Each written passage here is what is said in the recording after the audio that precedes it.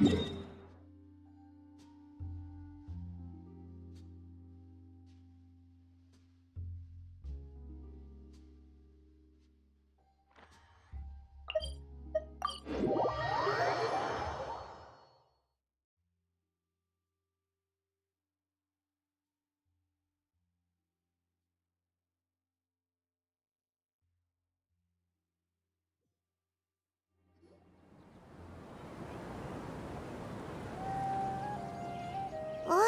the academia sure is busy during the day.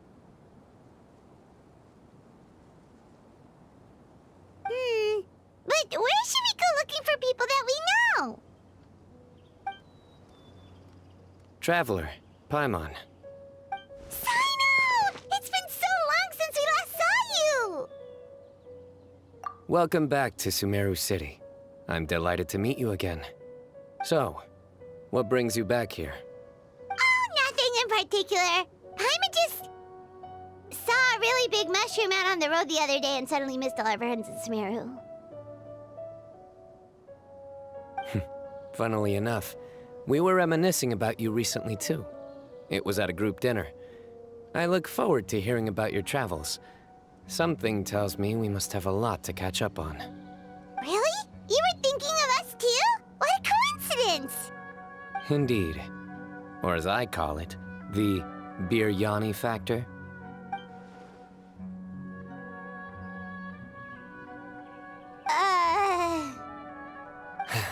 You really want me to say the rest?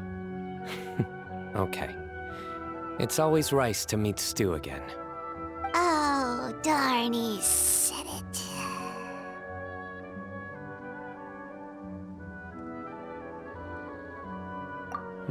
You like that one, huh? You must if you remember it after all this time. Admit the truth. You have long been in awe of my razor-sharp wit. All right. Here's your 500 Mora. You're exaggerating. It's only 500 Mora. Hey, 500 Mora is still a lot of snacks to Paimon. All right. I'll treat you to some desserts later. Anyway, I'm actually investigating a case right now. My mind is focused on work, which is why I didn't complete the joke at first. A case? What happened? Nothing major. But after finding out who was involved, I decided, on reflection, to handle this one myself. Need any help? We only came here to hang out, so we've got the time. You may as well take us with you, and then when you're done, we can, Such enthusiasm. Are you worried I'll forget about treating you to some sweets if you're not around to remind me? What? No! All right, was it really that obvious? Obvious enough. Still, it's a fine idea. You are the heroes of Sumeru. It makes perfect sense to work together. All right, follow me.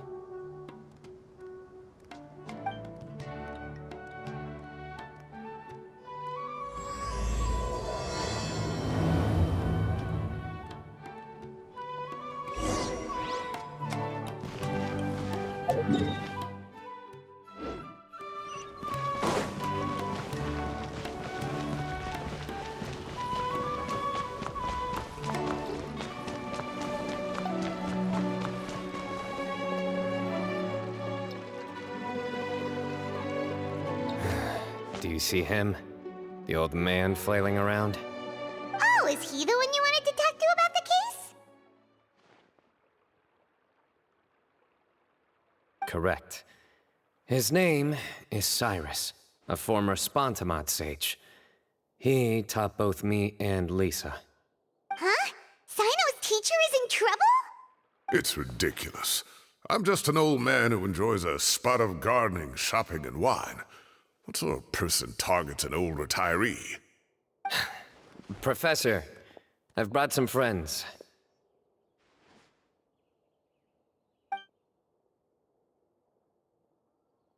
Ah, Sino. Now who do we have here? Hold on, let me think. A flying fairy dressed in white? A youth who does not seem to hail from this land? My goodness. You must be the legendary traveler in Paimon. I've heard all about what you've done for Sumeru. Wow, looks like we're really famous. I've told him about you before. You are my friends, after all. That's right. Let me summarize the situation.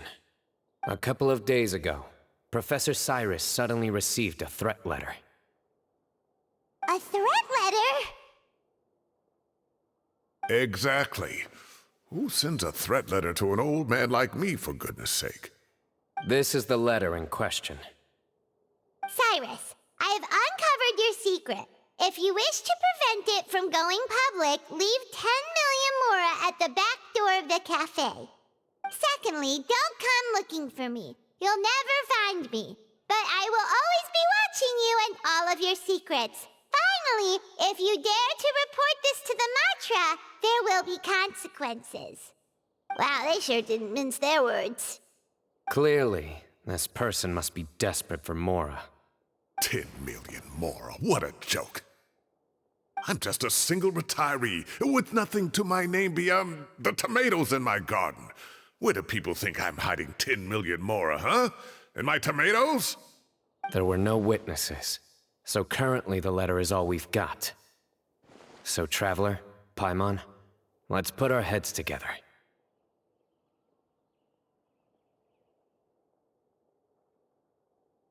Paimon's ready too! All right, take a look. Do you see anything suspicious?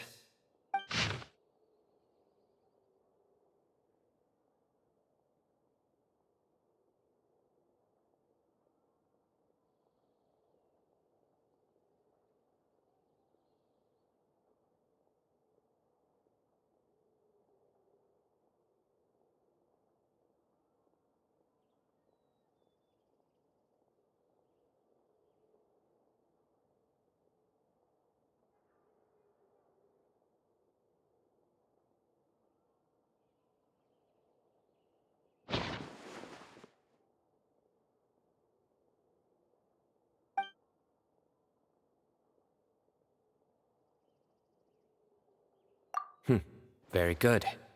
The paper has a rather rough texture. It's not the typical kind you see in most books. Another thing is, some of these strokes look kind of blurry. Could there be an issue with the ink? Possibly. And I bet the paper has something to do with it. Most of the paper around here is much smoother than this, and the ink is absorbed quickly so it doesn't run. This paper, meanwhile, it's very coarse-grained. Almost as if it's made from some sort of plant matter.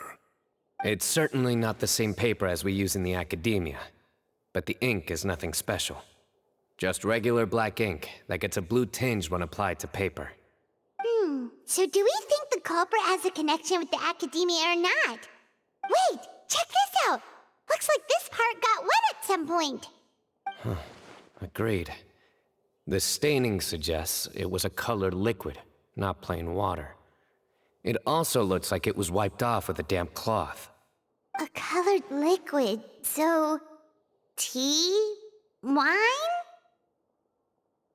Looks like we're thinking along similar lines. Let's go talk to Araf. There are some things I'll need him to take care of.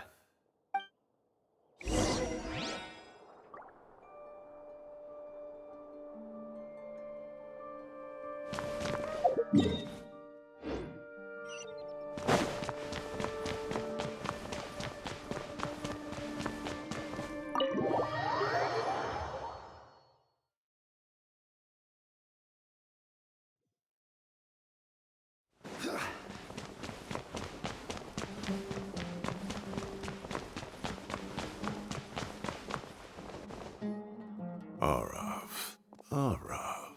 Ah, there he is.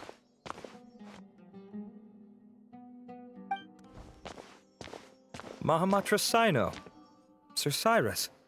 Ah, and the Traveler and Paimon. It's been a while.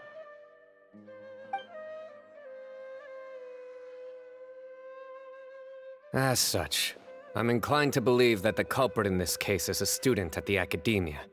Somebody young and strapped for cash. Oh, one last thing. I'd start your investigation by taking a look at the cafes in the city. Oh, of course! You think the culprit spilled their coffee on the ladder, huh? They do look like coffee stains to me.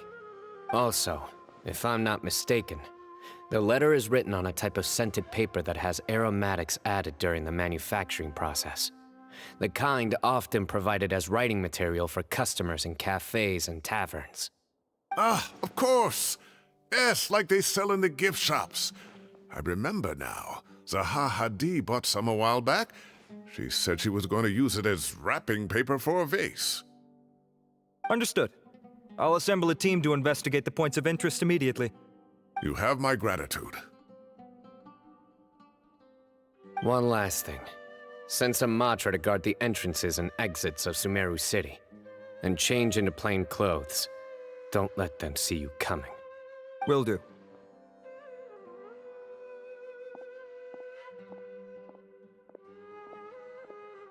Great thinking, Sino.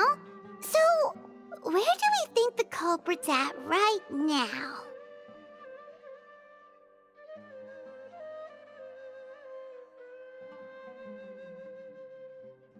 Yeah, they've probably been lying low at home waiting to see how Cyrus reacts. You're right, Paimon. Really? Which part? The culprit's approach. Whatever happens, they need this Mora. But just because they warned Professor Cyrus not to go to the Matra, doesn't mean they know what he'll do next. So, like you said, they need to wait and see. And crucially, the culprit said they'd be watching the Professor's every move. Huh? Wait, are you saying...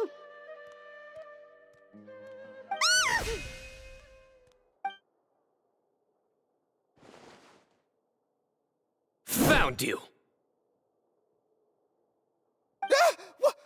What are you doing? You wrote the threat letter! I don't know what you're talking about. What threat letter? I sensed someone was watching us from the shadows the moment we entered the House of Dana.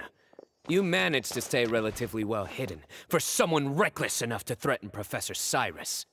There are a lot of people here, but we were looking specifically for Arav. Whoever followed us the whole way was likely to be the culprit.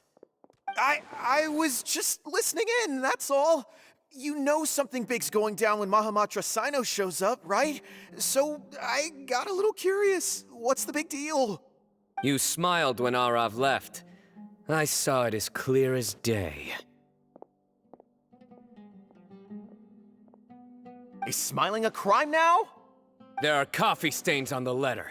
You mixed some coffee with water, gently smeared it onto the paper, then wiped it off with a wet cloth. All to create the impression that the letter was written at a cafe. Closing off the exits to the city doesn't affect you, because you already live here. And as long as the Matra were focused on the cafes, you would be free from scrutiny. The cafe was a red herring all along. You had to be somewhere where you could monitor the Professor's movements. You can't pin this on me! I haven't done anything! Really? Then why are you shaking like a leaf? The innocent have no reason to fear the Matra. But you, your heart's racing, and your eyelids are twitching. You're a terrible liar. I would never... Don't try anything or you'll pay the price. Now come with me.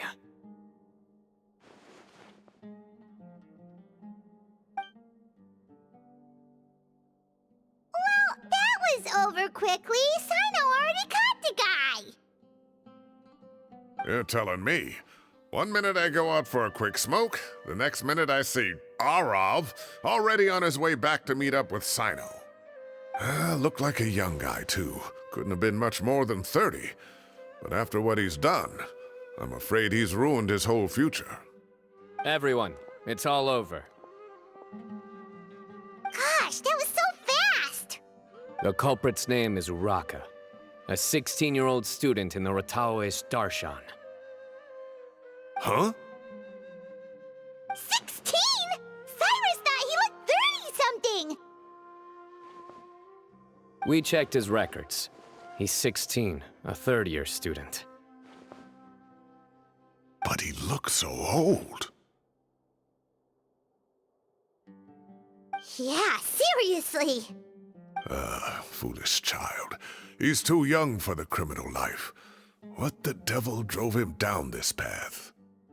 We questioned the culprit regarding his motives. Oh, just spit it out.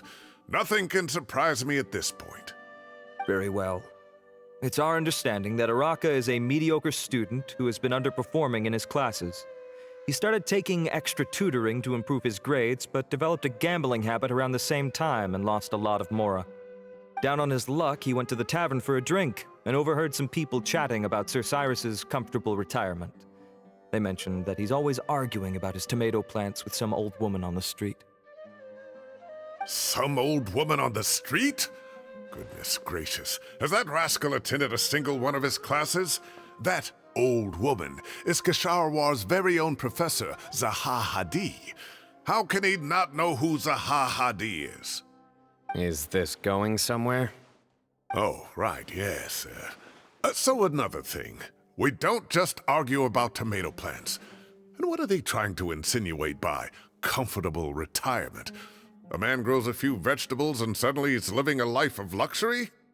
Maybe it's more the fact that you have the time to grow vegetables in the first place. Araka mentioned he'd heard a rumor, alleging that Sir Cyrus illegally obtained a large sum of money from the desert before retiring, and kept it for himself instead of reporting it to the academia. Araka believes this money to be the reason why Sir Cyrus hasn't kept up with any academic research or other projects since his retirement. And given your advanced age, he thought you'd be an easy target to blackmail. Oh, Araka. I'm at a loss for words. I'm so angry I don't know where to start. People make up rumors all the time. I am quite confident that Professor Cyrus has never embezzled a mora in his life. Arav, you'll have to find some excuse to interrogate Araka again later. I need you to deliver a few firm fistfuls to him on my behalf. I completely understand how you feel, Sir Cyrus, but I'm afraid that course of action goes against the Matra's principles. Professor, there's no need to be childish about this. Oh, come on. I was clearly joking. Okay. Where does this go from here? The academia will determine the appropriate disciplinary action against the student. And as for the individuals spreading rumors about the professor's obsession with tomatoes and some old woman on the street, there could be a slander case here. The Matra will continue to investigate. Who said I'm obsessed with some old woman on the street? Mind your wording or you'll start a whole new rumor. You seem confused. Oh, don't you understand? Uraka is just a young boy who made a very rash and very stupid decision based on some groundless rumor he heard. Besides, I didn't actually hand over any mora to him. The whole thing sounds a lot worse than it is. All it costs me is a little reputational damage. That's all. Please rest assured, Professor, that the academia will issue a fair and reasonable punishment. Yes, I have no doubt about that. But as a former educator, I'd still like to have a serious conversation with the boy's parents. Their family lives in the city, yes? Correct. We looked into the family. Both parents are merchants and they're often away on business. They've never taken much of an active role in their children's lives. Oh, what a mess. You don't have to seal the evidence away yet, do you?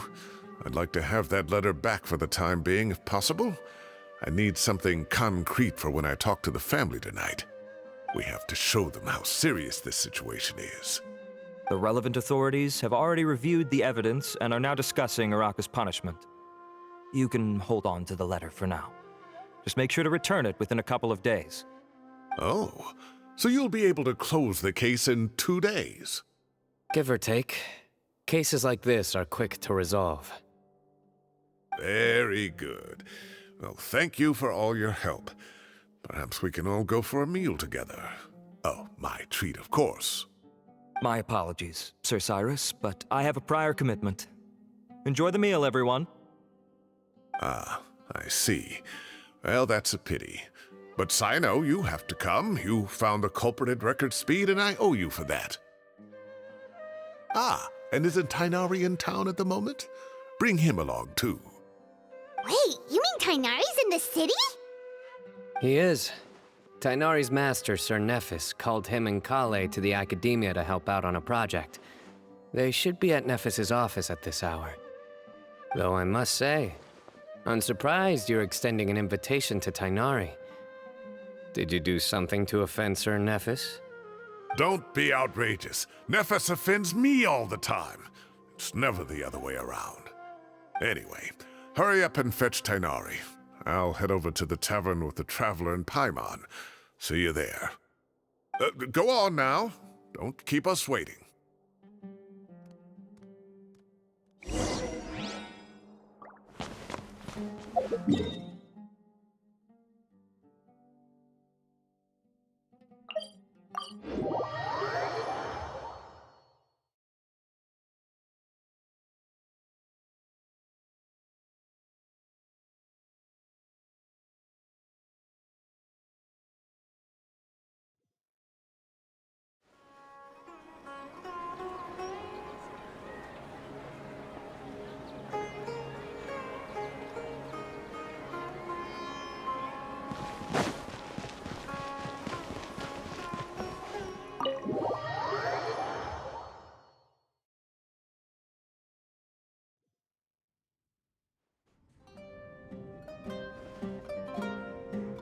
Not to brag, but we never had problems like this at Ratawa Hist back when I was still teaching.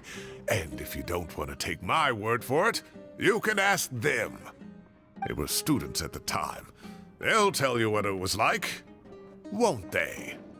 I was out in the forest at least 4 days a week back then, thanks to a colossal workload from Master. It wrought havoc on my poor tail, so I didn't exactly keep up to date with what was going on at the Academia. Most of what I know, I heard from Sino after the fact. Professor's become a lot more laid back in his retirement. He used to be far stricter, and was especially known for being extremely principled. Wow. It's hard enough to stay true to your principles as a normal person. I can't imagine doing that as a sage. It's a pity Kale wasn't around at the time. I would have happily taken her on as a student. And then we'd have one more person who has to address Lisa as upper-class woman. Really? Can't you just call her Lisa? She seems to prefer it when people treat her like an older sister. Oh, believe me, back when she was a student, nothing made her happier than the younger students acknowledging her seniority. Whoa, more food? Are you sure about this? We don't want to take advantage. Oh, don't worry about it. Order whatever you like. And if it's not enough, order some more. After all your help today, treating you to dinner is the least I can do. I thought I heard some familiar voices. Ah, and Sir Cyrus is here as well. Oh, Kave, it's been a while. Zahahadi was talking about you last month. How have you been? I've been all right, thank you. You're looking very well, sir. I'm glad to see it. Have you eaten yet? Care to join us? That's awfully kind of you, but I had a late lunch, so I'm not really hungry just yet. I'll have dinner a little bit later tonight. I just came to Lombard's to buy some wine, and when I heard some voices I recognized, I thought I'd come and say hello. So what's the occasion, anyway? Some sort of celebration? Consolation, more like. You wouldn't believe the day I've had.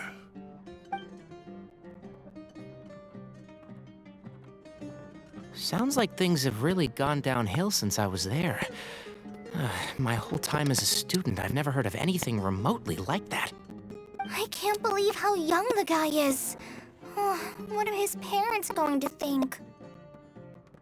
Young people are always more susceptible to making rash and ill-advised decisions. Their minds are still developing. It's just an unfortunate fact of life.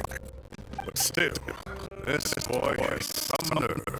Just look at what he wrote. Oh, makes my blood boil. Wow, yeah. Jeez.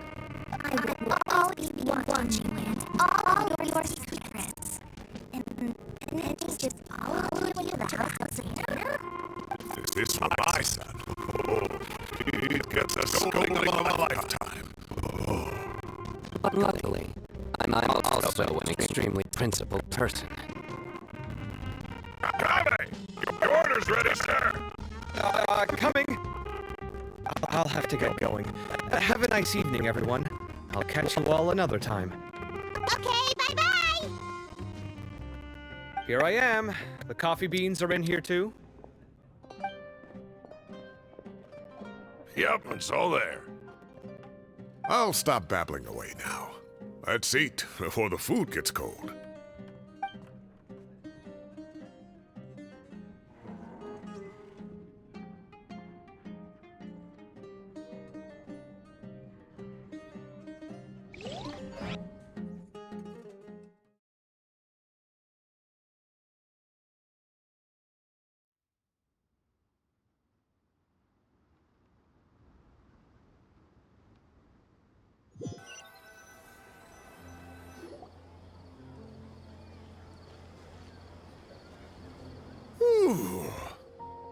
Oh, too tasty. Paimon's belly is about to explode. Oh, mine too. I'll have to walk home to burn some of it off. Thanks for dinner, Sir Cyrus. Master Tainari and I will bring you some homemade herbal tea next time. It'll do wonders for your sleep. Well, I look forward to that. In fact, could I trouble you to bring a little extra for the other old folks on my street? I'll be the envy of the neighborhood. No problem at all. I'll pack some up and bring it over.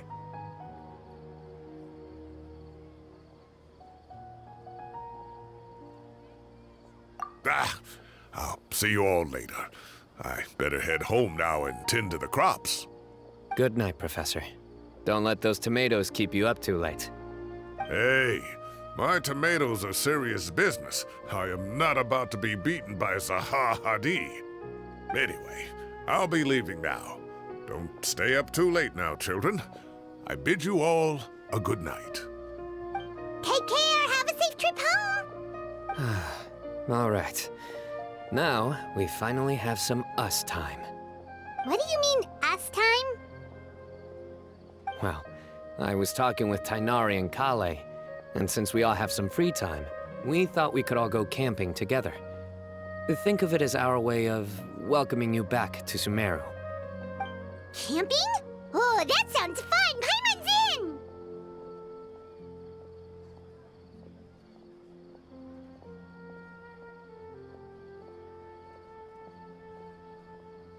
Right?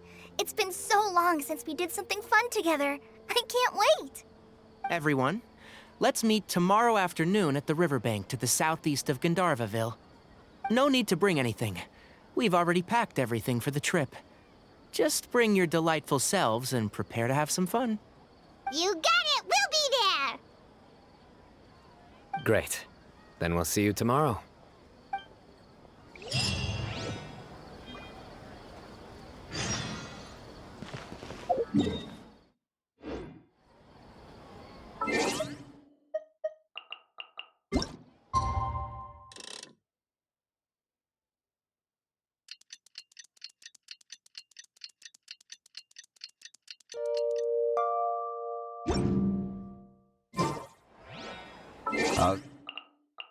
Samantha.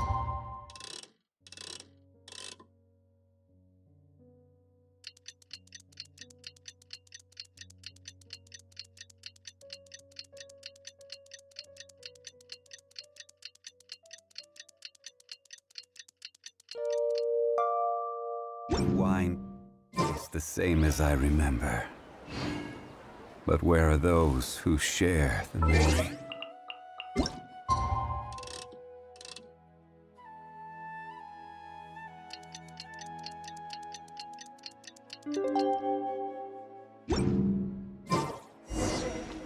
is set up!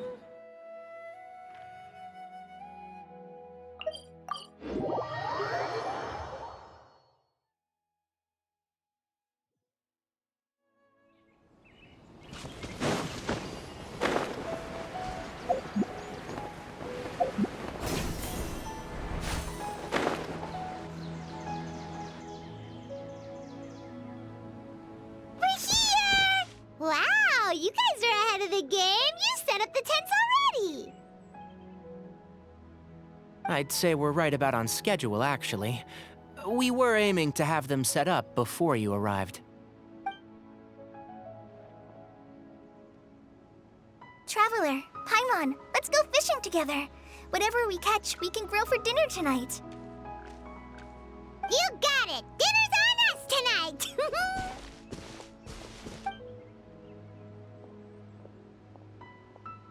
I hope I can contribute too. The other Forest Watchers gave me some fishing tips a little while ago.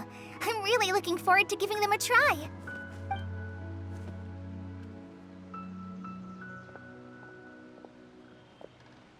I saw some very appetizing mushrooms in the area, so I gathered a few for us. I'll leave them here along with some fresh fruit. Wow, camping with a Forest Watcher is the way to go. They think of everything. And even if they don't, they can improvise. This is true. I don't think I've ever had a single rough day in this forest. So, how has everything been going for you? Well, there's been some high points and low points, but we've had some unforgettable experiences along the way. I see. Oh, in that case, you should try a valberry. I bought some from the market this morning. A valuable suggestion. Just don't bury your feelings using food. All I wanted was to recommend something bittersweet. Oh, I have a sudden craving for fruit tea. I'm gonna go fetch some stuff. Bye!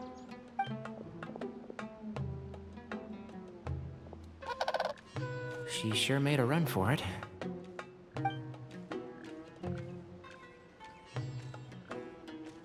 Unbelievable. She made a run for it. So Kale chose the path of tactical retreat. Could it be she foresaw what shall soon come to pass?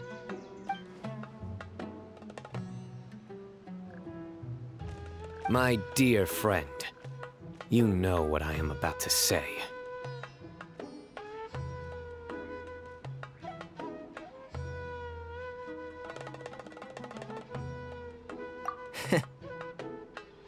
Excellent!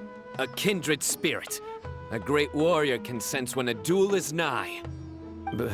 But it looks like we'll get told off if we start playing now. Let's enjoy the nature for a while longer.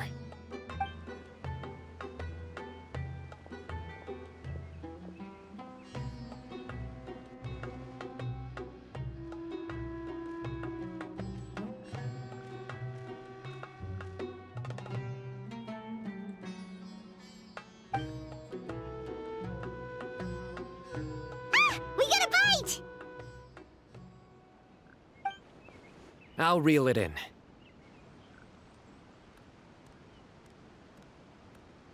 Firewood, spices, snacks, and drinks. Everything's ready.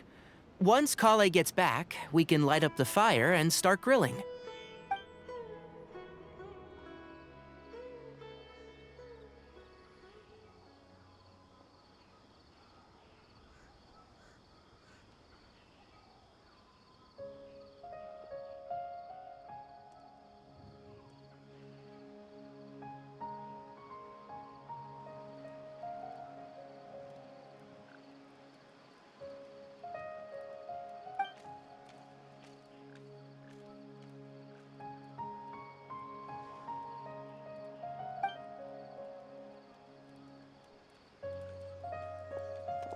There are 3 tents.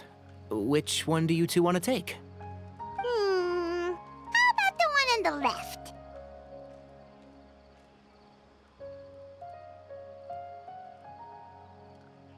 Well, Paimon just thinks the ambiance here is a little better. True. But it's also the closest to the water. If there are any sleepwalking fungi around tonight, they might stumble into your tent. Well, that's no good. Take my weapon. You can use it to bar the entrance. Anyone would think you were sealing the gates to King Deshret's mausoleum. Excellent. Then this tent will be an impenetrable fortress. I'm back! How's your appetites? Ready for the barbecue? Always.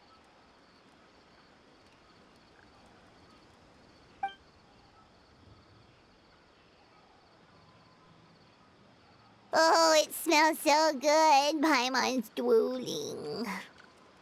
Someone sure is desperate to eat. I think it's time to add the seasoning. How do you like your skewers? Well done? Medium? Rare? Wait, what?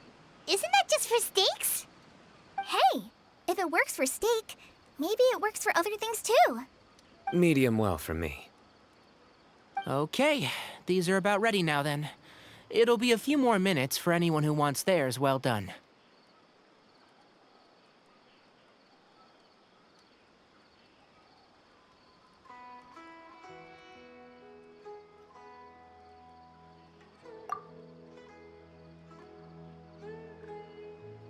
Oh, that was so delicious. If Paimon's stomach had space, she'd eat 3 more skewers.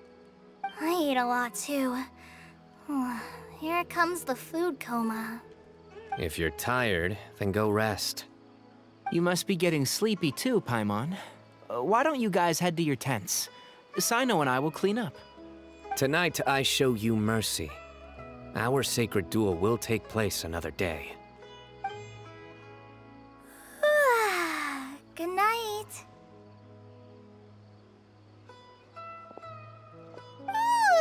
Paimon's struggling to keep her eyes open. Oh, don't forget this. The Staff of the Scarlet Sands.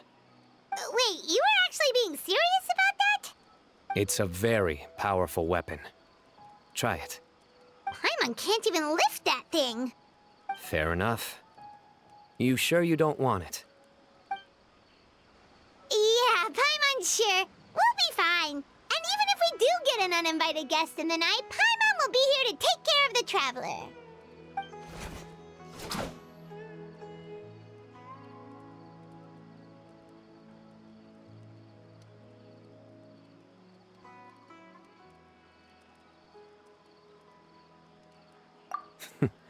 That reminds me of a parting king of invocations. I'll tell you about it tomorrow. But right now, it's time to rest. Sleep well and sweet dreams.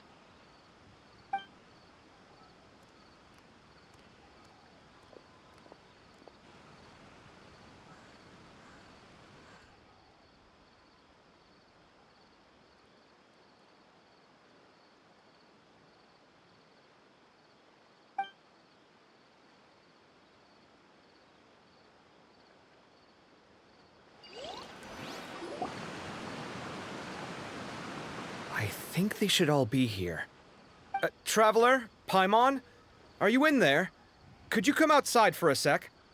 Look at this.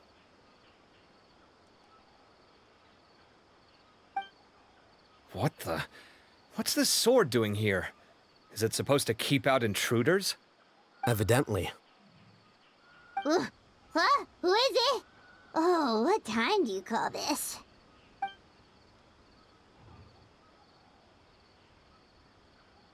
Paimon's gonna take out the sword. Yeah!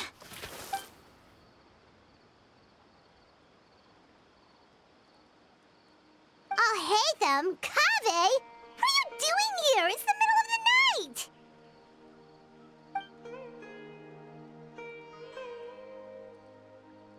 Sorry to wake you up at this hour of the night, but we've got a situation on our hands. Let's get dressed and talk about it outside.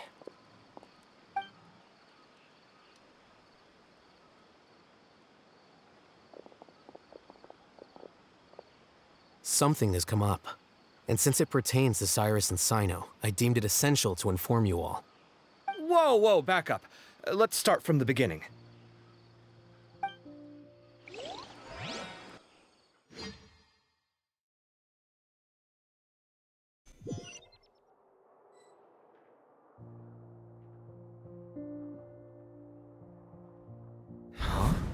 Where'd the wine cups go? I could have sworn I left them here after I washed them.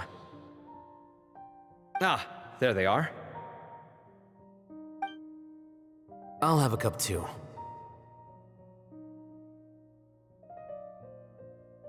Can you see if the cookies are still on the table?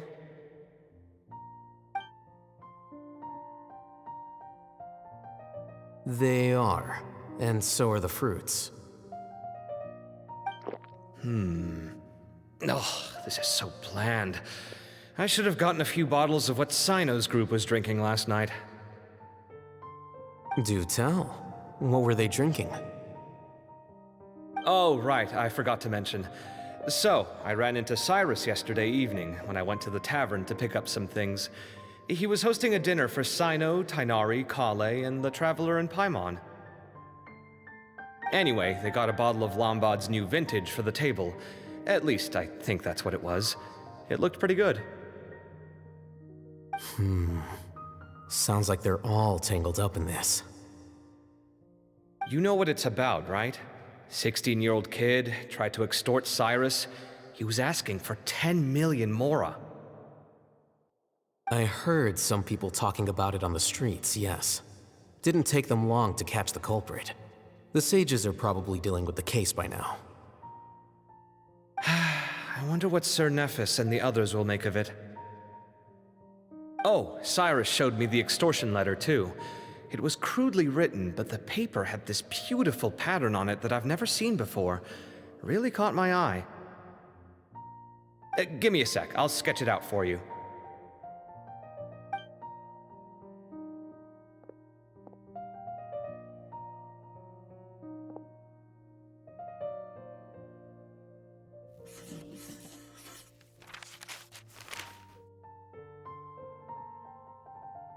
Okay, done. Take a look. You see what I mean? I don't think I've ever seen writing paper like this around before. God knows where the culprit got it from. Interesting. These are all motifs associated with the tribes of the desert. What? Really? Take this, for instance. Looks like an outline of a spire, similar to the kind found on some ancient palaces. And the crisscrossing and mirroring here, I recognize that too. It bears a striking resemblance to an ancient emblem, one that hasn't been used in a very long time. Whose emblem is it? It's the emblem of the Temple of Silence.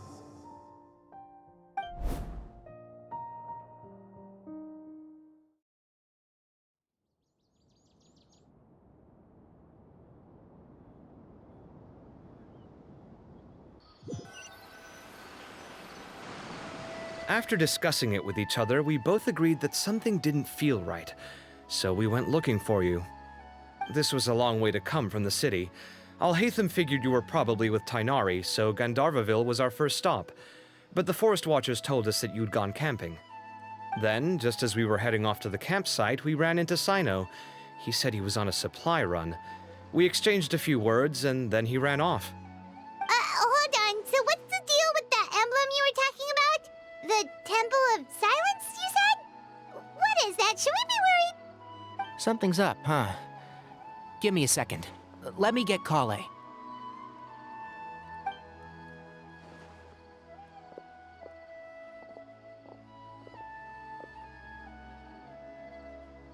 So you've never heard of the Temple of Silence? Well, to put it simply, it's an organization that has existed in Sumeru for over 1,000 years. These days, you can find a Temple of Silence office in the academia. Theoretically, it's responsible for the custody and disposal of information and documents not fit for public dissemination. At least, that's what they tell the outside world. In truth, it's essentially a vestigial institution nowadays. There's an office with their name on it, but it's functionally obsolete. Historically speaking, the original Temple of Silence is said to have been established by Hermanubis, one of the 7 pillars of King Deshret and the greatest of all sages. Most of the organization's members hailed from the desert. By contrast, none of the Academia Temple's current members are from the desert region. nor do they use any symbols connected with the desert folk. So the Temple of Silence at the Academia is just a fake? Wow. It's possible. The real question is, why? My guess is they're covering something up. So, how do you know all this? Sounds like some pretty top secret stuff. Did you forget? He did a stint as acting Grand Sage, and kept the pay raise even after he resigned. Oh, yeah! Paimon did totally forget about that. So you took the chance to read all the top secret documents while you were acting Grand Sage, huh?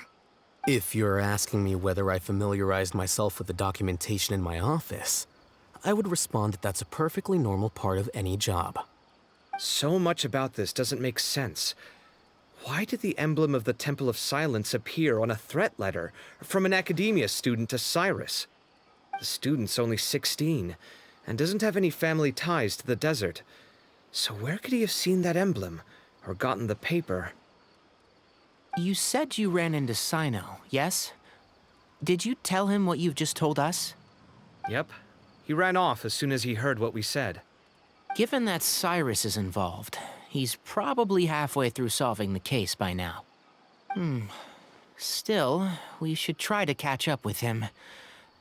At this hour of the night, Sino will probably go looking for Cyrus at his current residence. If the Academia's Temple of Silence really does exist just to cover up the truth, the sudden appearance of this emblem can't be good. It's sure to stir up trouble. We should pay a visit to the Academia. Yes. As the Sage of Amorta, my master ought to know the truth about their office. You can ask him to tell you what he knows. The more information we have, the better prepared we'll be for whatever happens there. If this situation is connected to the real Temple of Silence, the emblem has to be part of a bigger conspiracy. Kale, could I trouble you to send a message to the Core of 30? Tell them to keep an eye out for Sino and Cyrus. Traveler, Paimon, you two come with me. We'll go after Sino. Sounds like a plan. Let's go. Cyrus has been living in the city lately. He rented a place near the field so he can keep an eye on his tomato plants. Then let's go look for him there.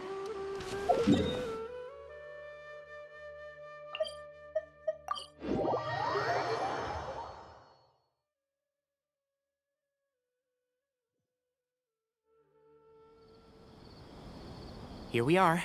This is the place. We might be too late.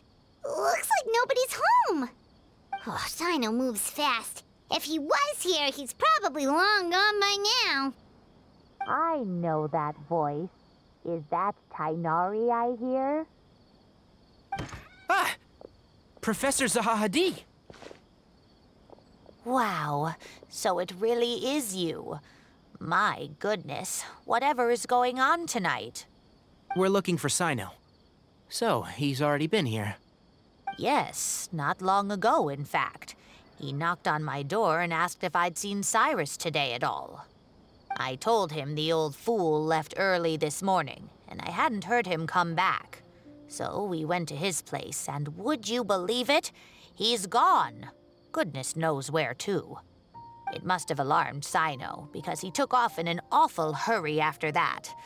He never did explain what this was all about. How serious is it?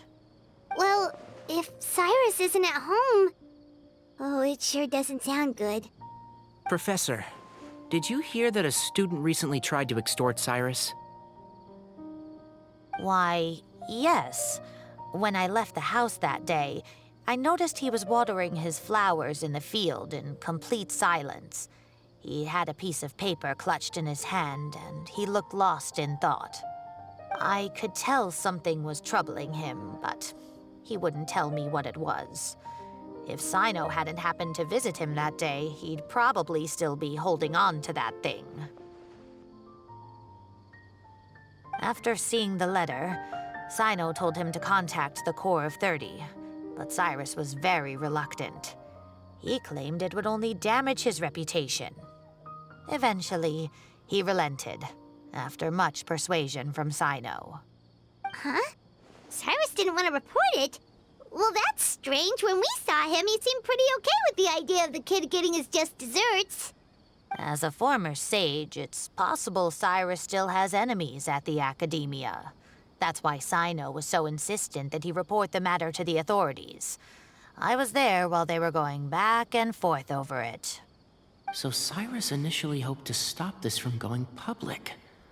But why?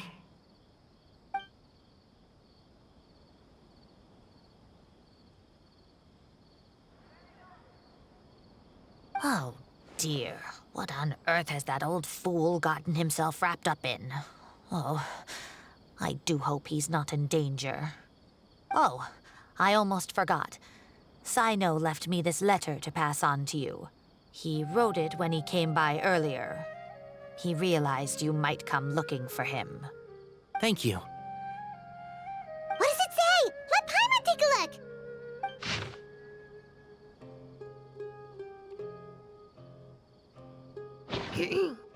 My friends, this is a rather complicated state of affair.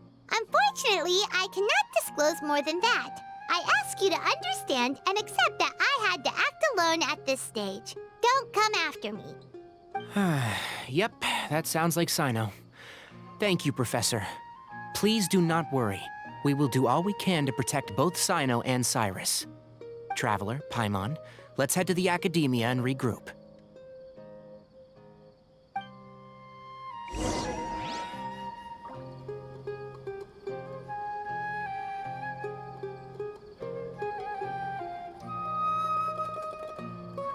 Quake!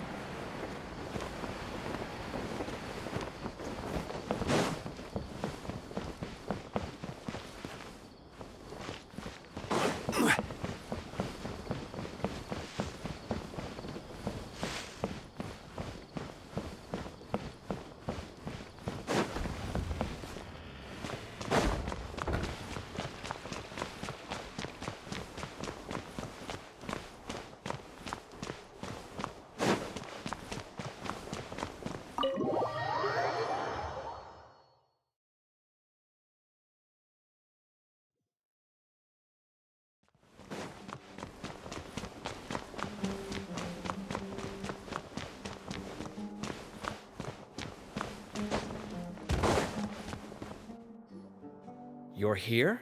I thought you were going after... Ah, I guess you lost their trail.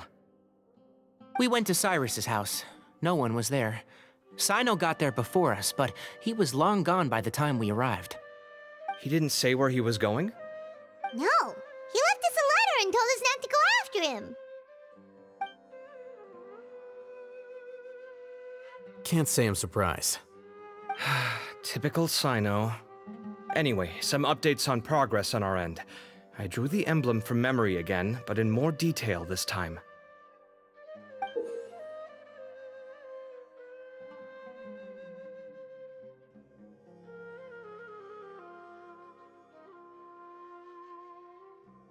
I checked some ancient texts for a similar design.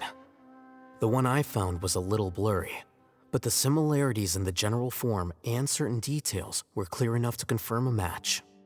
Yeah, and we're lucky we found anything at all. It turns out the emblem was all but lost to history.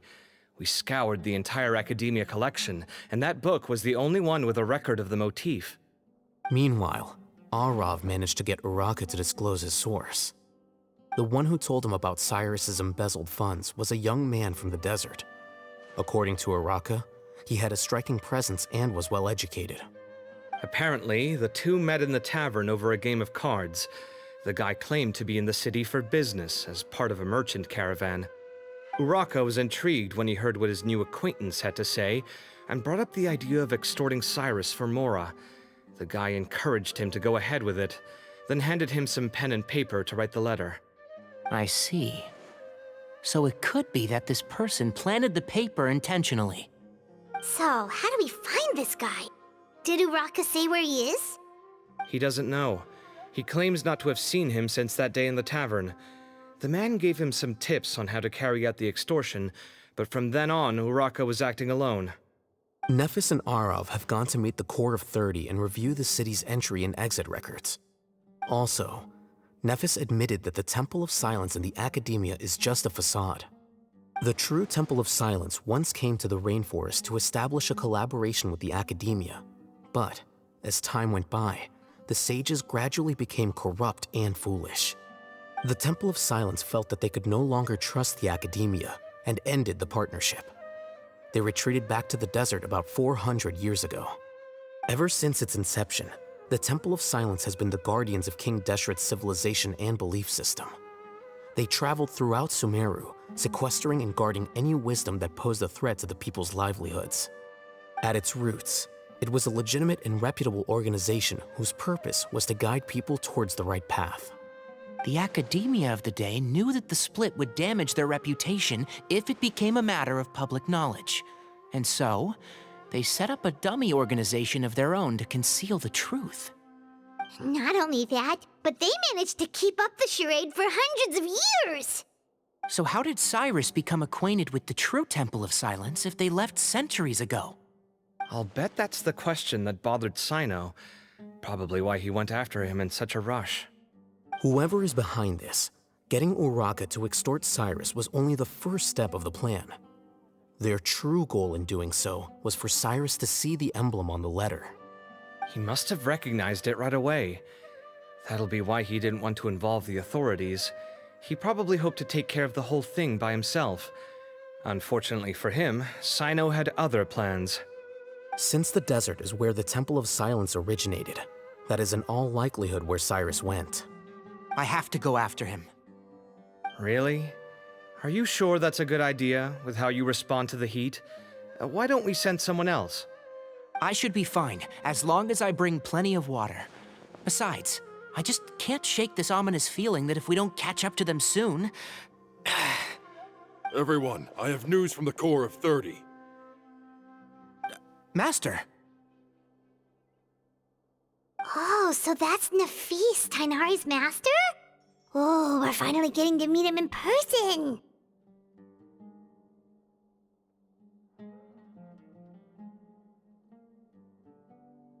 It's a pleasure to meet you, Traveler in Paimon.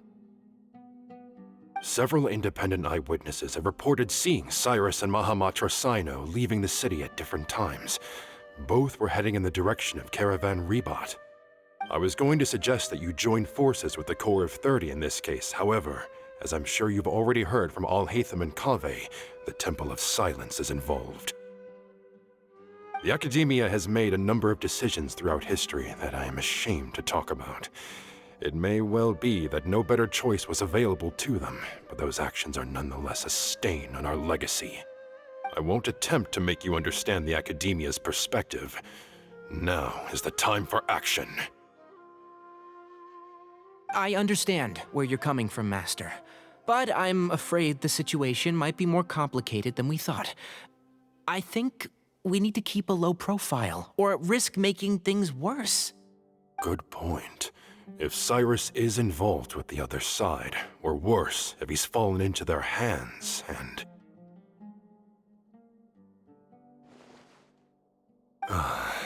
Everyone, we have to get Cyrus and Sino back safely. We cannot afford to lose them. Need our help? Whatever you need, we got you covered.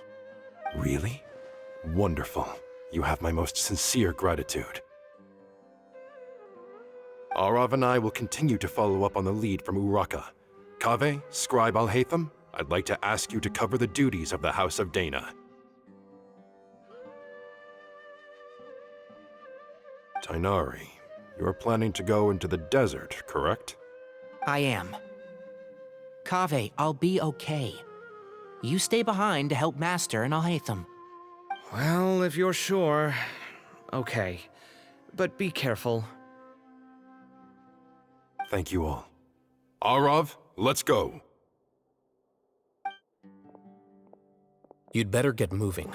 Don't forget to ask for help when you need it. do. Let's go, Tainari.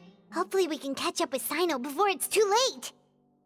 Knowing him, he's probably covered a fair distance already, but we still have a shot. Let's take it.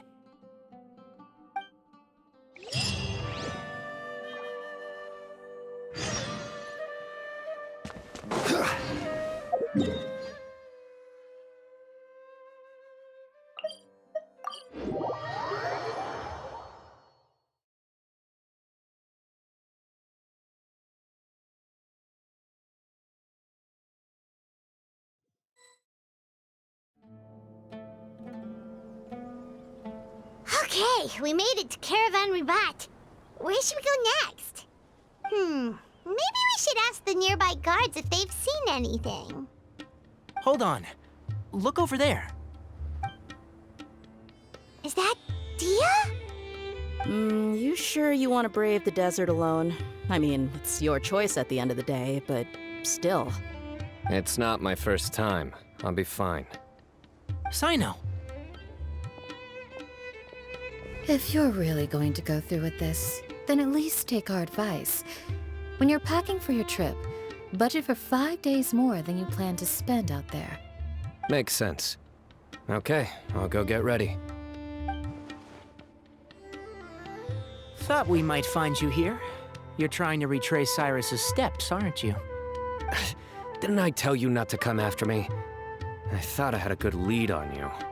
Well, sorry, but we never agreed to that. Why would you go off on your own like this? Nothing personal. It's just a complex situation. And I'd rather not involve anyone else if I can help it. Takes a special kind of person to get Sino chasing them all the way out to Caravan Ribat. But why so coy today, huh? You only gave us his age and description. Why can't you reveal his name? Is he Sumeru's most wanted or something?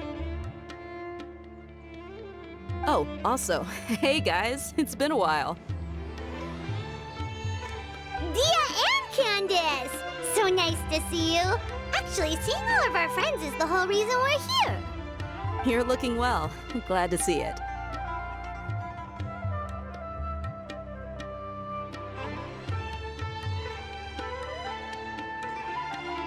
Candace and I came to Caravan Ribat on business. We ran into Sino as he was asking about some elderly gentleman's whereabouts. Some people say they saw him.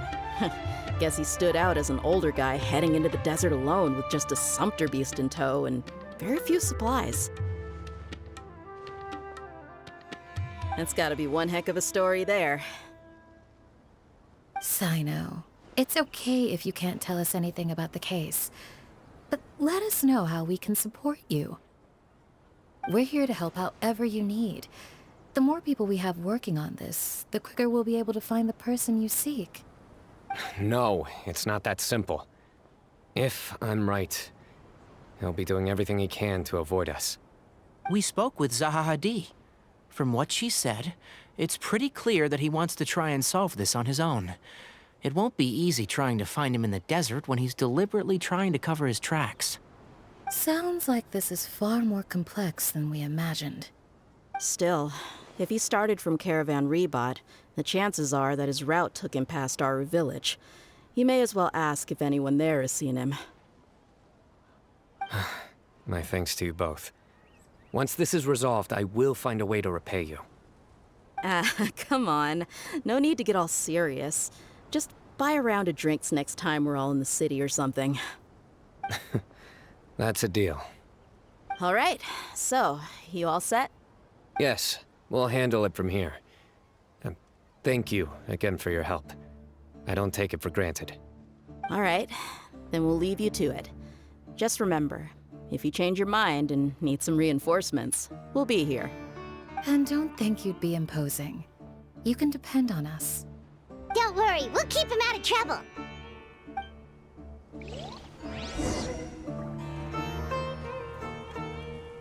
Sino should count himself lucky that the Traveler and Tainari got here when they did. What was he thinking, trying to play the lone hero? The desert tests the character of all who enter it, and only those with wisdom and courage shall prevail. But take heart. With his companions by his side, no harm will come to Sino.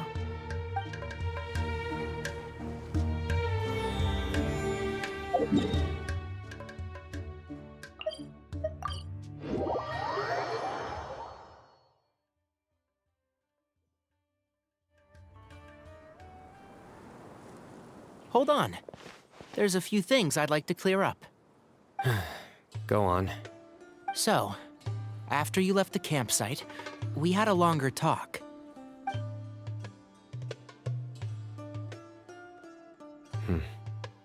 Clearly, we've only scratched the surface of the Temple of Silence question.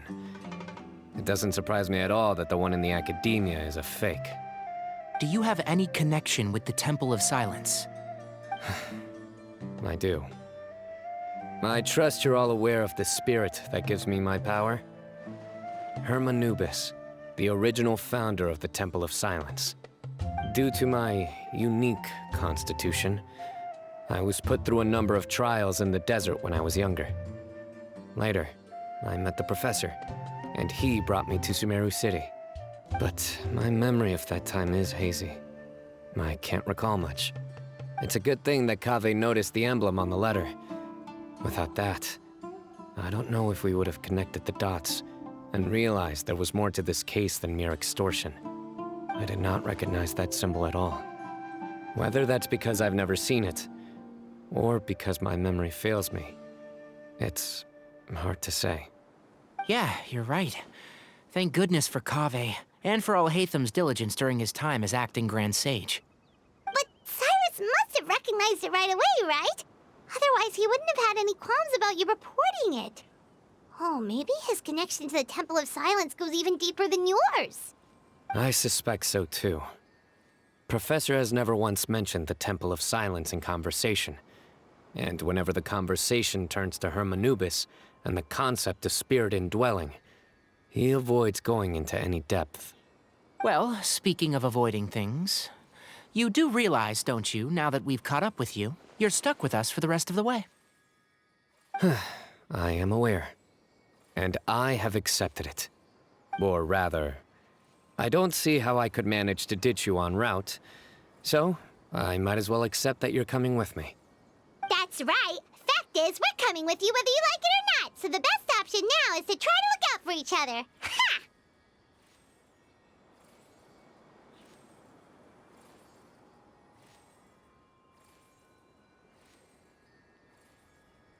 Fair enough. Then at least let me buy you a drink once we're back in the city. Works for me. All right, off we go. Let's start by seeing what the guards here can tell us.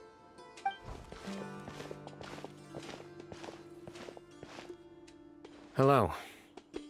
Mahamatra Sino? I'm looking for someone. So I'd like to confirm any recent foot traffic in and out of Aru Village. A man matching that description passed by Aru Village not too long ago. He stopped by to load up on food and water and feed his sumpter beast, then he was on his way. Where was he going? Let me think. He took a seat by the entrance of the village for a while, and had a brief chat with the person who came to deliver the water. He said he was headed somewhere near an oasis, but he didn't mention which one. Do you have a map? I can mark out the direction he was heading and the best routes to any nearby oases. I have one. Mark away. Great.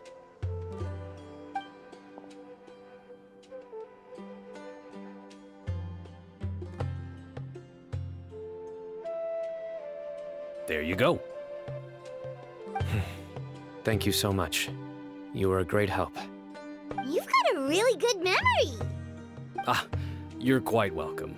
Just doing my job. Best of luck. I hope you find him soon.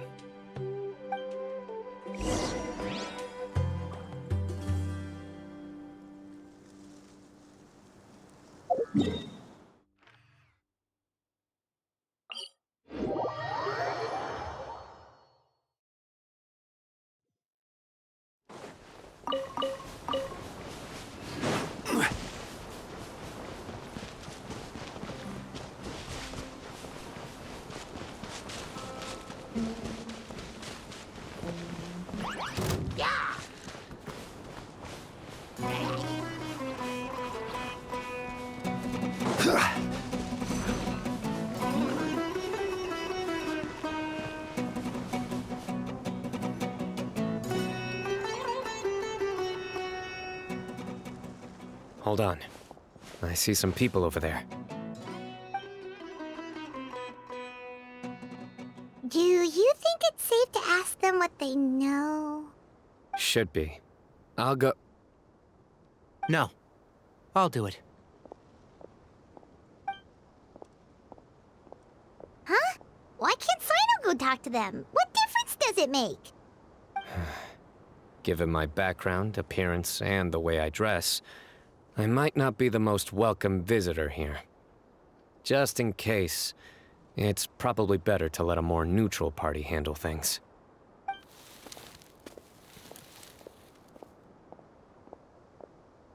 Ah, hello there. I hope I'm not interrupting. My friend and I are looking for an elderly man who's gone missing around these parts. Any chance I could ask you a couple of questions? Oh, a missing person, huh?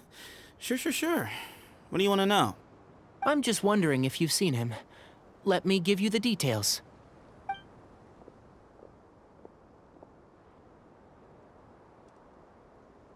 So, a silver-haired guy in a long robe, culture type with thoughtful eyes, and he's traveling alone. He'd stand out like a sore thumb around here. Yeah, sounds like the kind of guy we'd remember if we saw him. He's looking behind me.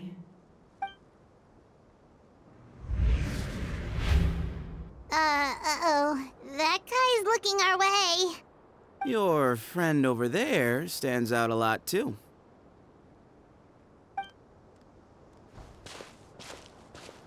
Hey! Aren't you Sino, the General Mahamatra? Yes, that's me. You don't seem surprised that I recognized you. It wouldn't be the first time. Oh, you're the one looking for the old man who's gone missing, aren't you? I have a bad feeling about this guy. Someone's on edge. You don't trust me much, do you? No need to hide it. I understand why you're wary of us. Still, you came to us asking for help. Do you want it or not? I thought you were a group of merchants. Seems I was mistaken. Your henchmen don't look like much, but something tells me they put up a better fight than most mercenaries. Hey! Hear that, guys? You're my henchmen now. Suits me, as long as I get paid for it. Just cut to the chase already. I'm running out of patience. All right. Come with me. All of you.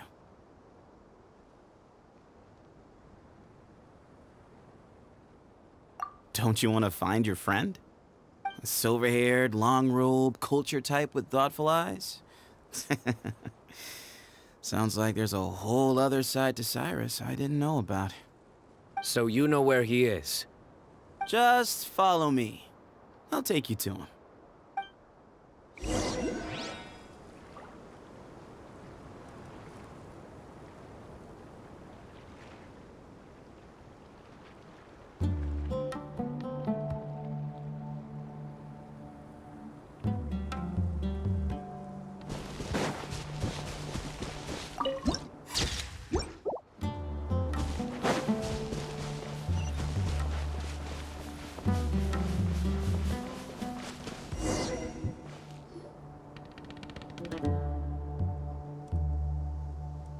And here. What? Where are you looking? There's nothing here. Please step back. Whoa, something's coming out of the ground! What is this enormous building doing here? And how was it so well hidden? King Deshret's technology? Wait, so... Hold on, who are you guys really? Is this the Temple of Silence? So you're a member? All good questions. There'll be plenty of time to address them later.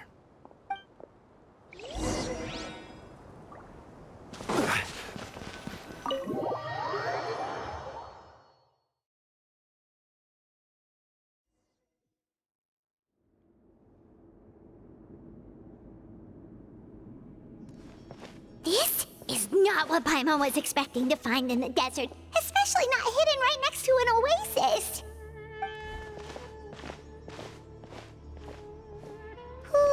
Paimon's scared. They must have kidnapped Cyrus.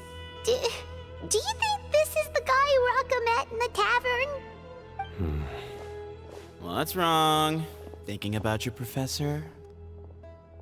I just hope for your sake you haven't done anything you might regret. Me too. Hope I haven't done anything to incur your wrath.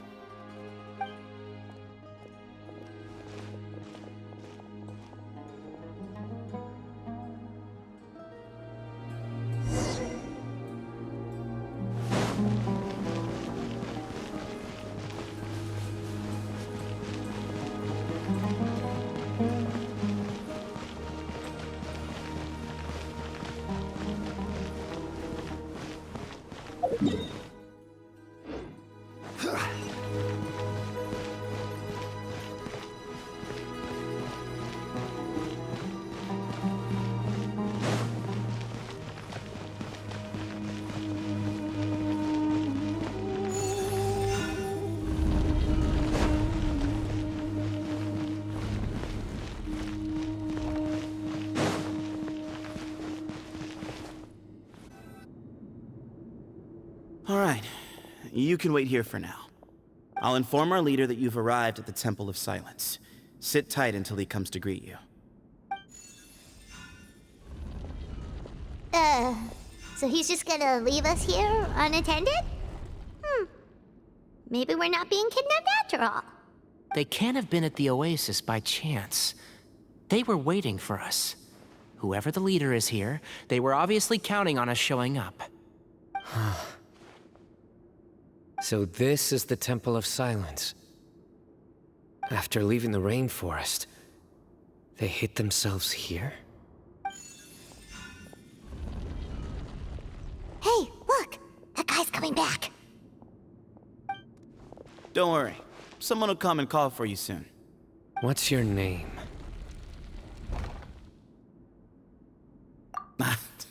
Sorry, guess I was so delighted to see you, I forgot to introduce myself.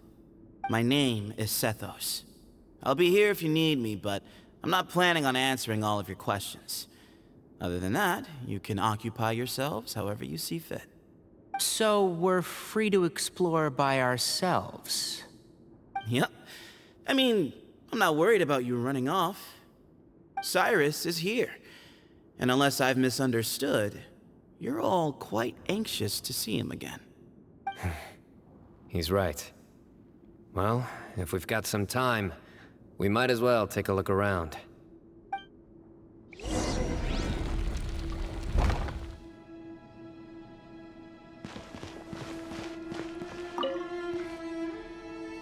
Sethos! Have you got some time to chat?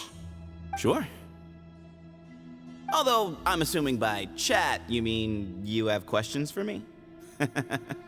I don't blame you. Anyone else would. Not often. The Temple of Silence is a place of quiet and solitude. We don't get too many visitors.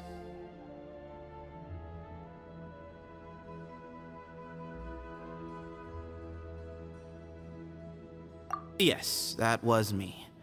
Although, tricked is a stretch. He was asking everyone in the tavern about ways to make some easy money.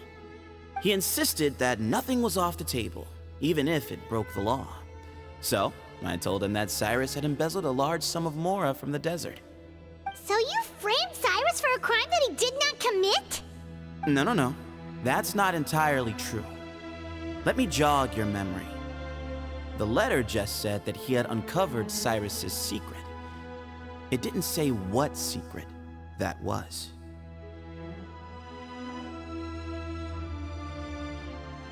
Of course.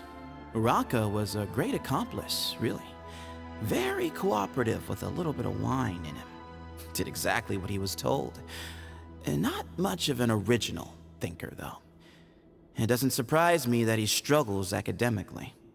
Why did Cyrus leave for the desert as soon as he received the letter? You'll have to ask him that one yourself. Certain things I can't answer for him. I'm neither judging nor defending him. All you need to know is that he recognized our emblem, and it was his own choice to take the bait.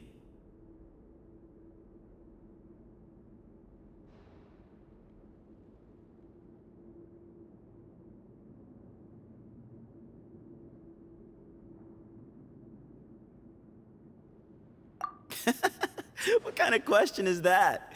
He's the General Mahamatra. Everyone in Sumeru knows who he is. Right, but back at the Oasis, you can't have known who he was for sure, or you wouldn't have asked him. So, what we're really asking is, have you never seen him in person before? I've lived in the desert my whole life. Guess you could say I've never had the pleasure. Ugh, why does Paimon feel like this guy's not being straight with us? Come on, we've only just met. If I give you all the answers up front, you'll have nothing left to look forward to.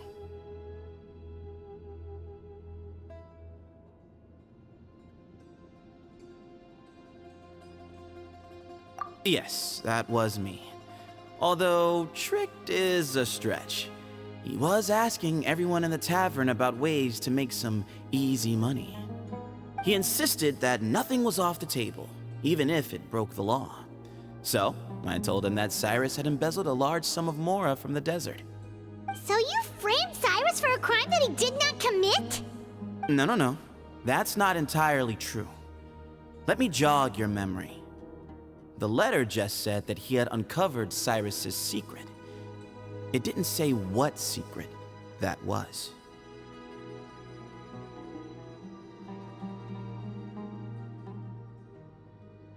Of course. Uraka was a great accomplice, really. Very cooperative with a little bit of wine in him. Did exactly what he was told. And not much of an original thinker, though. It doesn't surprise me that he struggles academically. Why did Cyrus leave for the desert as soon as he received the letter? You'll have to ask him that one yourself. Certain things I can't answer for him. I'm neither judging nor defending him. All you need to know is that he recognized our emblem, and it was his own choice to take the bait.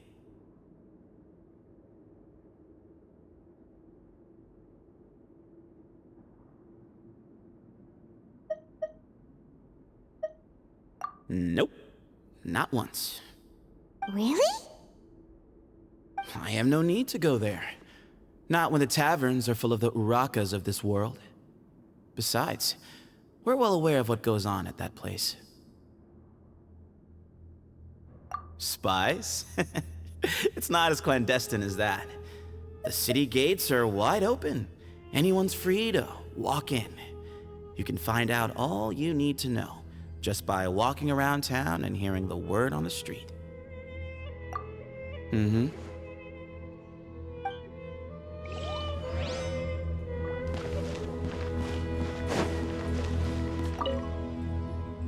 I never imagined that the true Temple of Silence would be hidden somewhere like this. We've passed through these parts before, but never noticed anything. That's King Deshret's technology for you, I guess. It borders on the miraculous. Amazing to think that it's been preserved intact all this time. We should be wary of our hosts. Still, at this point, we can be confident that the professor is safe and sound, so that's something.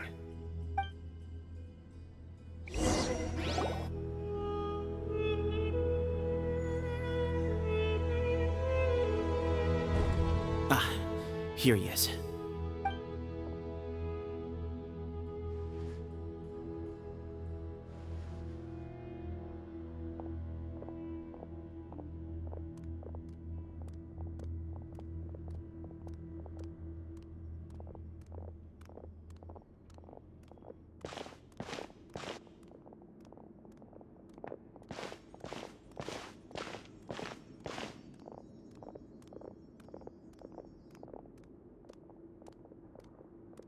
Grandfather, the person you wish to see is here.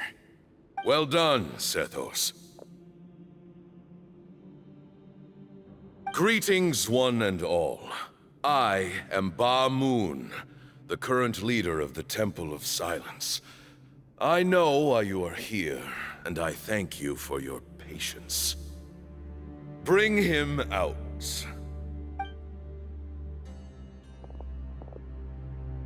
Professor! Cyrus, are you okay?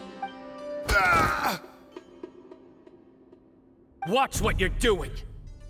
Oh, my apologies. We have no intention of causing you distress. But you must understand, Cyrus is of great importance to us. We had to find a way to bring him back to us. Cyrus owes me his life, and to the Temple of Silence, he owes a debt of gratitude. I let him go a long time ago, but now, the time has come to demand payment. I wanted to end my feud with this old bag of bones before you caught up with me. But you got here so quickly. Just leave, Sino. This is a matter between us two old men. You're all too young to get involved. So that's why you didn't want to report the letter. You'd made up your mind to come here from the beginning. You only left in such a hurry to try and throw us off your trail. Some things in life catch up with you, no matter what you do. You shouldn't have come. That alone brought the others. Sino didn't make us do anything. We came here for the same reason he did. To rescue you. We'd appreciate you telling us the truth. Otherwise, it seems a little unfair on everyone who had to stay behind. My secrets are secret for good reason. Bringing them to light can only lead to misfortune. You're afraid, aren't you?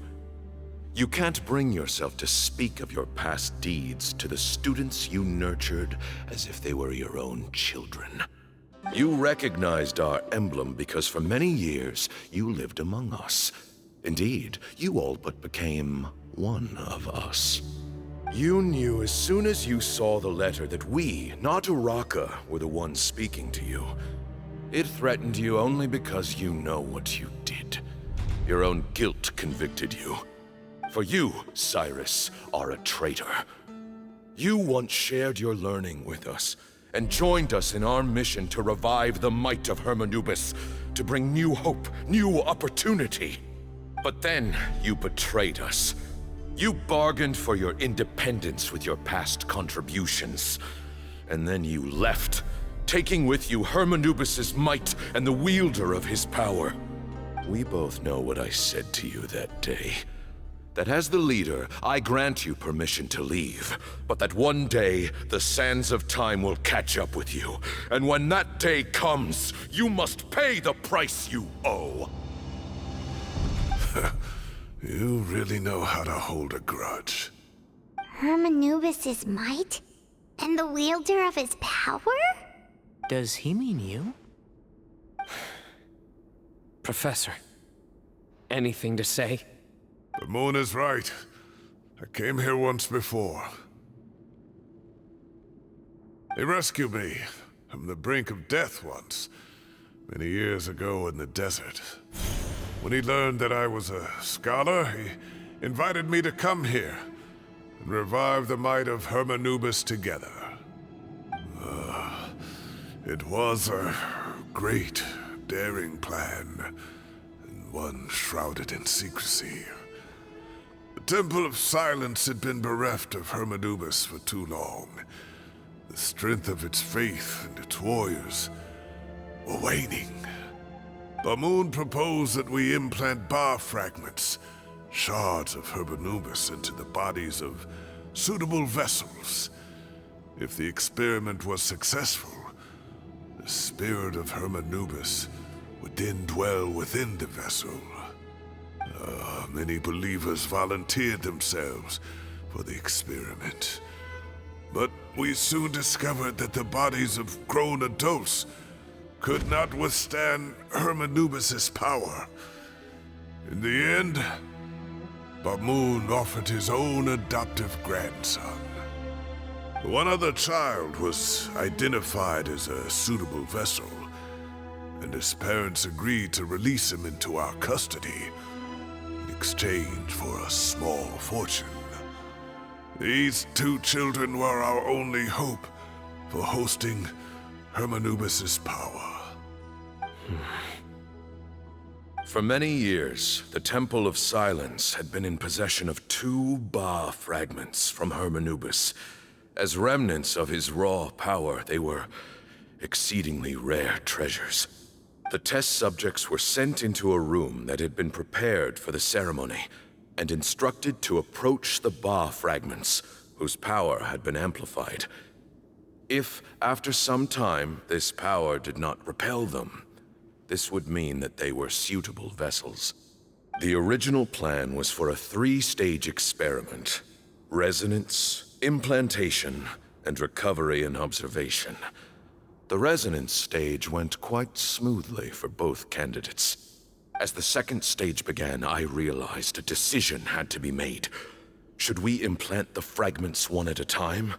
This would allow us to monitor the results after the first round and adjust our plan accordingly. Or alternatively, we could implant each fragment in a different vessel at the same time and compare their effects. But as I was deliberating, both Ba fragments suddenly became active. They glowed with a light we had never seen before. I knew that if they were not implanted right away, they would disintegrate and be gone from the world for good. Our 2 vessels had both displayed great promise by successfully resonating with the fragments. Under the circumstances, the thought of implanting both fragments into the same vessel seemed out of the question. To preserve our faith and our power, we implanted each of them with a single fragment. Ultimately, I ended the experiment and left, taking one of the children with me. In recognition of your past contributions, I chose not to send someone to hunt down and kill you both. Your lives were spared, but I have paid a great price for your betrayal ever since. I have always wanted to see you, Sino. Losing you and your Ba fragment dealt us a devastating blow. We've been in decline ever since you left. I see. So that's how I gained my power. Look, in essence, I borrowed your Ba fragment for a decade or so. And now you are seeking justice. If you want to take my life, then so be it. I'm an old man now anyway. But you cannot lift a finger against Sino. He is the General Mahamatra. Your actions would be seen as a declaration of war against the Academia. I'm sure you don't remember anymore, dear Sino, but you've met us all before. You were so young then, when we all gathered around and celebrated the revival of our Lord. You and he, Sethos, you were our final hope. You'd like me to return my power? As a follower of Hermanubis, I have allowed this power to remain in the rainforest for far too long. Now, it is time to reclaim it. That power is not yours to reclaim. Sino was chosen by the gods.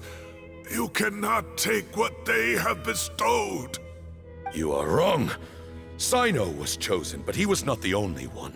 My child, Sethos, has the same gift as he. So those are your terms for freeing the professor? Despise me all you want. My sins are my own. The Temple of Silence is an innocent party. It is because of my foolishness all those years ago that the Temple's glory has waned.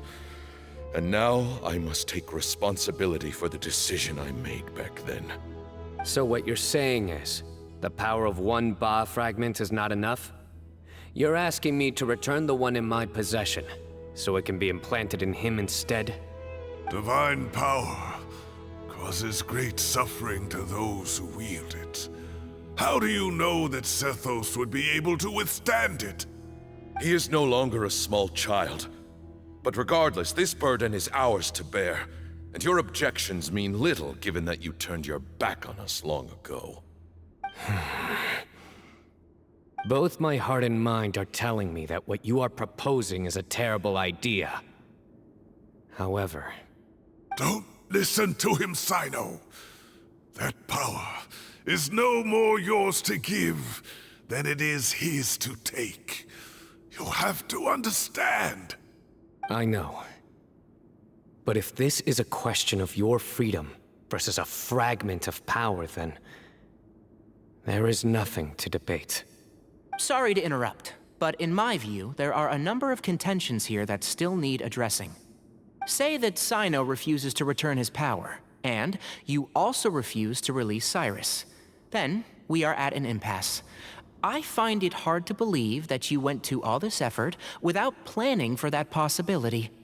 You're trying to gauge where we stand while keeping your remaining cards close to your chest. Well, my stance is, put the rest of your cards on the table. Then we can have a discussion. Wait, those ears. So, we have a descendant of the Valukashuna in our midst. Splendid. Fate smiles upon us after all. Everything we have longed for, Hermanubis will provide. Perhaps this very day we'll...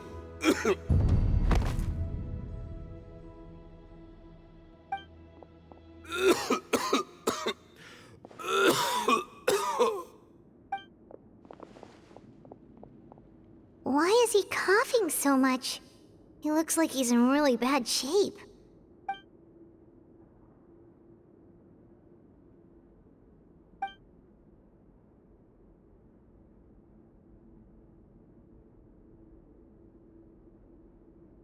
Pamoon, you... Take our leader back to his room.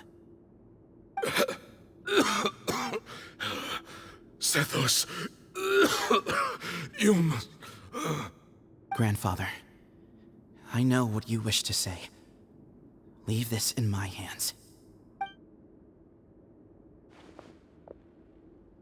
I don't like to drag out conversations, so I'll just cut to the chase.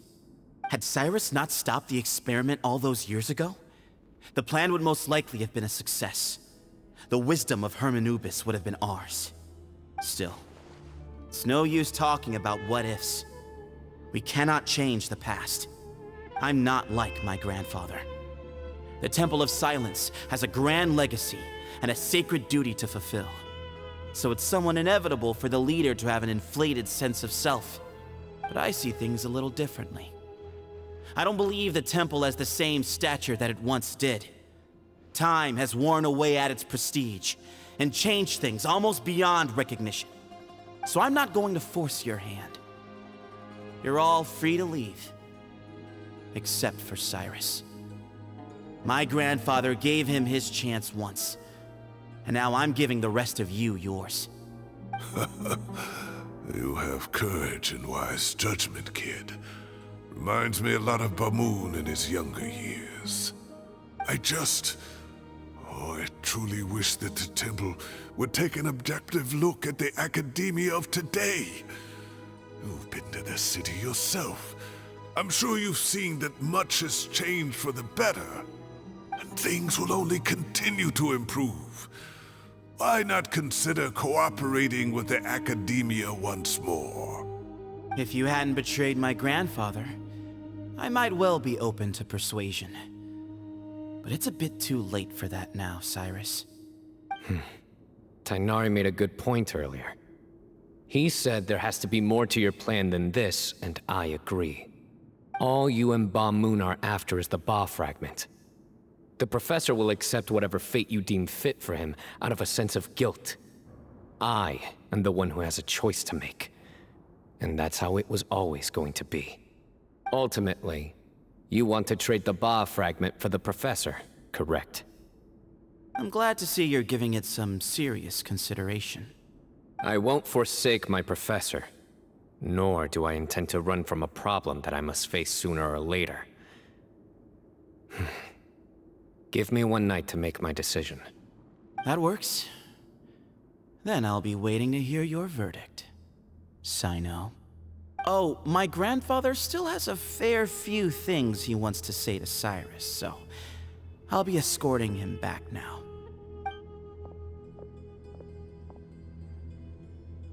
Are you sure about negotiating with him? I need to think this through. Everyone, let's meet again later tonight. Until then, take some time for yourself. Alright, well, don't put too much pressure on yourself, Sino. If you need any help working things out, just come and find us.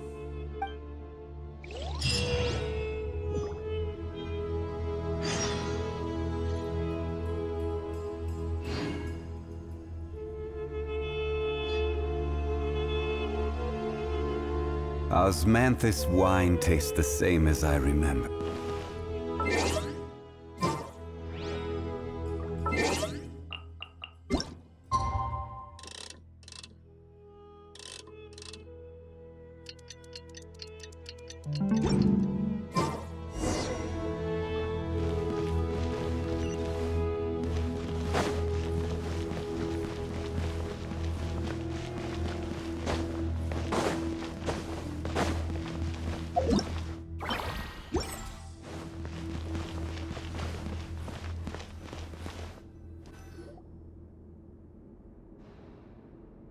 I've taken some time to reflect on this. If I had to guess, Professor Cyrus came to the desert knowing that he would almost certainly never return. He's a stubborn man who tends to double down when he feels strongly about something. We won't get anywhere trying to convince him to escape. I agree. My master Nephis says the same thing. Once Cyrus makes up his mind about something, he won't listen to reason. So that's one thing. A few other things come to mind too. You've heard all you need to hear about the Temple of Silence, so on that, I don't have anything to add. My own memories of this place are hazy though. Probably something to do with the overpowering presence of the Ba fragments. That might explain why I suffered from constant headaches and fevers as a child. I do remember having some fleeting moments of profound emotion when vague images would appear in my mind. But I don't recall much, only bits and pieces. I was still young then, and all I could understand was that there was a strong will inside my mind. Thinking back on it now, I suppose it was Hermanubis' way of trying to encourage me, even if we couldn't communicate. The power that came to inhabit my spirit was probably one of the cornerstones of their whole faith. So if the will and might of Hermanubis is a real, intangible thing, and they are its rightful worshippers, then... You're not gonna give in to their demands, are you? Surely there has to be another way!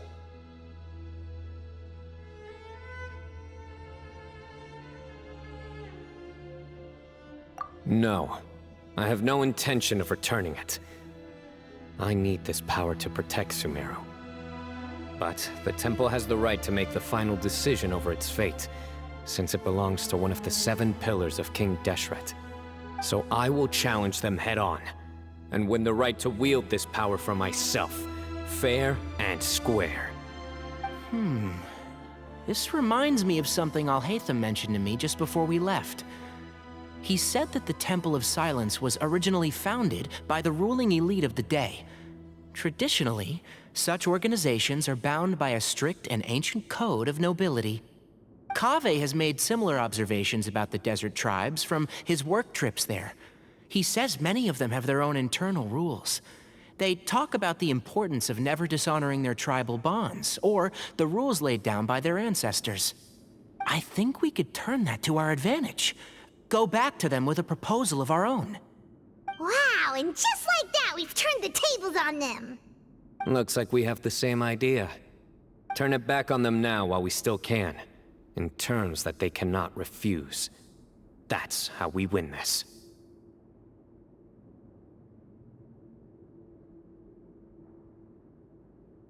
Great. And I know just how to start the conversation. Let's go find Sethos. We'll tell him that I know a thing or two about medicine and would like to take a look at his grandfather's condition.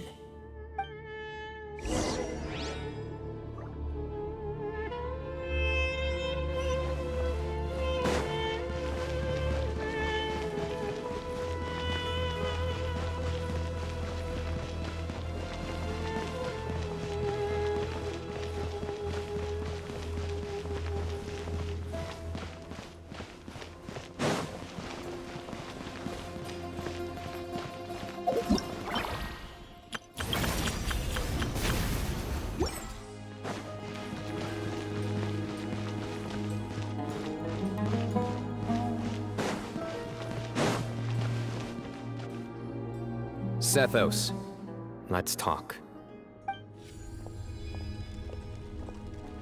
Have you made up your mind? We'll get to that, but first, I have some degree of medical training, so I was wondering if you might let me take a look at your grandfather? I have no objections, although we do have our own doctors here.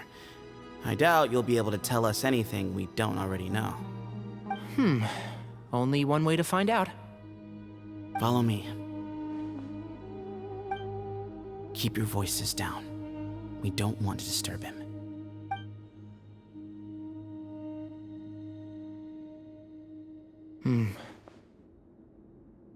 Let's talk outside. Bamoon has fallen into a deep coma, and his prognosis is quite grave. I'm sure that your physicians have come to the same conclusion. He appears to have sustained a serious injury in his youth, which has been exacerbated over the years by the heavy burden of work and now by the effects of old age. Regretfully, I must inform you that based on what I've seen with patients in a similar condition, he doesn't have long left. A few days at most. Yeah. I've known for a long time. You're his heir, aren't you? You clearly have a lot of respect for the man. But you also see things differently. You have a broader range of concerns and a more pragmatic approach. So tell me how we can end this on your terms. Let's find a way to bring all this to a resolution while Bamoon is still alive to see it. That's what really matters to you. I know it. Yeah, there's no time to waste here. You know that better than anyone. You know, the two of you are actually in a very similar predicament right now. Both of you have a very different perspective from the men who raised you. Right. And you didn't create this situation. They did, but somehow you've ended up having to make the tough decisions. You're right. We both look at this problem very differently than the people we inherited it from. I accept, Cyno. This all began because of Hermanubis. So let's end it with the rite he himself created. Legend has it that when Hermanubis first arrived in Tuletula, he sparred with the city's residents. He and his two companions proved their mettle by fighting over several days, winning the support of many fine people. That group of supporters were some of the first members of the Temple of Silence, and the sparring matches were enshrined as one of our founding rites, the rite of duels. It's where it all began. Sounds very fitting. I'm in. As a fellow vessel of Hermanubis, your ties to the Temple of Silence run deep. So I will permit you to participate in this rite, along with your chosen companions. 3 against 3. Sounds good. However, I have some additional terms. As the challengers, you must win all 3 of your fights to win. And Cyno, both of us must put our Ba fragment on the line. The winner takes them both. Letting Cyrus leave with one of the Ba fragments was a mistake, made by my grandfather out of pity. It is a long-standing issue that must be addressed for the Temple of Silence to move forward. I can make no concessions on that front. None needed. We're on the same page. If I win, the Temple of Silence must release Cyrus, and consider this past dispute resolved. If you win, I'll return my power to you. It's a deal. Then let's meet at the ceremonial hall tomorrow evening, 8 o'clock.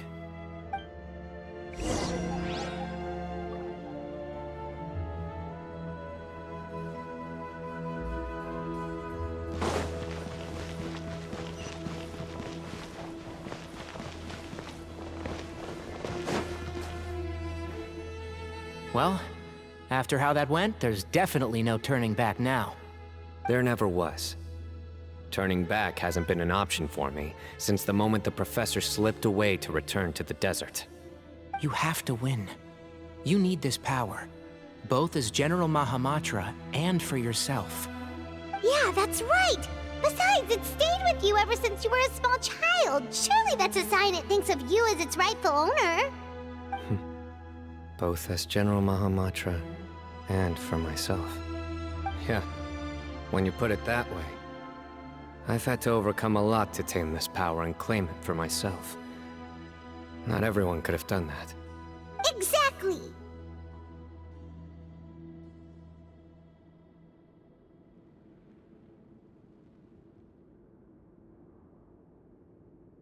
The Traveler and I will never lose. And neither shall I. The desert was home to an ancient and great civilization that, for a variety of reasons, fell out with the civilization of the rainforest. It's just as Dia said. Prejudice has pushed people apart. But there must be personal factors at work here too. I can't shake the feeling that Bamun cares for many more things than he lets on. And I don't think that Sethos is any kind of villain. He's just doing what he thinks is best. Tomorrow, everything will be resolved.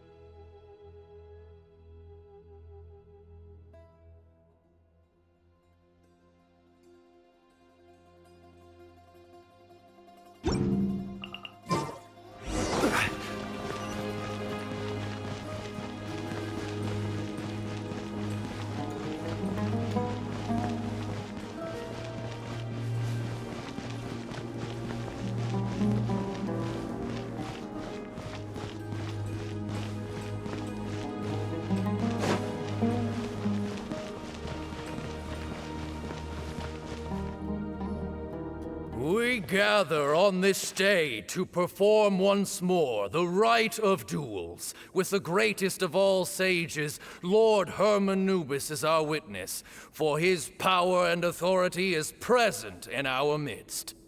This is our most sacred of ceremonies, and no disruption from the audience shall be tolerated. It is incumbent upon all to observe the duel with the utmost respect and reverence throughout the proceedings. Representing the Temple of Silence, the Defenders.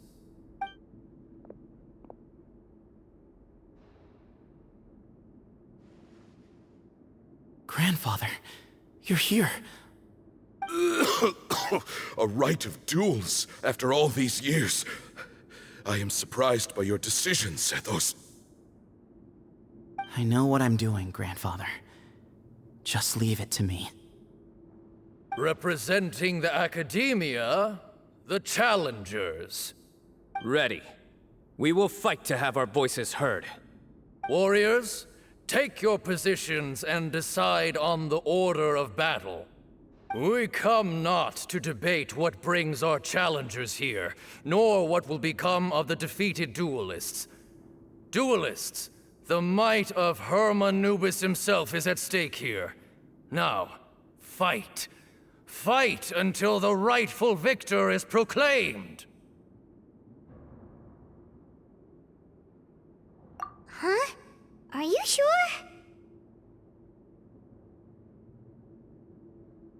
I agree. He's very strong. Sending him out first will definitely intimidate the opposing side. Okay, then you're second. Sure. We have decided. So have we. Let's begin. Duelists of the first bout, please step forward.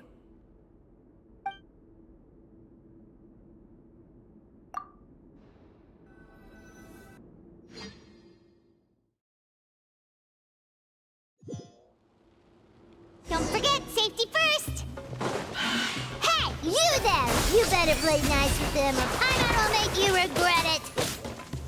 A little bit too much chatter from the audience over there. Hey!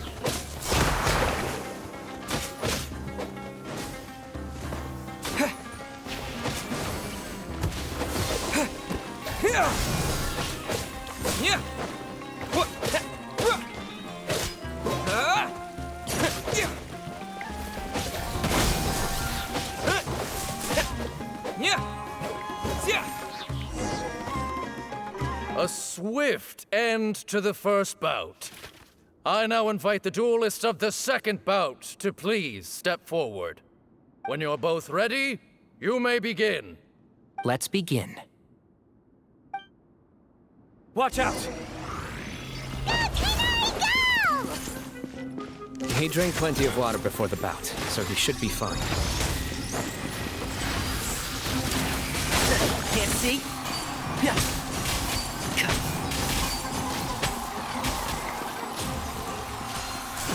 Keep up. Yeah, sir. One with the forest.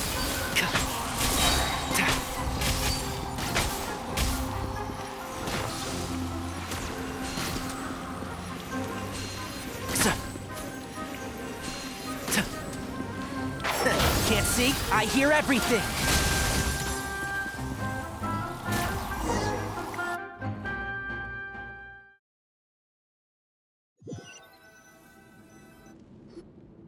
Thus ends the second bout. We will now move to the third bout. Duelists, please step forward. I'm ready. So am I. This is the final stage of the rite. I remind you both that the terms you agreed upon in advance are binding. When you're both ready, you may begin.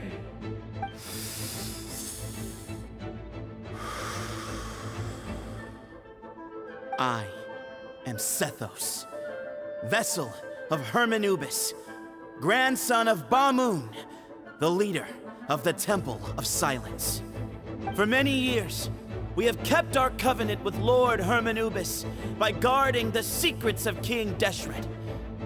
And even in our darkest hour, when we could not see a way forward, we chose not to abandon hope, but to embark on a brave new experiment so that we might prevail. We earnestly sought Lord Hermanubis' wisdom and power, longing to see his spirit and his light descend upon us. Now, I will fight to become the rightful wielder of that power! I am Sino, General Mahamatra of the Academia, student and successor of Cyrus, the Sage of Spantamad. I fight in defense of my power, my professor, and my nation. And you. I think you left some things unsaid. This is a sacred duel, and Hermanubis is watching. So bare your soul. Everyone, old and young, fit and frail, they're all waiting to see how this duel will end. My grandfather is a wise leader. He is also known to be a ruler who is not afraid to get blood on his hands. I understand his beliefs well, and I know what he expects of me. But our faith has held us back for too long. After I grew up, I went to the rainforest once, and I saw for myself the people of the city. Times have changed. The people of Sumeru are happier and more free now than in the past. I thought about this as I stood at one of the tallest points in the city, gazing down at the streets below. Then I thought of you, Sino. You and I both wield the same power, yet the lives we lead could not be more different. Each Ba fragment of Hermanubis stands for something different. Might, glory, or one of many other secrets that have yet to be revealed. I once thought that the nature of our fragments must be what makes us so different from one another. But maybe it's that you've found your answer, and I am still searching for mine. I am more than just a warrior. I am my own person. Exactly. The name Hermanubis has left its mark on both of us, shaped the course of our lives. We are his vessels, and yet we are more besides. So show me your answer, Sino. Show me I can be more than my faith. More than the power I wield. Show me the person I can become!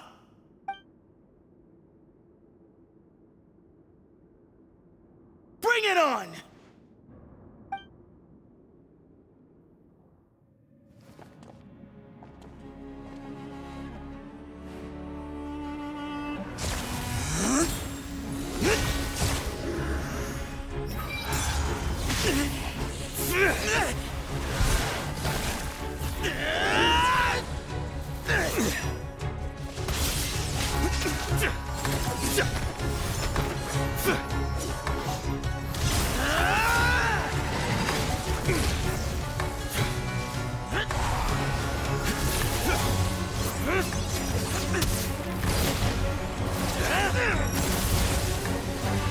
That's all you've got?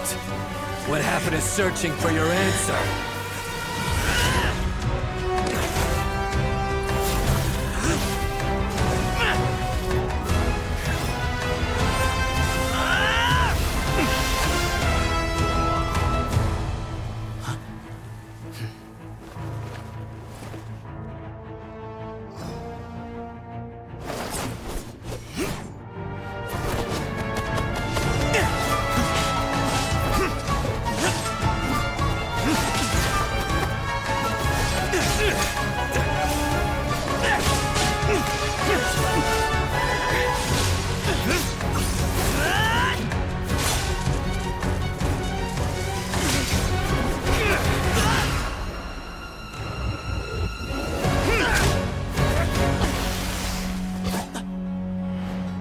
Fight's over. Do you yield? You won. Well then, looks like you found your answer.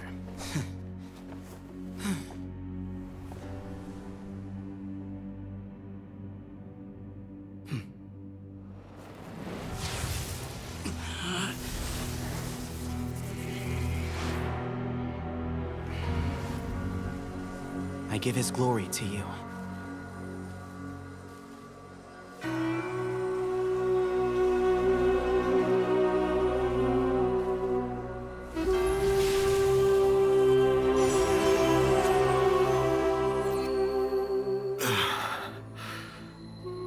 I've seen that light.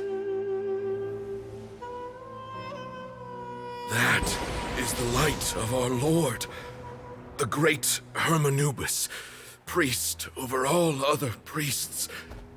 His spirit dwells within that lightning, and his will lives on. Once a warrior of Tynar, he emerged from the barren desert sands to serve the god king Al-Ahmar. After the death of the god king, Hermanubis gathered his followers and the Tynarian priests and led them to the city of Tule-Tula. There, they founded the Temple of Silence, and from that day forth, we became stewards of all knowledge that survived from King Deshret's civilization. Barely a century passed before war ravaged the desert. One by one, Eremite leaders took up arms against each other in battles that would devour what little remained of their civilization. Only the wise city of Tule-Tula was spared under the guiding hand of the Tynarians. But peace did not last. Coveting the knowledge of King Deshret, the beasts set their eyes on Tule-Tula. The king of Gurabad laid siege to the city and ordered the sages to surrender to him the Temple of Silence as proof of his victory.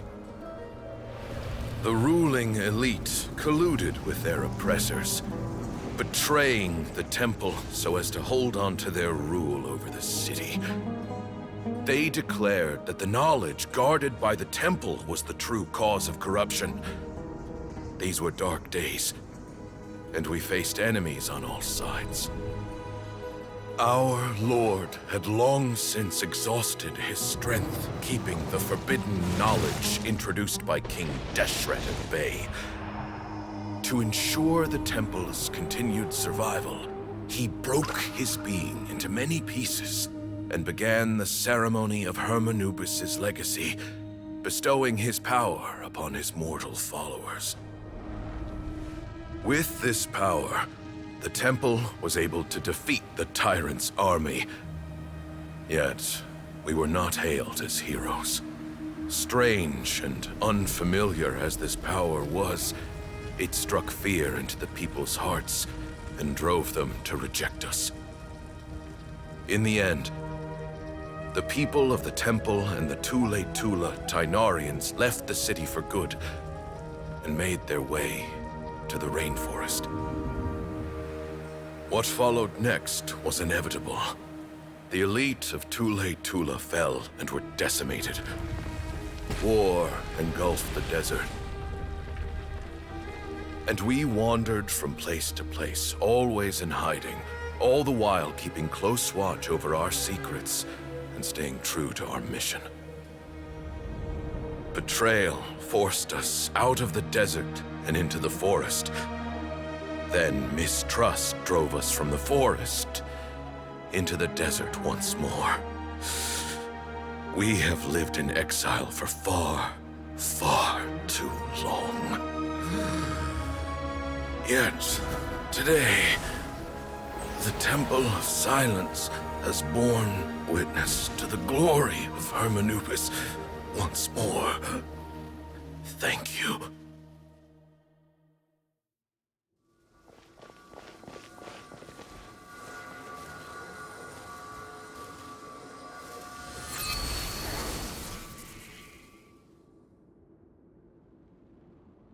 How is it?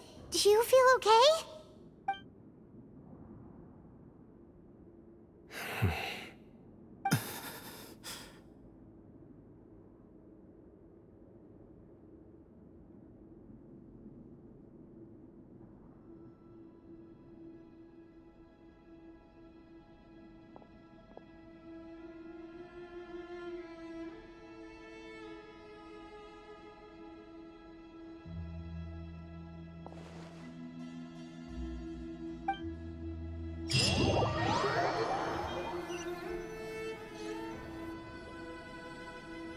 Grandfather.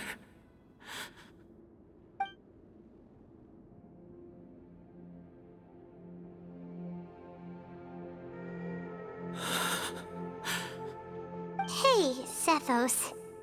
You'll get through this. I know. I'll miss him.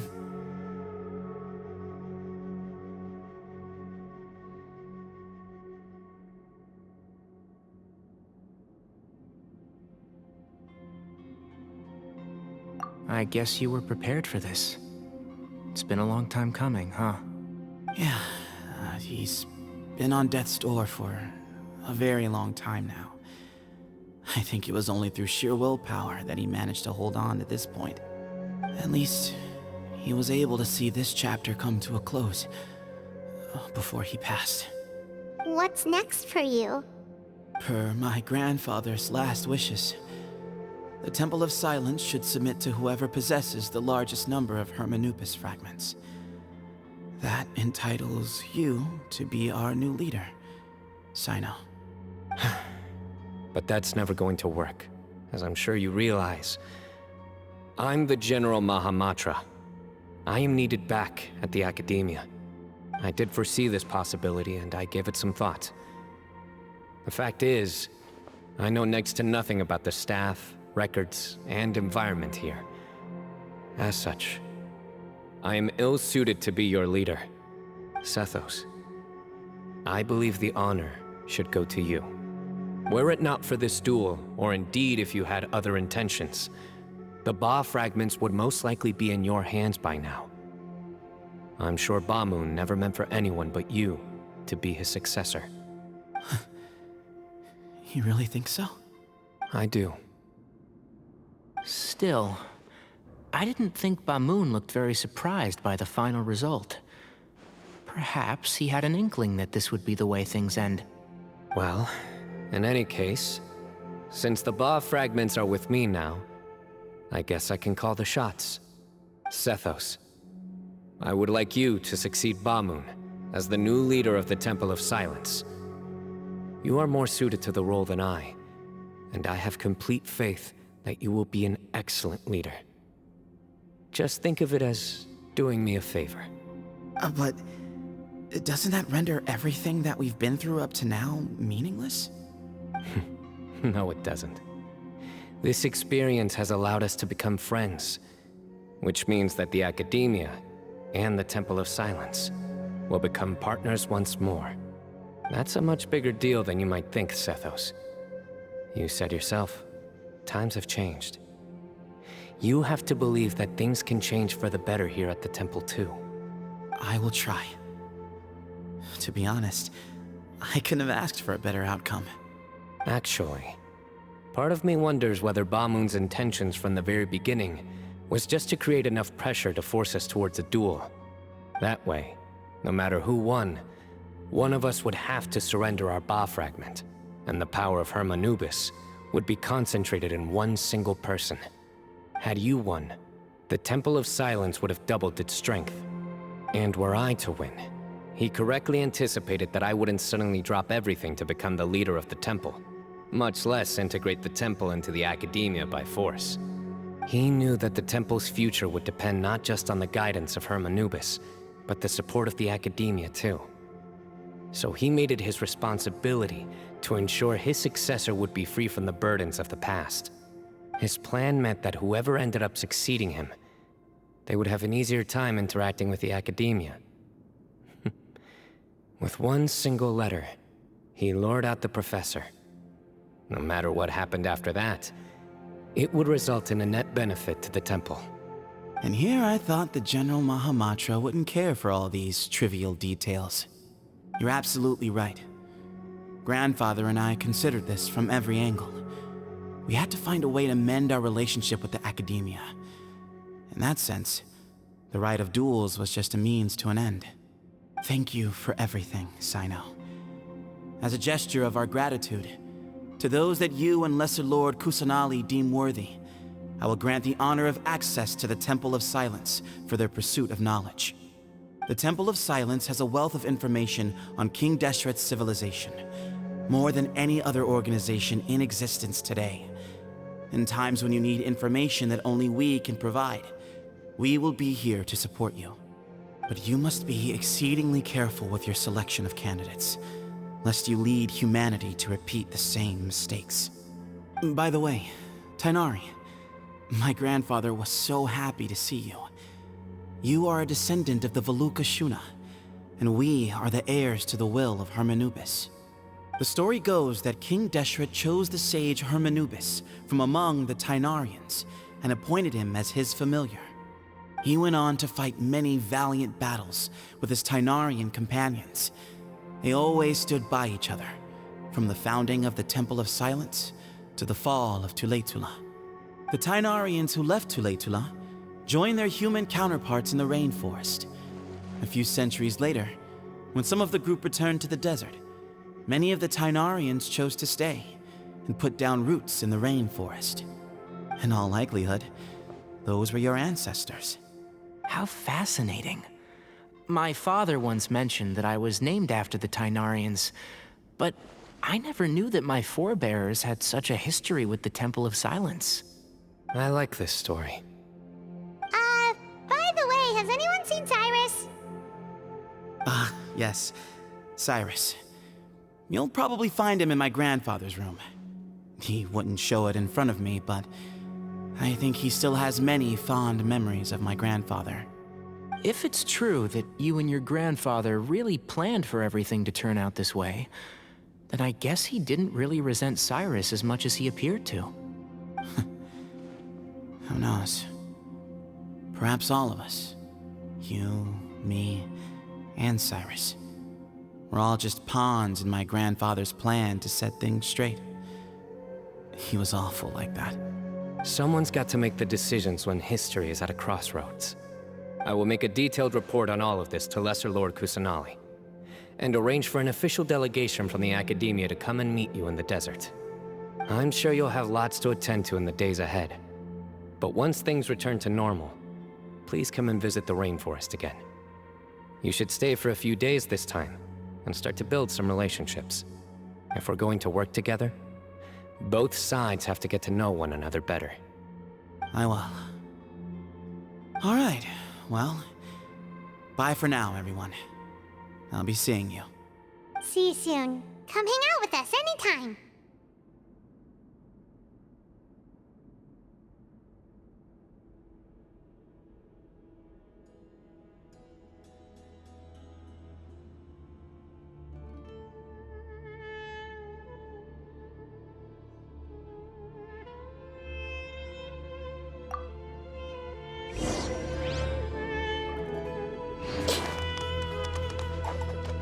Grandfather, we did it. We achieved what we set out to do. From this day on, the Temple of Silence has the chance to work with the Academia once more. Real change, real opportunities. They are now within our grasp.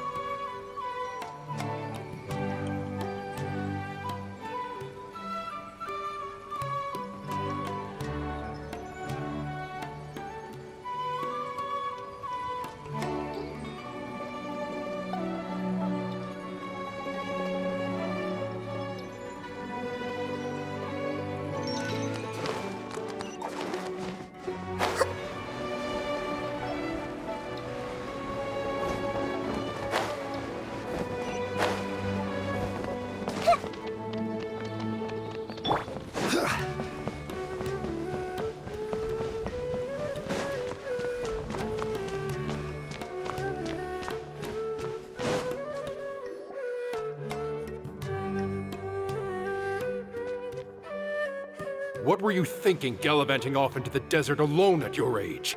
What if you take the bucket, You told not a soul what you were up to, designated nobody to handle your affairs, and left everyone scrambling frantically to try and figure out how on earth to clean up the colossal mess you'd made. Oh, please, will you stop your yelling? What other choice did I have? What do you mean, what other choice? Do you mean to tell me that after all your years of learning, and sagehood no less, the only idea you could conjure up in that white-haired walnut of yours was to shoot off into the unknown like some hot-headed 20-year-old adventurer? A one-man suicide mission, That's the best idea that one of the finest minds of a generation could come up with, is it? It astounds me that you survived the journey, and you're lucky that Ba Moon didn't finish you off when you arrived.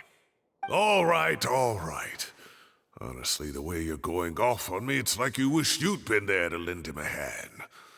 Does it mean nothing to you that I'm your colleague and former classmate? I've got nothing more to say. What's the point of berating an old bag of bones? What do you mean, bag of bones?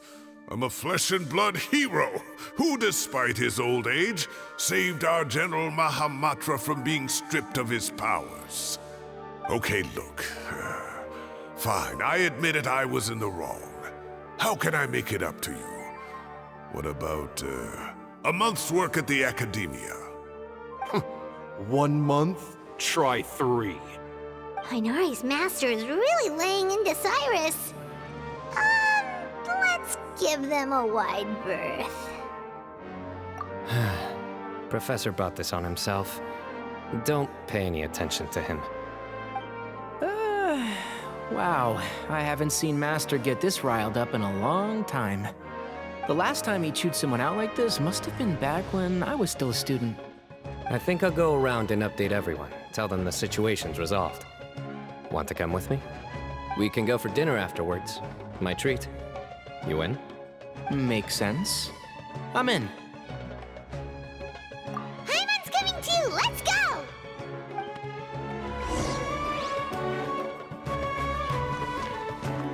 You'd better start packing your things. Report for work first thing tomorrow morning. I'll be waiting for you. What about my allowance? Oh, and is lunch covered? How about dinner? Don't push your luck. Let's not forget who is compensating whom here. Hey, man's gotta eat. Help me figure out something for lunch at least. I'm counting on you.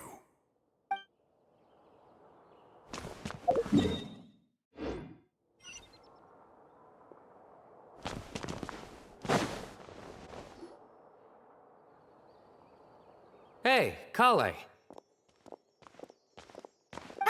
You're back! Well, look who we have here. Would you mind explaining to me what has been going on this past few days?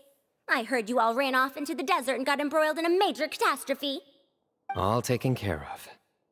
That does not answer my question. How could you be so careless? That goes for you as well. Yes, and you too. When you run into problems, you really ought to ask for help, you know? I've been around the block. Don't you think it would have made sense to involve me? And let's not forget, I know the desert like the back of my hand. Now would not be a good time to attempt to argue with Farazan. You're right. Mm-hmm. It's not the first time that I've had to talk to you about this sort of thing either. You need to learn that there are times when the right thing to do is get a more experienced member of staff involved. Do I make myself clear? Because if you don't, Kale, please do something. He's giving me the signal. All right, guess it's time to play my ace in the hole. Say, Madam Farazan, I can see you're pretty upset, but, I was just wondering, remember that time you offered to give me a tour of the Academia? Does that offer still stand? Huh? Wait, did I hear that right? Kale, you remember? Wonderful. Well, of course the offer still stands. Come on. Madam Farazan will show you around the old classrooms. Poor Kale getting dragged off like that. Also, check out Farazan acting like some sort of official Academia tour guide. Kale! Cup. Huh? What? Oh, right! What do you mean, cup? You need a cup. I can get you a cup. Oh, it's nothing. Just Master's way of reminding me to stay hydrated while I'm out and about.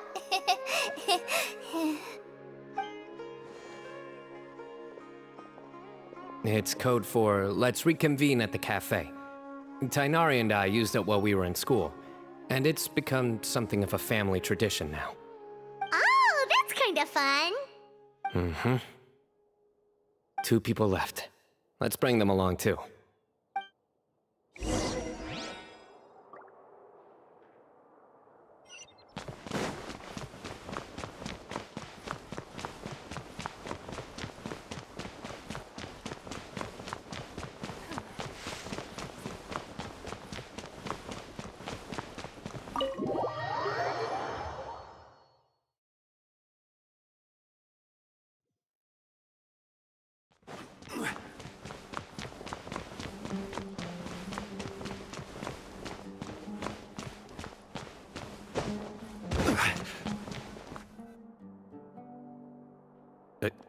Am I hallucinating?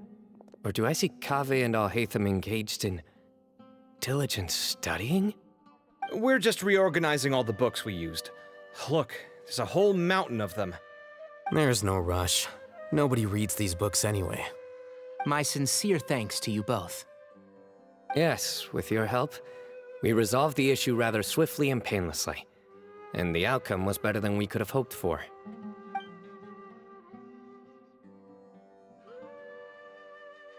I see. The Temple of Silence resorted to rather unique means of self-preservation. It explains how they managed to remain hidden for so many years. And it sounds like they managed to preserve a whole load of ancient documents as well. I'd love to go check those out if I ever had the chance. That day will come. The Temple of Silence is a hugely important organization, and we'll be sure to maintain good relations with them in the future. Now, as a token of my appreciation, I'd like to treat everyone to coffee. Sounds good. Yeah, sounds great. Although after the last few days, I don't know if I can handle another coffee, but I can just order something else. Sure. Let's go.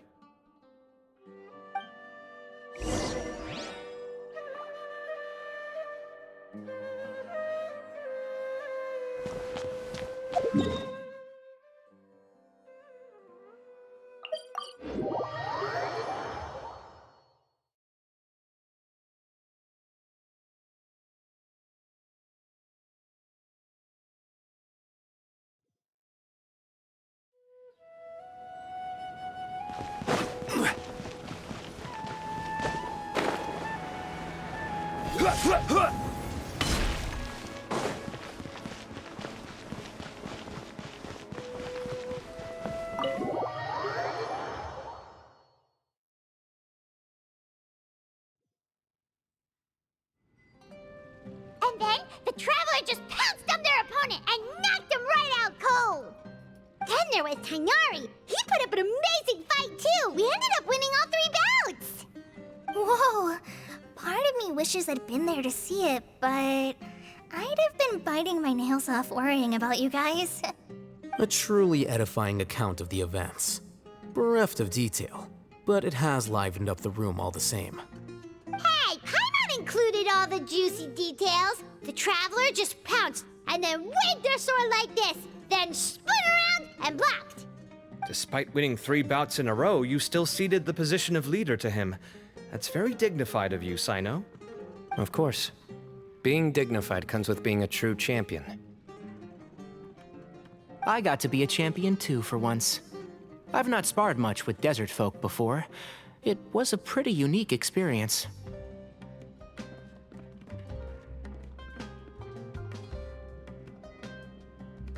Yeah, huge place! It felt like something right out of an epic poem. Imagine this. It was like there was... Maybe save that one for later, Paimon. Dessert's here.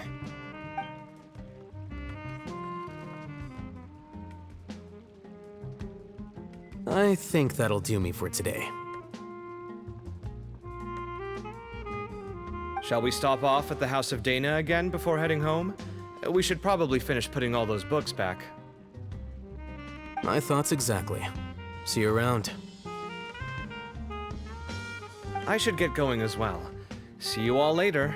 Make sure you get some good rest tonight. I need to go say thanks to the Core 30 for their help. Also, Sir Nephis says he wanted to introduce me to some of the Academia's work processes. So, I gotta dash too. Kale's come a long way. She's much more confident at dealing with other people these days. Everyone's a work in progress. You never stop learning. Yeah, true.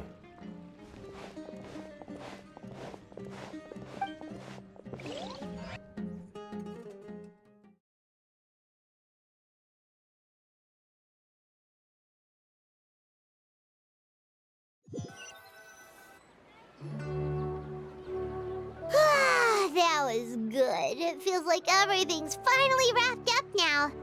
Life is all about these moments when you can finally relax and hang out with good friends after a job well done. And also, those desserts Sino got, they were really good. Paimon definitely needs more of those in the future.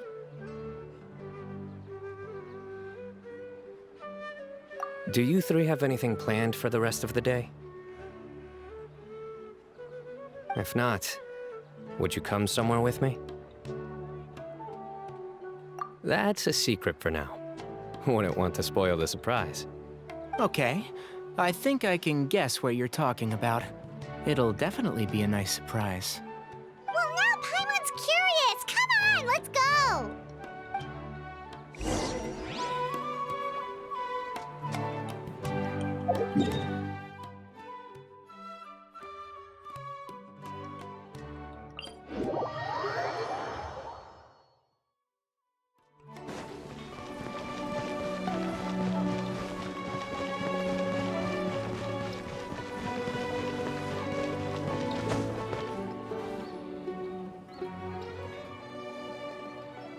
Been a while since I last made my way up here.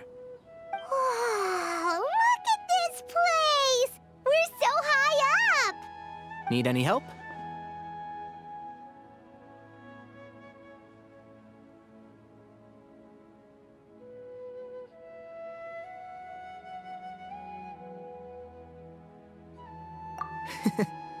As you wish.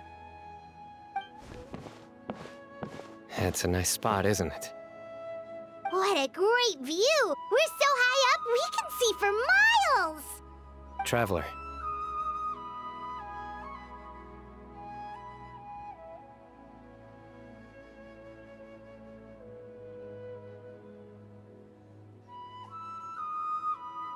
Turn around.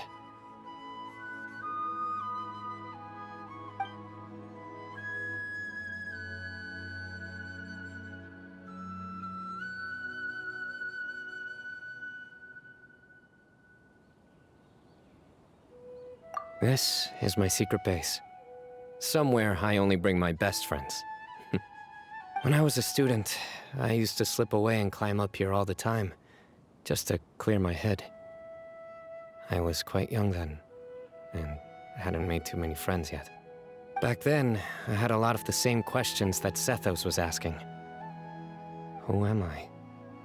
Why do I have this power? And what should I be fighting for? Our gifts help us to find our rightful place in the world. That was my experience. And I'm sure Sethos will figure things out in his own time, too.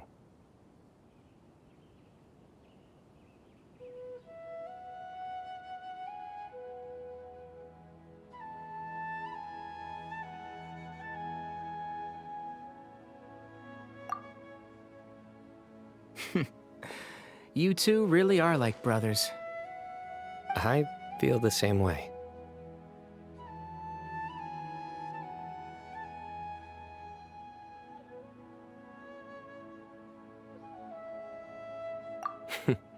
Of course. I see no need to be humble when it comes to the facts. I still remember one time when we came up here to chat and do our homework. Sino accidentally dropped a fruit. Luckily, he has fast reflexes, so he caught it just in time. That was the one and only time. Nothing will ever slip through my fingers again. Those were good times. I kinda miss the student life. You know, Paimon really shouldn't be able to imagine Sino doing something like that, but for some strange reason, the mental image is coming through clear as day. Then make it stop. There's somebody there. It's Professor Cyrus. You guys carry on without me. I'll be right back. Okay. Huh? Hey, you're not supposed to jump down! Be careful!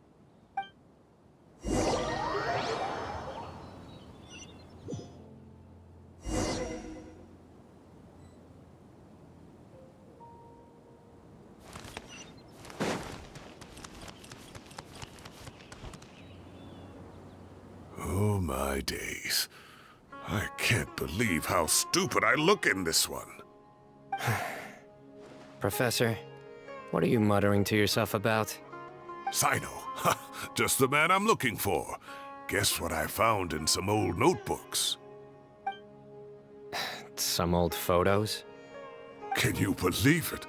This notebook was just sitting in a pile of odds and ends in the Sage's office. I must have forgotten to take it with me, and no one's touched it since.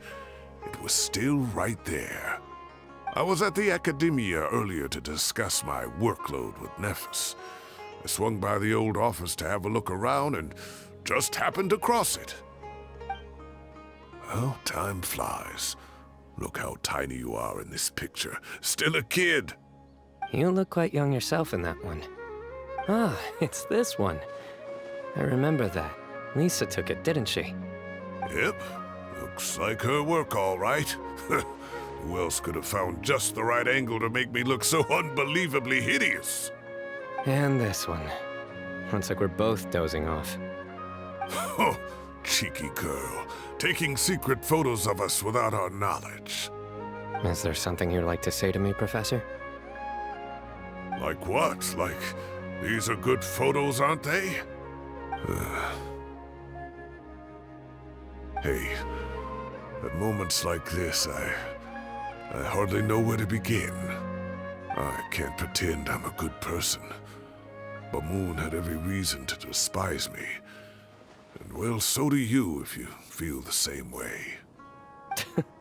Don't be ridiculous, you old codger. Is that not what you wanted me to say? Oh, I've dreamt of that place many times after leaving the desert. Sometimes I've dreamed that I was doing research with them again. And other times, I dream of the day they saved my life. Oh, it was one of the happiest times of my life. We all learned so much from one another. You've matured so much over the years, I know. Since you're my professor, I should save you some face by not calling you out on all the non-answers you just gave. So, I will do the right thing and keep my mouth shut. Good thinking. Take your own advice next time. Seriously, why bully an old man like me?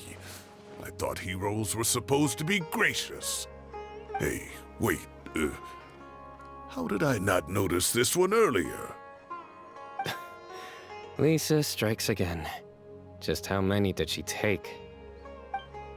Look how cute you were when you were little. I remember how well-mannered you were back then, too.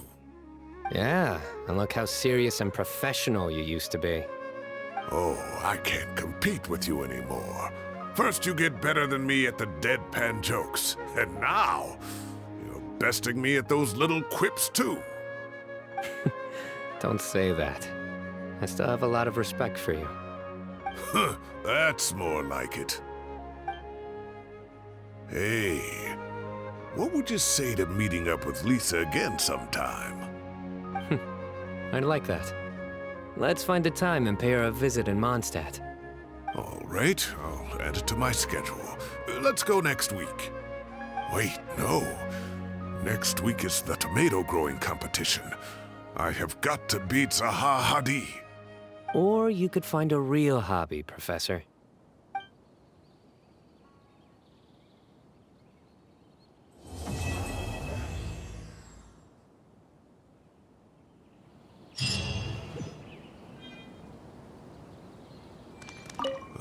Time has passed too quickly. The children have all grown up. But it turns out grown-up kids are no use. When Nephis comes after me, Cyno still can't do anything to protect me. Oh, that boy. Great view today. This atmosphere calls for a joke out of left field, to catch the listener unawares.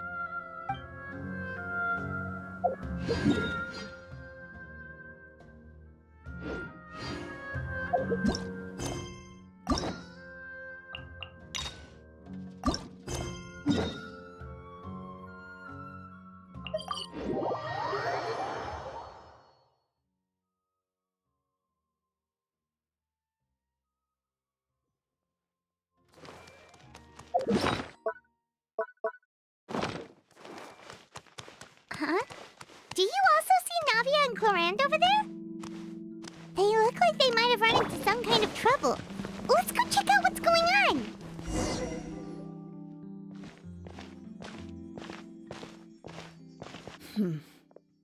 Still no dice?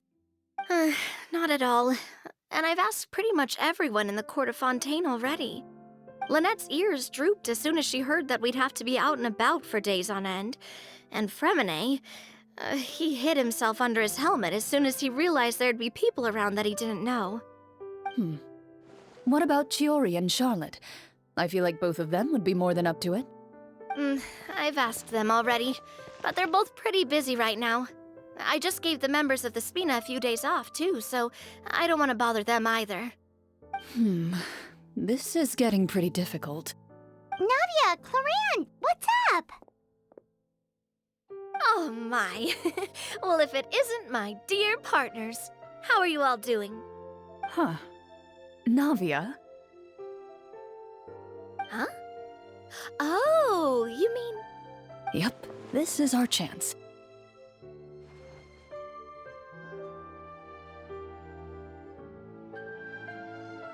Do you need our help with something? Oh, precisely. My dear partners, we've got a huge problem right now that only you can solve. Whoa, for real? Absolutely. We've already exhausted all our other options.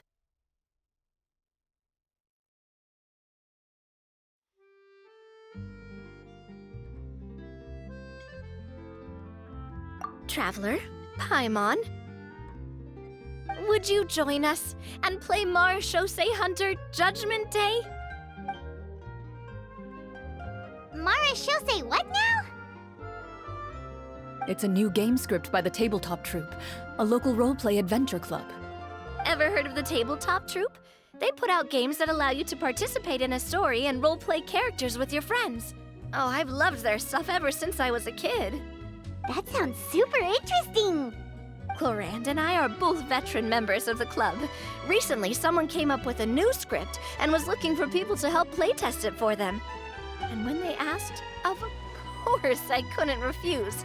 I mean, come on! A brand new script? Nobody has ever played it before. Generally speaking, scripts at that level of development have a lot of issues. But I think this one is pretty solid. The author obviously put a lot of work into the story, and the world building is also quite credible. Whoa. I know I was the one that handed you the script, but some of us haven't read it yet. No spoilers, please. Anyway, the script calls for a team of 4. Ah, yes. We're missing one final player right now.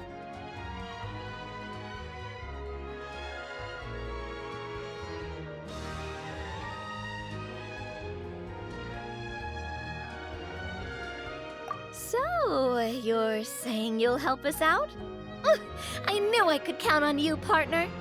Paimon and the Traveler are kind of a package deal. Is that okay? That's not a problem.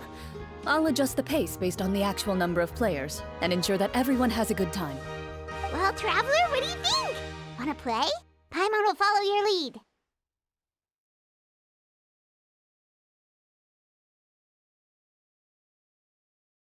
Well, that solves our problem. You have our thanks. Woohoo! I'll go grab the script manager from the club right away. The script manager? Didn't you just say that you gave Cloran the script? The club introduced a completely new kind of gameplay for the script. In this iteration, the Game Master's version of the script is incomplete. The script manager provides the next part of the script only after players have completed the current list of objectives.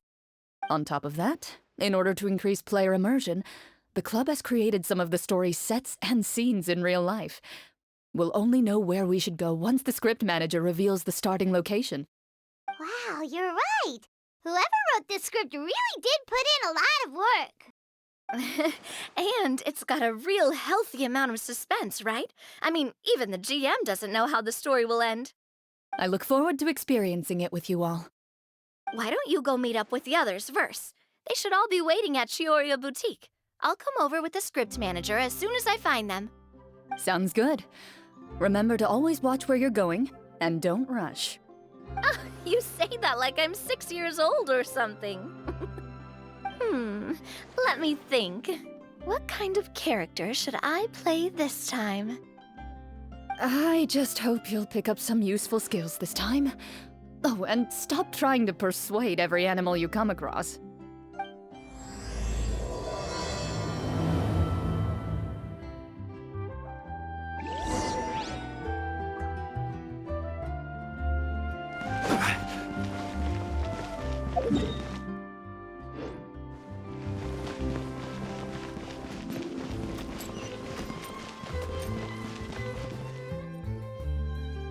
Oh, sorry to keep you waiting. Ah, you're back! Huh? And you've got the Traveler and Paimon with you too! What a pleasant surprise. I assume you'll be joining us for the game then? Linny, Farina! Paimon didn't know you were playing too! Are you also members of the tabletop troupe?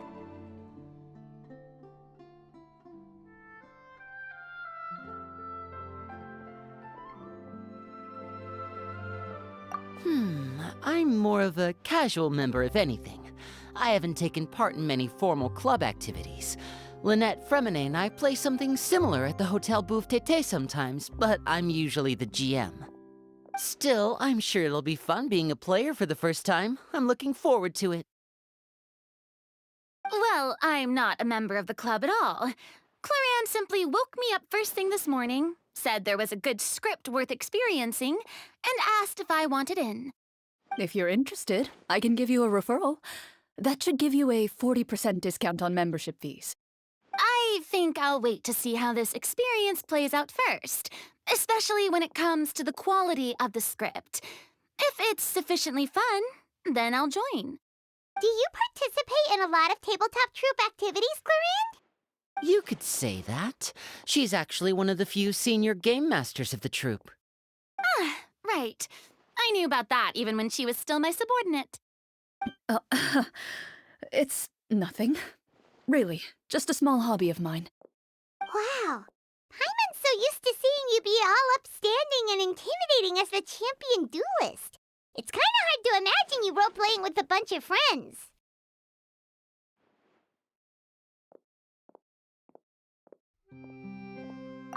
Surely you jest. I would never intentionally make things difficult for my players.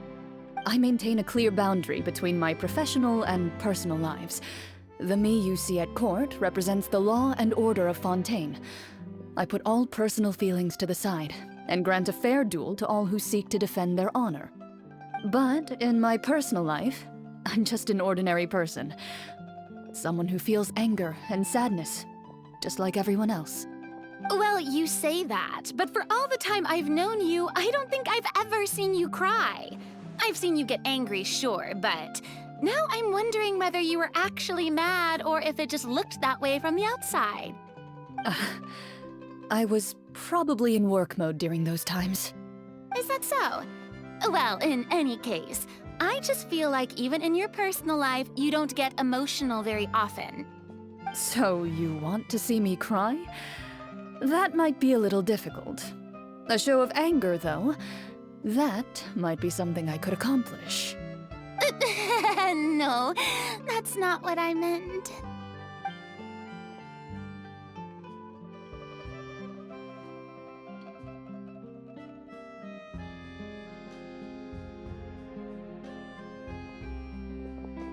Ah, I'm back! Here, allow me to introduce you to the script manager, Mr. Florian. Pleasure to meet you all. Hello! Wait, are you a champion duelist too, Mr. Florian? Oh, no. This is just the costume provided by the club. I occasionally play a few of the roles in my scripts. That sounds like a lot of work. It's nothing. It's the least we can do to give the players a more immersive experience. Anyway, allow me to give you a brief introduction of the script. This script was adapted from the real history of the Marechaussee Hunters. You all will play the role of hunters from a bygone era and resolve a series of events unfolding in the capital. Paimon's not super familiar with the history of the Marechaussee Hunters. Is that a problem? Oh, no problem at all. I can give you a brief rundown. So, basically, Marechaussee Hunters were people who dedicated themselves to hunting monsters and protecting the city by using a special swordsmanship technique passed down over generations.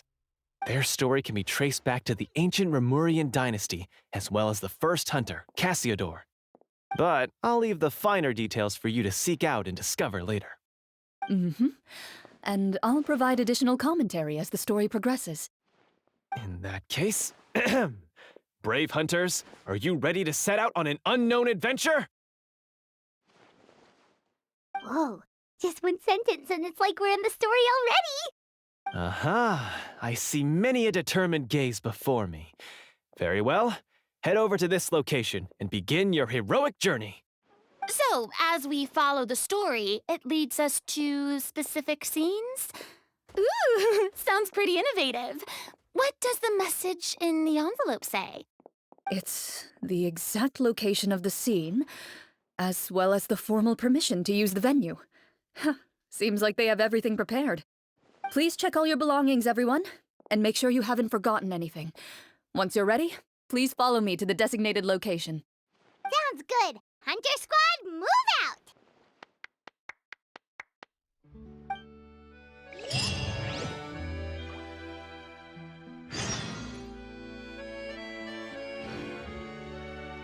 Rise!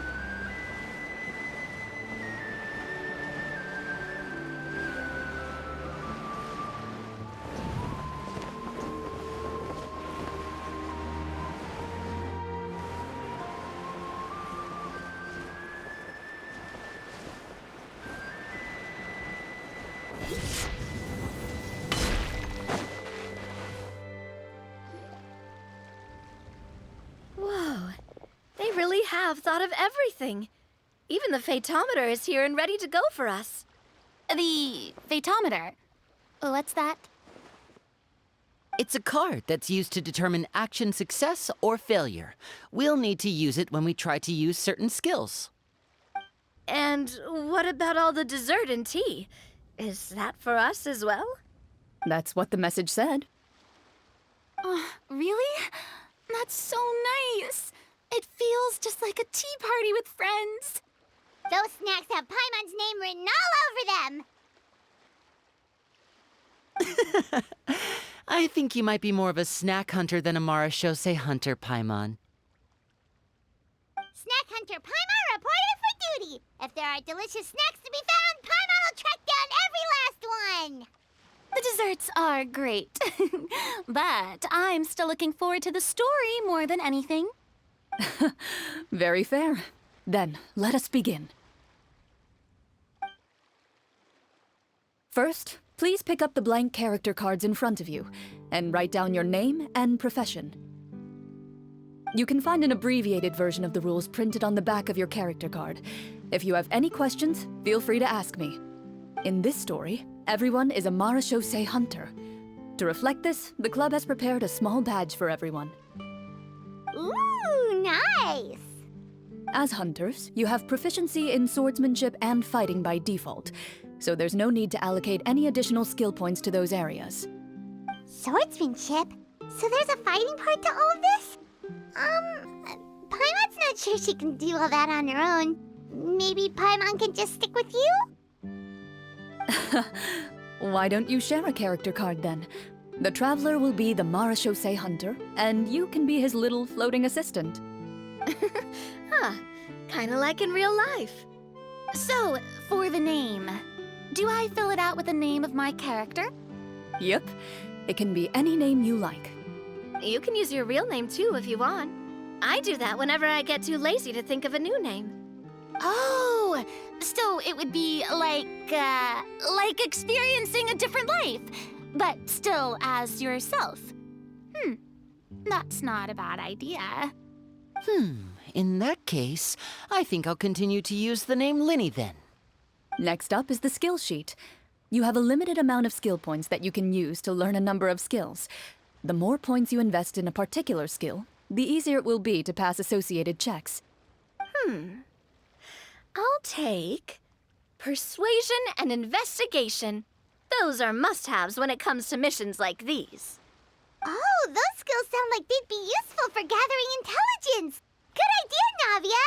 Just as expected of a veteran player. So should we also take those skills then? Not necessarily. Since we're working together as a team, we could leave the negotiations to Navia and use our skill points to pick up other useful skills. For example, I think I'll take stealth and sleight of hand.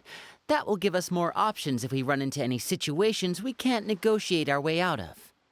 Oh, interesting. I wasn't thinking about it like that. I suppose it's not so different from an acting troupe. Everyone has their own role to play. Let me see. I'll take arts and performance.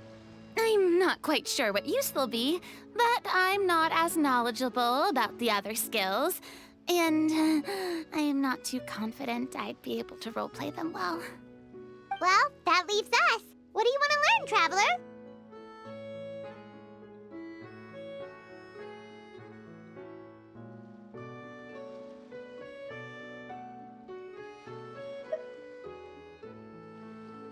Ooh, so you want to help people when they're injured. That's nice of you. Oh, something that'll help you get a read on other people's thoughts. Sounds useful.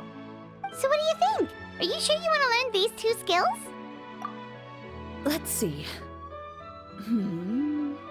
Oh, looks like you each have enough points to choose one final skill. You've all picked such classic skills. It's fine to go a little bit out of the box, you know. Why do I get the feeling she's getting ready to cause trouble? For example, this one here. Summon. Doesn't it sound super mysterious and cool? Oh, I saw that one just now as well. The description says, this skill can be used under certain circumstances to summon characters or creatures that fit the script's world-building rules. The script's world-building rules, huh? But how are we supposed to know what a Marashose hunter can summon? Oh, that's not for us to worry about, my friend. Just learn the skills that interest you, and the GM will take care of the rest. All right, you've convinced Paimon. Let's learn summon then. Paimon can't wait to see what kind of thing shows up. Well, now that everyone's more or less finished creating their characters, we can begin. Since two of our players are doing this for the first time, though, let me ask. Would you like to play on easy mode or authentic mode? What's the difference between the two? Well, in role-playing games, the story sometimes changes based on the decisions of the players and the results of the Fatometer. For example, if you fail a check, that means you cannot use the target skill in that scenario. A critical failure may even result in further negative consequences.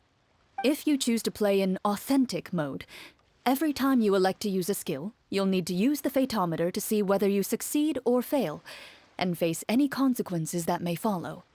If you choose easy mode instead, every check will be successful by default, and you won't have to worry about luck playing a factor.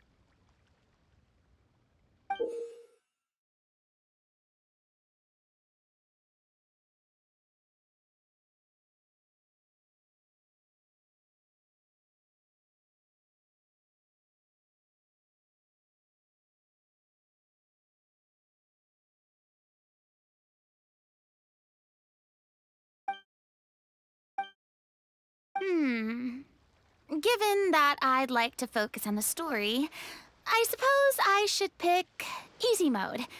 I'd feel bad if I brought the team down by failing my checks. Huh?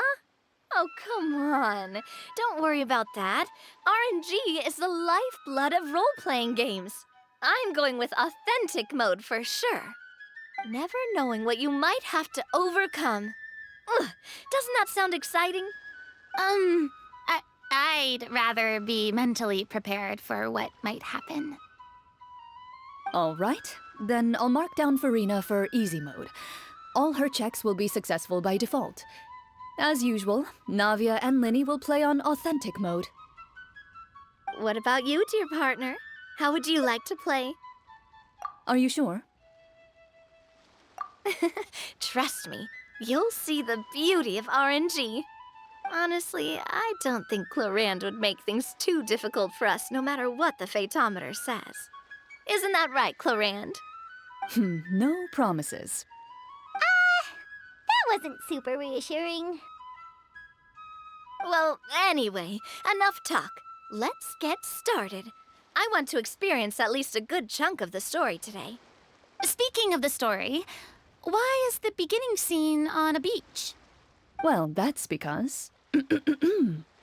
a long time ago, back when human civilization was still in its infancy, powerful demons and evil sorcerers ruled over the land. They created a host of monsters and sent them to slaughter all humans in existence. Soon, a group of human rebels banded together. With their swords raised, they swore to brave the darkness, and in doing so, subdue each and every monster that sought their destruction. They became known as the Marachose Hunters.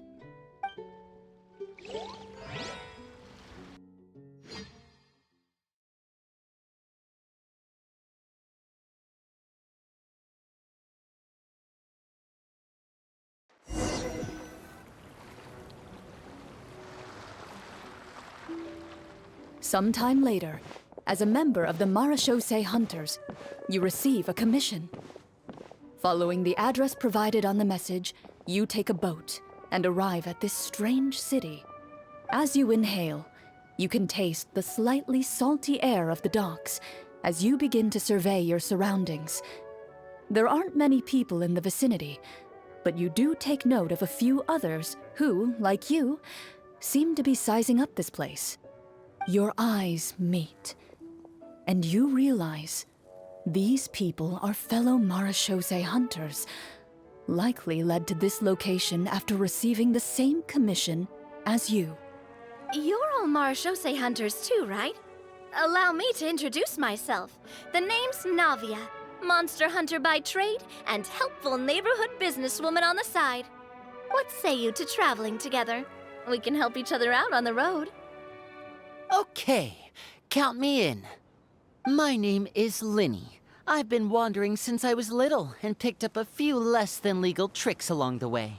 I was adopted by a Marachose hunter and later chose to follow in his footsteps. Is this where you introduce your character to everyone? It sounds like they've done this dozens of times. My name is Farina, and, I grew up in a noble family. I always had a strong interest in performance and the arts. Even though I'm a Marachose hunter, what I really want is to be a performing artiste. Hey, that's really cool. You can do it, Farina. That's exactly how it's done. Paimon is Paimon, a good friend and companion to this Marachose hunter right here. I've been studying medicine ever since I was a child. I want to do my part to eradicate these monsters and use what I've learned to heal others. Oh, welcome, welcome. When we face the monsters, I'll make sure to charge in front to give everyone some cover. You can take care of the healing at the back. You open your envelopes at the same time. The message reads, "To the honorable and trustworthy Marachose hunters, our kingdom is currently facing a grave crisis. The lands outside the capital have been overtaken by monsters, and our people are being led astray by forces of wickedness. We beseech you, please help us resolve this crisis and return peace and stability to our home." Huh. The layout of this city looks super familiar. It kinda reminds Paimon of Mondstadt! The scriptwriter must have used a real-world city as a reference when coming up with the map. As experienced hunters, the layout of the city reminds you of places once traveled. You recall the sight of tree-lined streets and the gentle tranquility of days gone by. Yet, as you regard the city in front of you, it appears to be little more than an empty shell. Its hollow gates are open to you, beckoning you to come forth and bring salvation back to the town. I carefully read every line of the letter and turn my attention to the signatures at the bottom. Who issued this commission to us? You see a long string of unfamiliar names. It would seem that many of the residents of the city issued this commission together. They sensed that things were not right within the kingdom and sent a distress signal to the outside world. In that case, why don't we take a walk around the city and see if we can learn anything from the local residents? Oh, good idea. We might be able to get some leads on the monsters and bad guys we're after. You look up and see a tavern nearby. It appears to be open for the day. Why don't we go check out that tavern? If the novels I've read are anything to go by, taverns are usually full of information.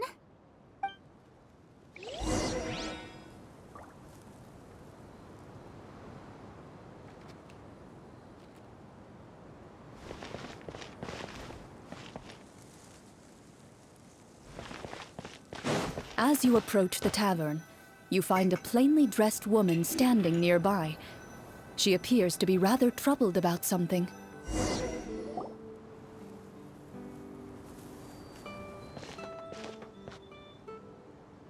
Greetings, friend. Lovely weather we're having today, don't you think? Oh, hello. I suppose you're right. The weather today is quite lovely. If only those monsters out there would stop causing trouble. It seems like every character included in the script has a certain amount of useful information to offer.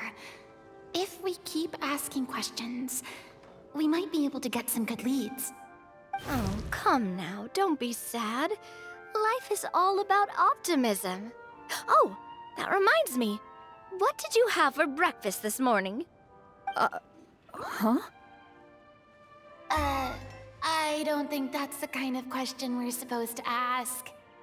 Nothing turns a frown upside down like good food. How about some macarons? I could make you some. You didn't even take cooking as one of your skill proficiencies. That's not necessary, miss. Excuse me for saying this, but you don't really look like a chef. Besides, I'm not really a fan of sweets. So you're someone who barely smiles and doesn't like sweets. You're really starting to remind me of this one friend of mine. Hey! Did she just... me? Chlorianne must have broke character for a second. This isn't getting us anywhere. Traveler, maybe you can think of something.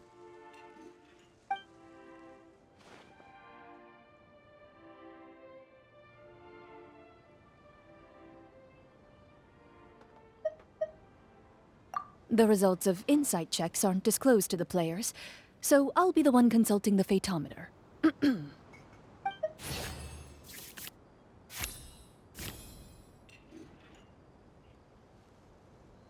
You recall all the lessons you've learned in your time and begin to carefully observe the woman's mannerisms. You notice that when she's quiet, she has an empty look in her eyes, as if her thoughts have drifted to a place far, far away. And when she speaks, she often subconsciously reaches out to touch the ring on her left hand. So you noticed. That's a little embarrassing. A horde of monsters suddenly appeared near the capital recently, so all the guards were dispatched to fight them.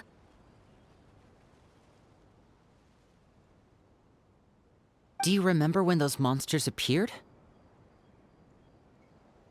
I'm not completely sure. All I know is that my husband was dispatched to fight them 3 days ago. Do you know where he was sent? It all happened so fast. When we said our goodbyes, he couldn't even tell me where they were sending him. You have our thanks, friend. We'll find and defeat those monsters as soon as possible. We sincerely hope your husband will be able to return to your side soon. Oh, thank you. Don't worry. We'll find him. Just try to remain optimistic and wait for good news. We don't always get to choose what happens to us. But we do get to choose the little things, like what we eat and how we respond to the things life throws our way. I hope that one day, you too will recognize the power of something as small and inconsequential as a delicious dessert. I'll do my best. You bid farewell to the woman, and continue your journey further into the city.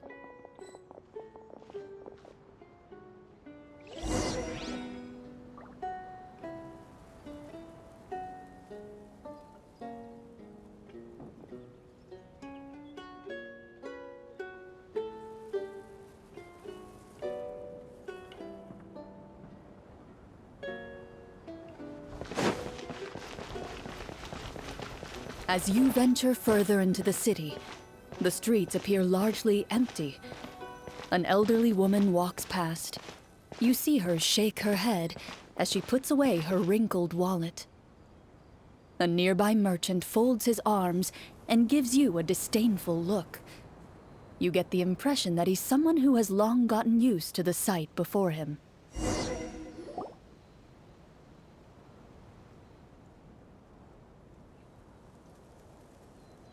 Although he doesn't seem very friendly, merchants are usually a good source of information, right?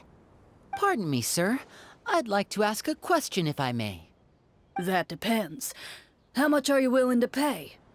How about this much? What do you take me for? Some lowly beggar? You can't even buy half an onion with that amount. Surely an onion can't be that expensive, right? What do you know? War's nearly upon us. Everything costs several times what it did before. If you're not gonna buy anything, then scram. Whoa, what a nasty guy. Maybe we shouldn't even bother talking to him. But he still might have information we need. Traveler, can you think of something?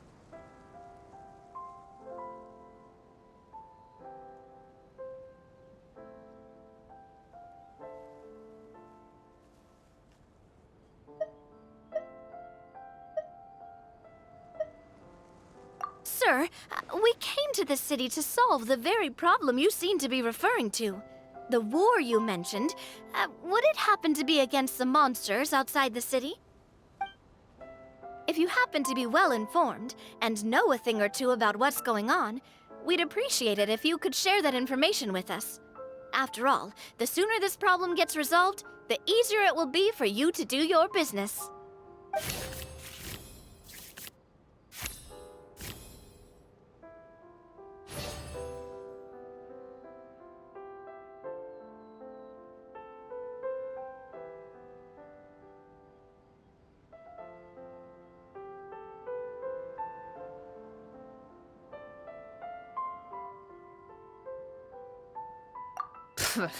Well, things are basically as you said, young lady. Those monsters are camped outside the city, and they've been destroying all our trade routes. We have limited reserves within the city, so if this continues, we're all gonna be in big trouble. Wait, you're saying no one has put a plan in place to distribute supplies or maintain order? We could all starve, and those nobles in the palace wouldn't even break a sweat. Who knows? Maybe they've been in cahoots with the monsters all along. That is concerning. All right. That's all the information you need, right? Off with you now. I've still got business to do. You know, if you smile a little more, you definitely get more business. And I bet that would make your life just a little sweeter. I'm not saying it's guaranteed work. It's just a tip.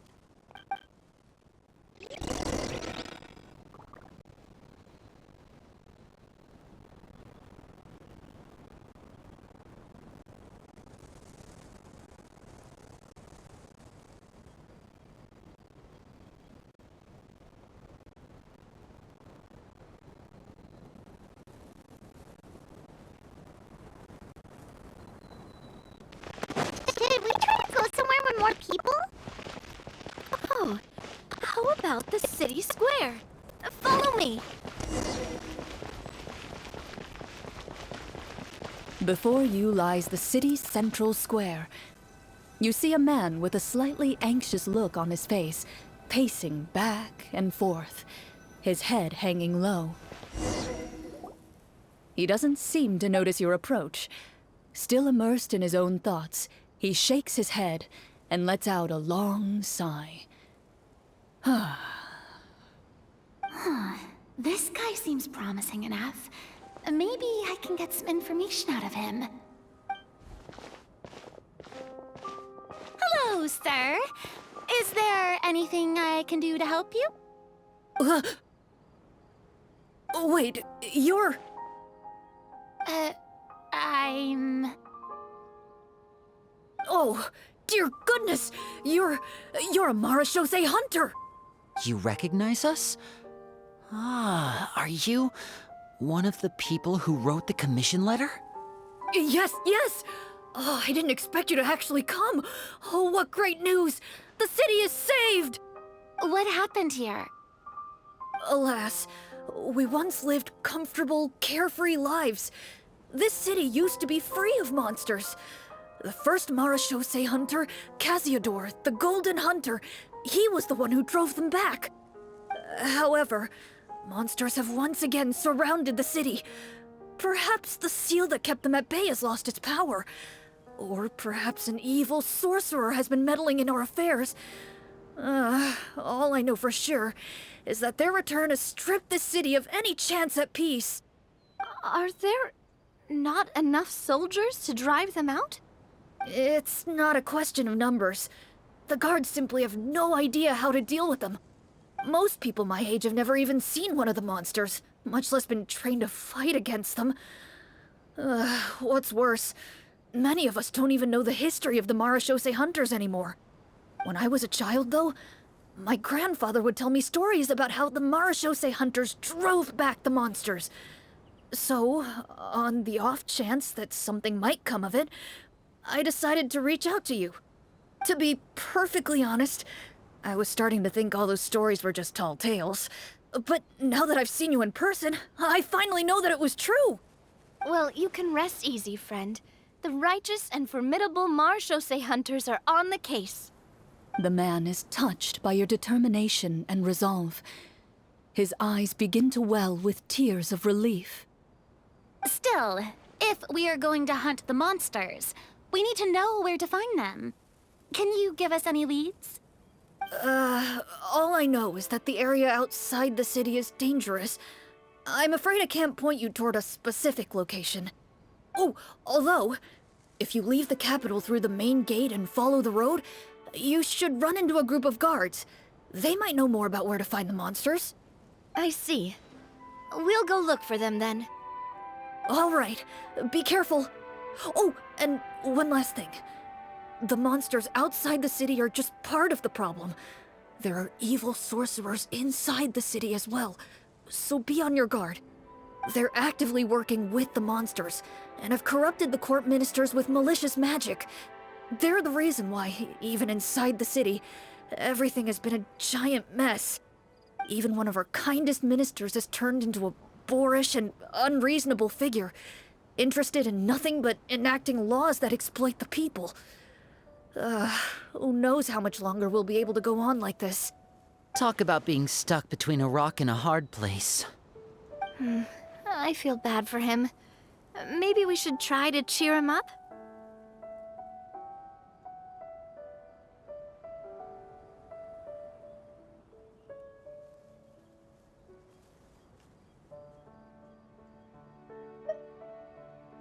Huh?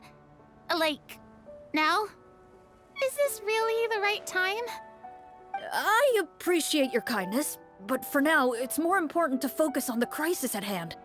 Brave hunters, I leave the future of this kingdom to you.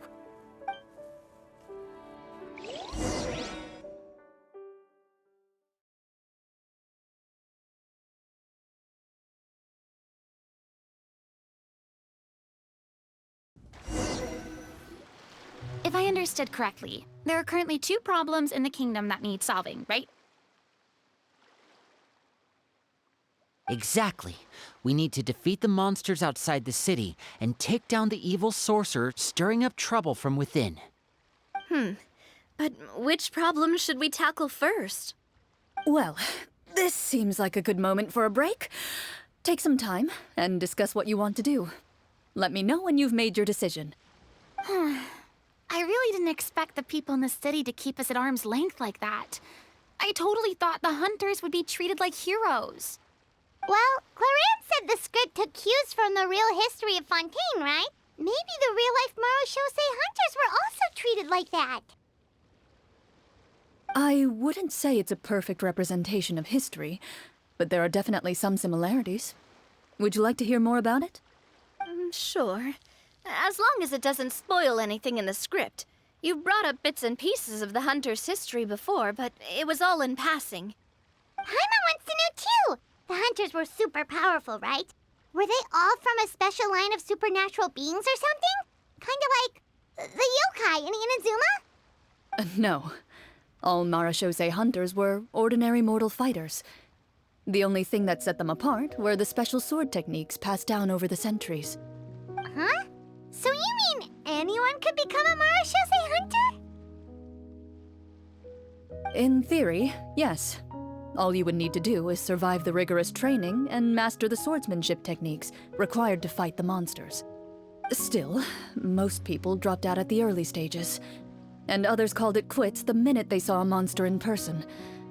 To become a hunter, you must be strong in both body and mind. What kind of monsters did the hunters fight exactly? Oh, and the evil sorcerer the script mentions. Did they exist in real life too? The land of Fontaine once played host to an ancient dynasty known as Remuria. After that dynasty fell, monsters began to appear, intent on obstructing humans from establishing a new social order. One of the ancient sorcerers of Remuria used his power to assemble a formidable army of golems. He sought to use that force to establish himself as king. Now wait a second. Don't tell me that guy was the inspiration for the evil sorcerer in the script. We still haven't found any in-game information on him yet. So, why don't you talk about someone else for now? Well, I wasn't planning on going into anything you might be able to find out in the game. But if you want me to talk about something else, then... How about Casiodor, the Golden Hunter? Or Egeria, the ex-Hydro Archon? Wait, but those people are all from a super long time ago. Where did you learn all this, Clarand? From my master. Huh. By master, you mean Miss Petronia? Someone you know? Absolutely. Miss Petronia and my father were good friends. Back in the day, she would often bring Clarand over to play, but then... Let's not get off topic. Anyway, back to what I was saying. Responding to Egeria's call, a number of warriors followed Casiodor into battle against the monsters. This group of warriors, under Casiodor's leadership, became known as the Marachose Hunters. Yet, as Fontaine entered an era of peace, their work gradually became obsolete. The Marachose Phantom, originally an association made up of hunters, eventually came to be predominantly comprised of Melusines. Ah, I see.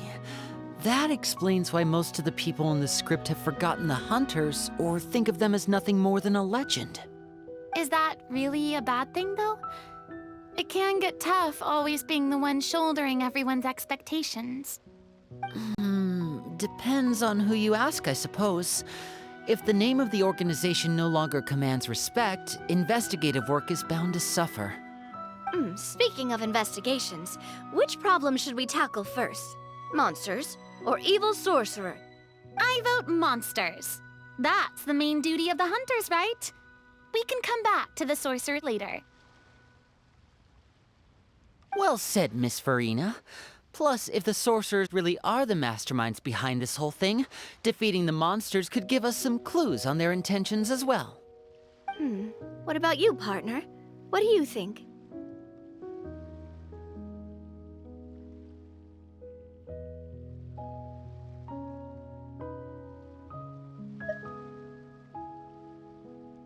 I mean, you're not wrong. But Those characters are usually the ones pulling the strings behind the scenes.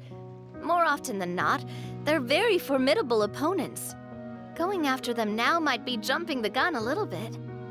We don't want a total party kill on the first day, right? With Clorand as the GM, I wouldn't rule out the possibility. Then it's settled. Let's go hunt some monsters. All right. After some discussion, you decide to turn around and head out of the city.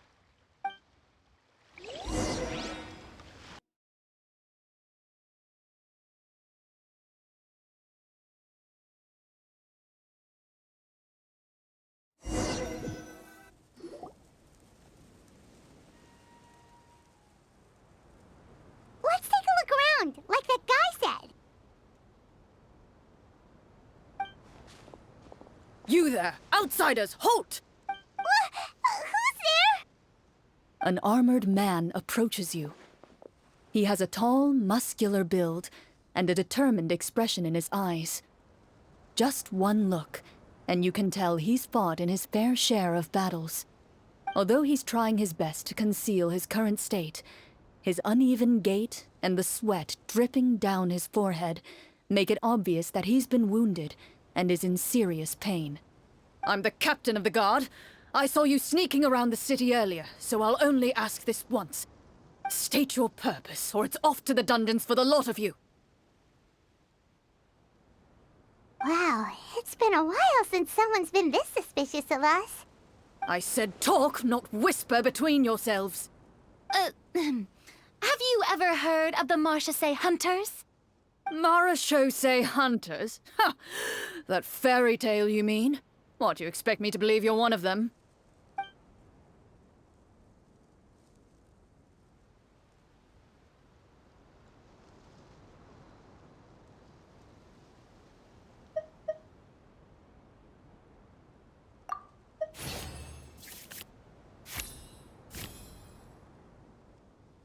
While everyone is talking, you begin to carefully observe the captain's mannerisms.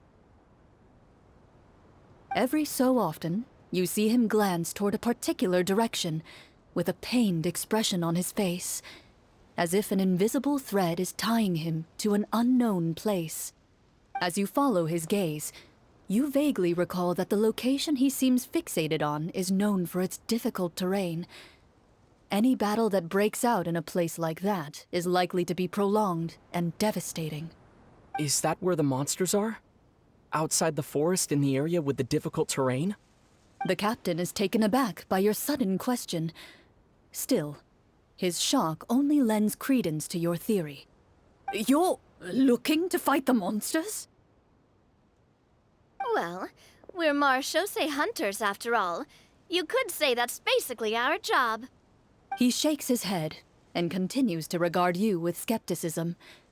In the end, he decides to inform you of the locations where the monsters have appeared. Those monsters aren't easy to deal with, but if you insist on going, I won't stop you either. I just hope all the guards will be able to come back to their families alive. I wish you the best of luck.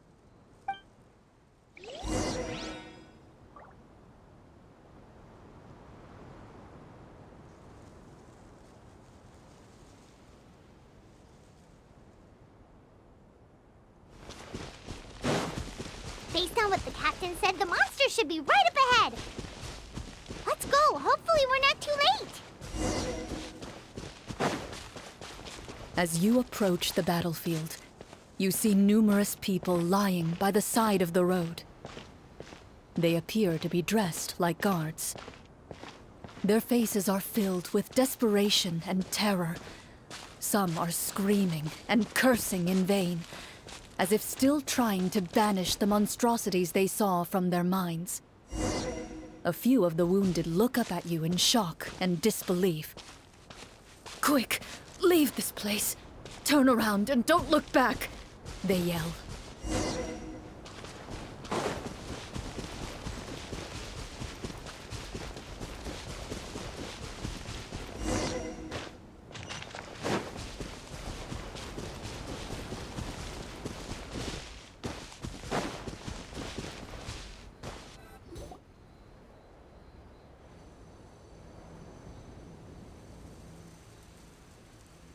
this is the place he mentioned, right?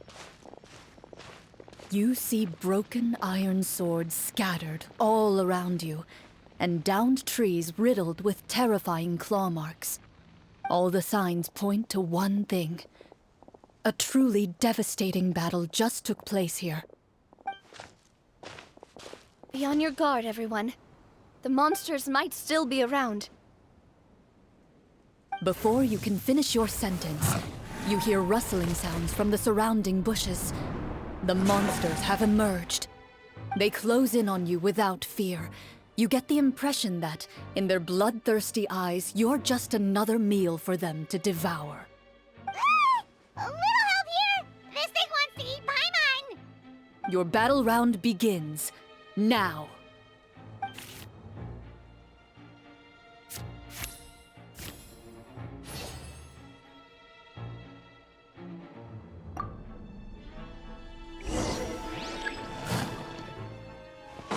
Scatter!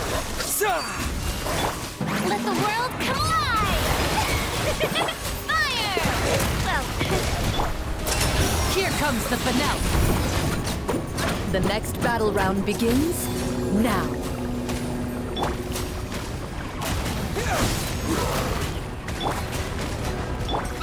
And voila! The monsters let out a terrifying roar of anger and resentment before dissipating into thin air. oh, thank goodness it's over. We're lucky the Marashose Hunter class came with all those preset skill points. Otherwise, we would have been in some real trouble. I never knew the Fatometer even determines the amount of damage you inflict. If you get unlucky, isn't it just game over right then and there? That's part of the fun. The uncertainty of fate is what gives these games their appeal. Just as you begin to celebrate your victory, a suspicious lump on the ground catches your attention. A suspicious lump? Wait, could it be the thing that appears after every battle? I walk up to it, crouch down, and begin to carefully examine it. I've still got my right glove on, so it should be fine for me to touch it, right? As you investigate the mound, you discover that the exposed portion appears to be made of wood. It was previously obscured by the large form of the monsters. With the monsters gone, the small protrusion now awaits your discovery, poking out of the ground like a shy flower bud. Whoa, it's a treasure chest!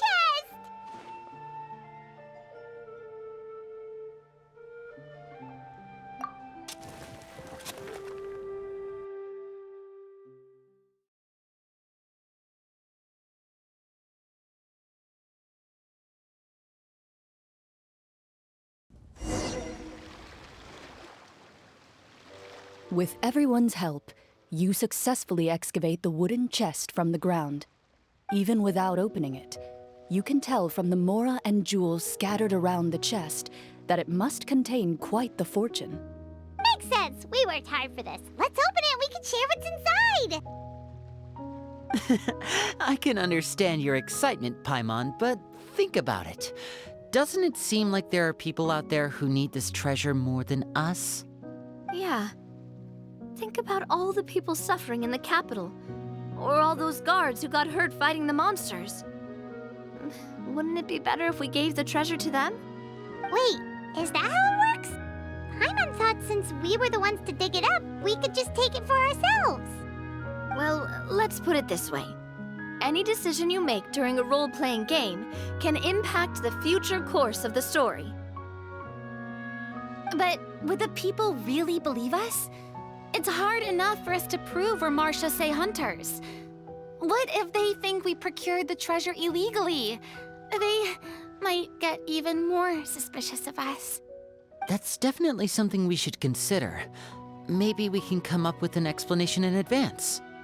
Well, if donating it could cause that much trouble, why don't we use it to buy some gear and fill up on good food? Then we'll be ready to fight even more bad guys. Looks like you're facing a difficult choice once again. Well, it's getting late. Why don't we call it a day for now?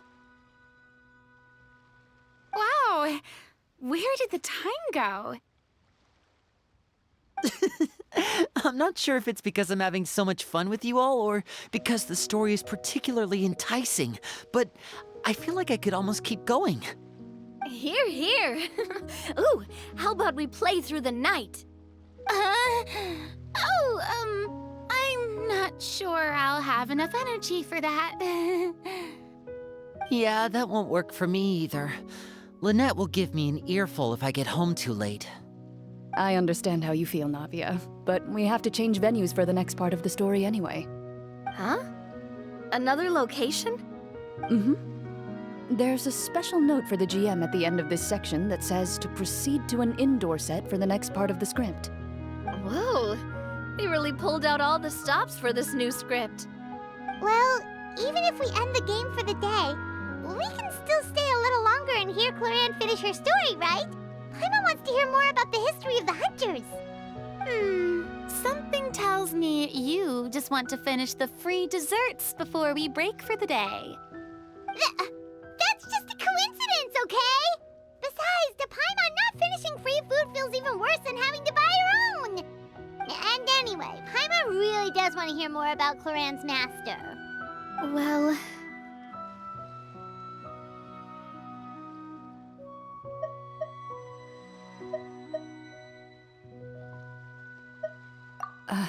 It's nothing. I appreciate the concern, but it's all in the past. It won't do any harm to share these things now.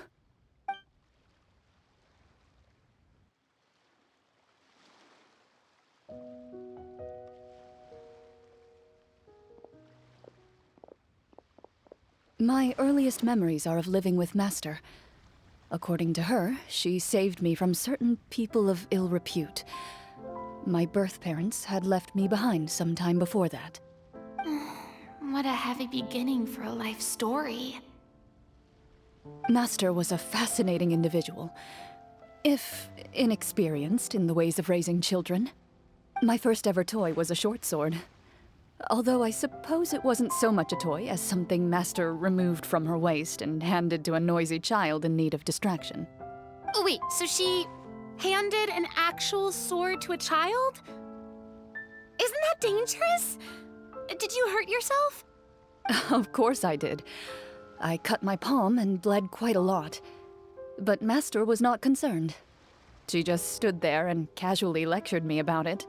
See, that's what you get for not holding the sword properly, she told me. She then crouched down next to me and said, "Give me your hand. I'll teach you to bandage this wound. After that, it's time to learn how to truly hold a blade." Excuse me for asking this, Clorand, but how old were you exactly when all this happened? Probably around, 3, give or take. 3? Isn't that when most kids are still struggling to hold a fork? As I said, Master was rather inexperienced in the ways of raising children. She believed trial and error was the best way to teach a child what they're capable of. I'm not so sure this is a question of experience. I didn't see anything wrong with her ways at the time. And anyway, children don't get to choose how they're raised. Oh, she did bring me back a pet from Liyue once. It was a Geovishap hatchling. A Geovishap hatchling? For a pet? That seems even more dangerous! What she said was this: make sure to get along, you two. If you really can't agree on something, just settle it with a fight. Whoever loses is the real pet. And how old were you when this happened? 5. Well, did you win? No, I lost. So, you're saying you actually became the Geovishap's pet? Yes, but only for a week. By the end of that week, I defeated it in combat, and we've shared a cordial relationship ever since. That really doesn't sound like the kind of childhood someone should have. Later on, I gradually understood that Master most likely didn't know any other way to raise a child. She was a marechaussee hunter, but I never heard her bring up her own parents. Thanks to her, I learned how to navigate the forest by the age of 6, and could hunt monsters in the wild by myself the year after that. Even though the training she subjected me to was strict, She always made sure to take me traveling when she had the time. We met many of her friends during those days. That was also how I met Mr. Callis and his family. I still remember the first time we met. You were too scared to join our picnic and hid behind Ms. Petronia the whole time. I still hadn't really met many children my age at that time, so I didn't know how to interact with others. After that, though, you started coming over a lot. You loved challenging people to shooting competitions, remember? I don't think many members of the Spina ever beat you in one of those. I had a lot of fun during those days.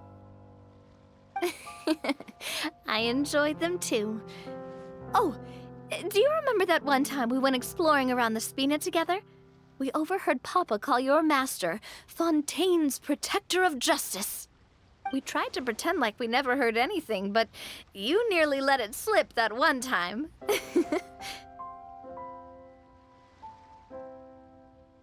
Protector of Justice? Oh, wait, you mean that vigilante hero from 20 years ago?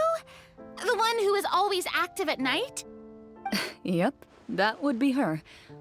She often would put on a black cloak and go out at night. I never knew where she went or what she was doing. Until, like Navia said, we overheard the truth from Mr. Callis that night. 20 years ago, huh? I still remember the guards leaving all kinds of witness reports about her on Nervalette's desk. My apologies. Oh, there's no need to apologize. You had nothing to do with it. And anyway, everything she did was for a good cause. Although, calling herself the Protector of Order was a bit much. Especially when she deliberately operated outside the law. Huh? When did the Protector of Justice become the Protector of Order? Oh, she had a bunch of code names. I heard she would just come up with a name on the spot whenever she was asked. Later on, she probably got sick of answering those questions and decided to stick to just two.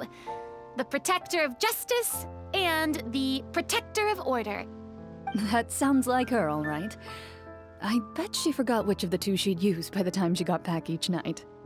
Well, she certainly sounds like a fascinating individual. With her strong sense of justice, it's no surprise her student followed in her footsteps. It's true.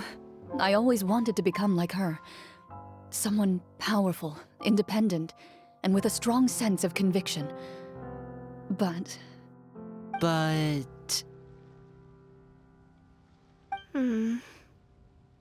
She suddenly disappeared the night I turned 10 years old. Disappeared? What happened? I have no idea. She didn't even leave a note. I was never able to find out where she went. That night, I was celebrating my birthday at Navia's house, but Master never came to pick me up. When I returned home on my own, it was to an empty house. When she still didn't appear after a few days, I went to Mr. Callis's house to ask about her whereabouts, but he only shook his head. Papa probably didn't know either. I know he sent a few people to investigate the matter in secret, but they never found any credible leads. Don't worry, I understand. To be perfectly honest, given Master's personality and way of doing things, it all made a lot of sense. If I had to guess, I'd say she probably used it as an opportunity to force me to become independent. Just like how, when a litter of kittens reaches a certain age, the mother willingly leaves them behind. Were you upset, Clorinde?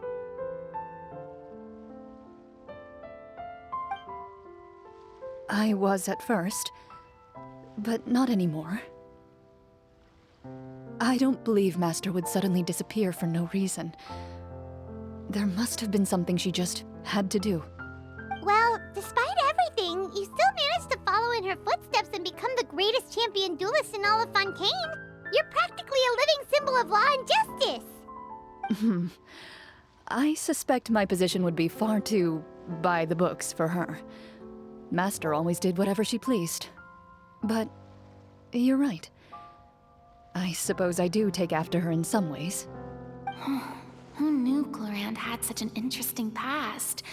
I never had the chance to ask her about it before. And I wonder... if Clorian's master were the champion duelist back then, would that duel against Mr. Callus have gone differently? Oh no. Judging by the atmosphere, Clorian and Navia are probably thinking something similar. The mood just got super awkward all of a sudden. Well, anyway... Would you look at the time? It's getting dark, so we should probably call it a day for real this time. If we keep talking like this, we really will be here all night. I had a great time today, Miss Clorant. Thank you for being our GM. Anytime. The script was good, but I've got to say, your childhood stories were even better. Hey, you should tell us more about that fight against the Geo-Bishop sometime. Maybe your master was onto something. You could be right. What does she mean, onto something? I certainly don't know any 5-year-olds who want to fight a bishop in their spare time. Guess I'll head back as well. I need to save my energy if I want to continue enjoying the story tomorrow. You're that excited to hear about my fight with the bishop? I was talking about the script!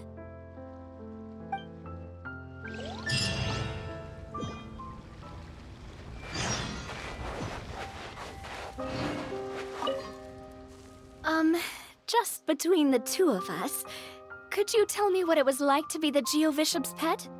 It was nothing special, really. Geo-Bishops don't understand the concept of a pet. So basically, it just headbutted me whenever I entered its territory. And that hurt? Yeah, it hurt. What, something you want to experience for yourself? Oh, I'm good. Thanks.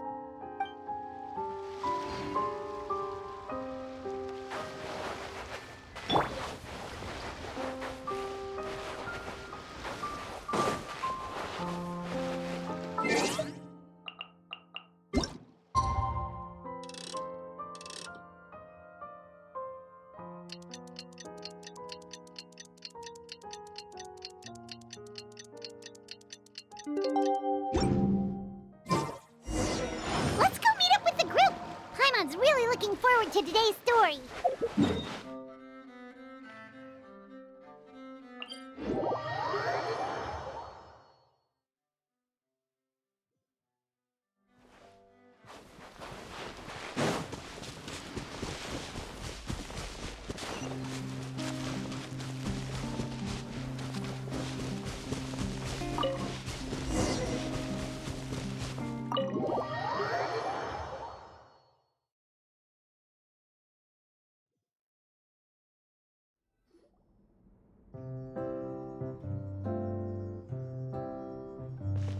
Looks like everyone's here. Now, before we begin, why don't we finish where we left off yesterday? There was an important decision to be made, yes? I'll pour everyone a cup of tea. Is that really the most important part, though, Clorian? Paimon's more concerned about our current surroundings. Heavy walls, cold railings, dim lights. This is obviously supposed to be a prison. I admire the work put into the set. Still, it's obvious the scriptwriter has never paid a visit to the fortress of Meripede. So this set is going to be a part of the script? Unfortunately, that is something I can neither confirm nor deny. Anyone think Clorian's smile is starting to look kinda scary?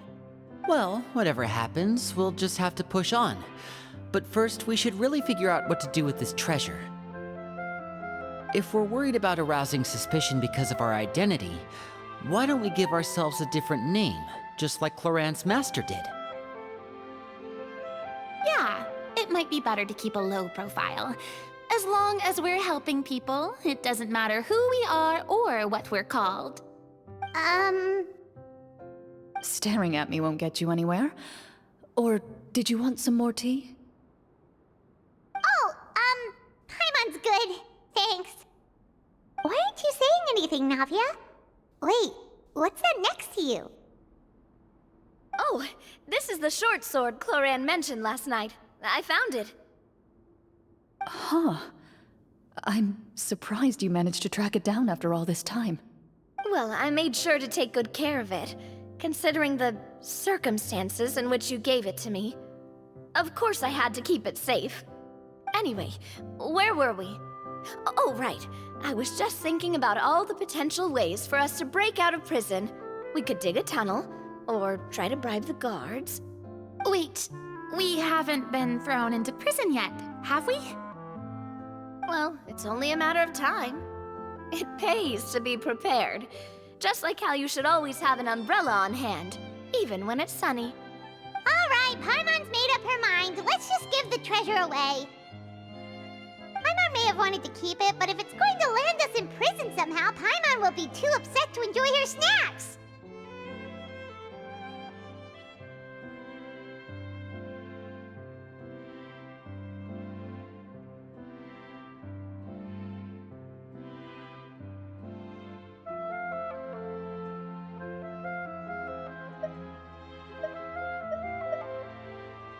So, you reached an agreement? All right then, we can continue with the story. Oh, and we'll collect all the scattered pieces of treasure on the ground as well. All right. You collect the treasure and make your way back to the capital with your bag of loot in hand.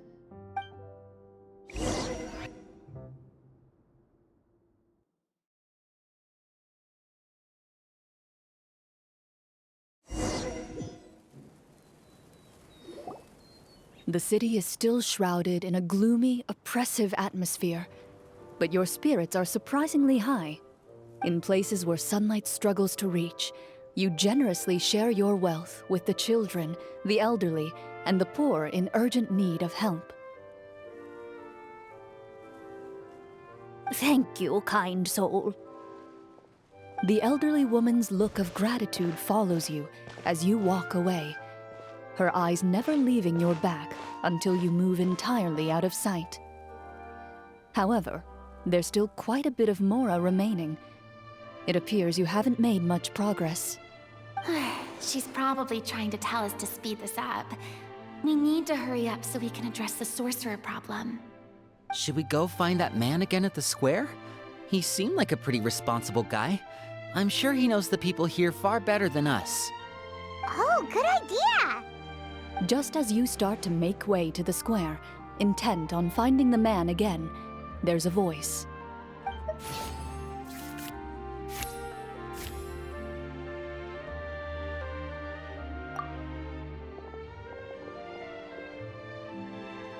Please wait, distinguished guests.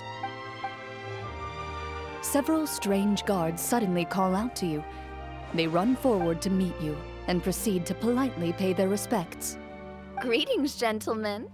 Are we being invited for afternoon tea? Surely you jest, my lady. That would not be our place.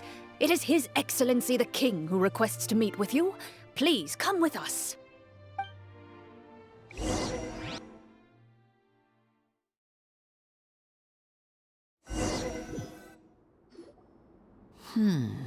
Do you think this could be a trap? Well, we have to investigate the court at some point, right? Meeting the king himself would be a fantastic opportunity to do that. I say we go for it. If something happens, we'll just turn the whole place upside down. That sounds a little intense. After a quick discussion, you nod to the guards and agree to follow. They lead you all the way to the audience hall of the palace. Gilded tables line both sides of the hall. The space itself is adorned with all manner of expensive antiques, glass shelves, and silver candlesticks. The items appear quite ordinary in size and dimension, yet their presence somehow makes the emptiness of the hall feel even more surreal and ominous. Wow, it's so luxurious! The elderly king, clad in a magnificent robe, sits upon the deep crimson throne before you. He wears above his head a majestic crown, with a gemstone the size of a bird's egg set right at the very front. As you observe it, you see a complex pattern of light reflect off its surface. They're here, Your Majesty. A man dressed in dark clothes, likely a minister, shields his mouth with his hands and bends down to whisper a few words to the king. After a moment, he lowers his hands and stands back up. His gaze shifts to fixate on your group, but he does not move from his place at the king's side. The king does not appear entirely aware of his surroundings. The man by his side, though. We should keep a close eye on him. The king remains still and says nothing. The minister is the one who speaks. Esteemed guests, allow me to thank you for coming to our faraway kingdom. Unfortunately, His Majesty the King finds himself quite exhausted from work. So please allow me, his Prime Minister, to welcome you in his stead. I've heard tell that your group, the Marechaussee Hunters, used your exceptional ability with the sword to repel the monsters near the capital. Such a great deed deserves to be rewarded. However, seeing that I was not fortunate enough to observe such a feat with my own eyes, you'll forgive me for seeking to verify the truth by speaking to you myself. Well, we've got nothing to hide. You brought us here to talk, right? So we'll just explain what happened.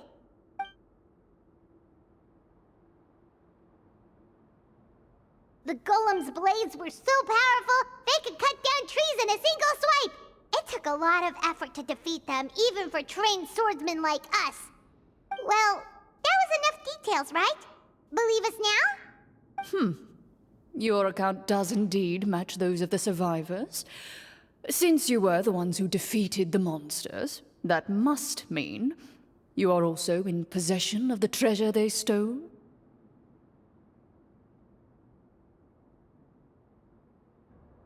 Well, we did take the treasure, but... How did he know about the treasure? Then I must ask that you return it at once. It belongs to the kingdom. Wait, but didn't you just say that our great deed deserved a reward? Shouldn't the treasure be considered a part of that? Yes, that was indeed what I said. But you seem to have forgotten a very important distinction. Only that which is freely given by the king can be considered a reward.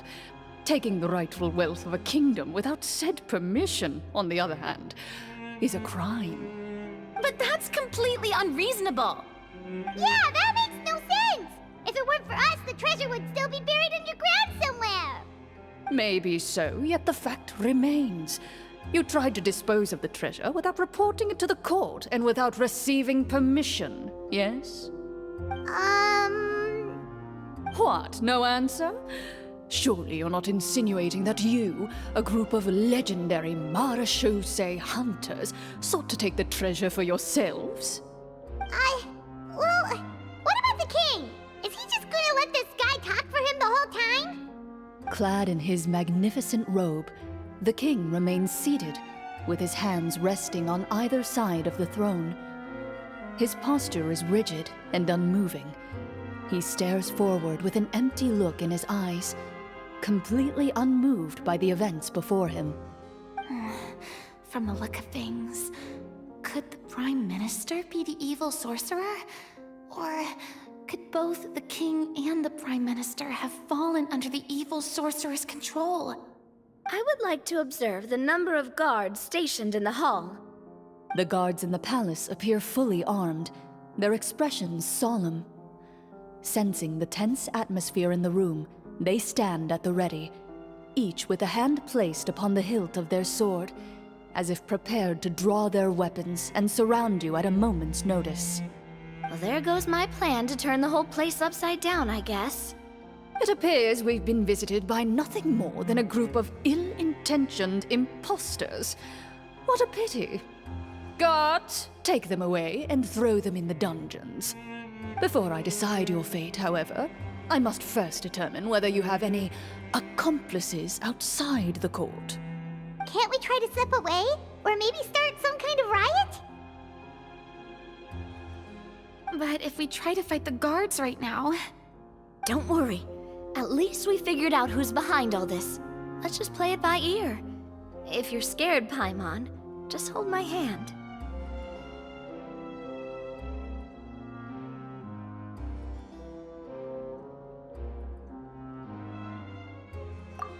Thanks, you guys. You allow yourself to be led away by guards surrounding you on both sides. It's only when you begin to feel drops of water falling from the dungeon ceiling and smell the stench of death and decay all around you that you finally realize you've stepped into a completely different world. Stay here, and don't try anything funny. The guards lock the cell door and leave without looking back. Wait, sir! Your voice echoes through the dark hall, but the only response you receive is the sound of water dripping from the ceiling. No! What should we do now? Carve out a new path of fate with our own two hands, of course. I draw my weapon. You reach toward your waist, but find nothing there. You now recall that your weapons were confiscated before the guards locked you in the cell. The bag of treasure along with them. What about that knife I hid in my boot? When did you hide it in there? When I was thinking about digging a tunnel. Rejected. You failed to inform the GM of this course of action. Moreover, the guards would have conducted a thorough search before throwing you in prison. And the keys to the cell aren't anywhere to be seen? Correct. You don't even feel a lock hole on the cell door. Oh, well, there goes all our plans. Indeed. Huh? Why are you the one saying indeed? Because that statement holds true for me as well. This is where the script ends. What? But that's a terrible ending! Generally speaking, this should be the point where the scriptwriter gives the players some kind of hint, or gives the GM some kind of code for how to move forward. I mean, maybe they just really wanted us to be immersed in the feeling of being in prison? Like, they'll only show us the way out once we've grown truly and utterly desperate? That is a possibility. If only there were desserts and tea in real prison. Oh, wait, guess it's kind of how the Fortress of Meripede works if you're lucky. Oh, before I forget, Navia, the short sword you had with you earlier. I took a closer look, and the craftsmanship doesn't appear to resemble anything from this era. If I remember correctly, that style was last in vogue several hundred years ago. Wait, Cloran said that sword used to belong to her master, right? Does that mean her master has been alive that long? I doubt it. The way she went about things often made her seem childish more than anything. I'd say the sword was most likely an heirloom passed down over time. Hang on. A precious heirloom passed down to you by your master. And you gave it to me just like that? You weren't worried I might lose it? Master left many things to me when she disappeared. There was the sword, an old key, and a good amount of junk she probably just didn't want to take with her. I gave you the sword back then, because I didn't want our friendship to end. Wait, when did this happen exactly? After the duel. Between Mr. Callis and myself. Before that, Clorand would have meals with us and even stay over at the Spina some days. She was on great terms with Papa as well. After the duel, though, there was a period of time where we simply didn't know how to face each other. She entrusted this sword to me, and never came back. We were both sad, and conflicted, and totally overthinking everything as a result. Whenever I looked at this sword, I couldn't help but wonder if Miss Petronia had never introduced us to each other at that picnic. Maybe part of the sadness I was feeling could have been avoided. Back then, it felt like I hadn't just lost a father, but a close friend as well. No one can change the past. The most important thing is that you two found your way back to each other and can enjoy things like this together. Yep, you're right. I'm sorry, you two. I didn't mean to bring up any sad memories. Think nothing of it. No one here is at fault.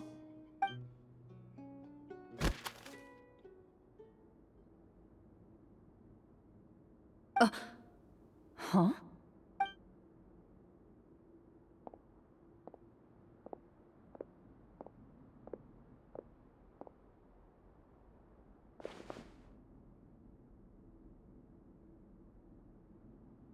Oh, looks like the next part of our script is here.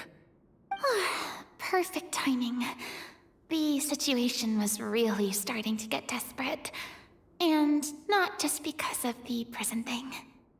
From Claren's face, Paimon really can't tell if it's good news or bad news.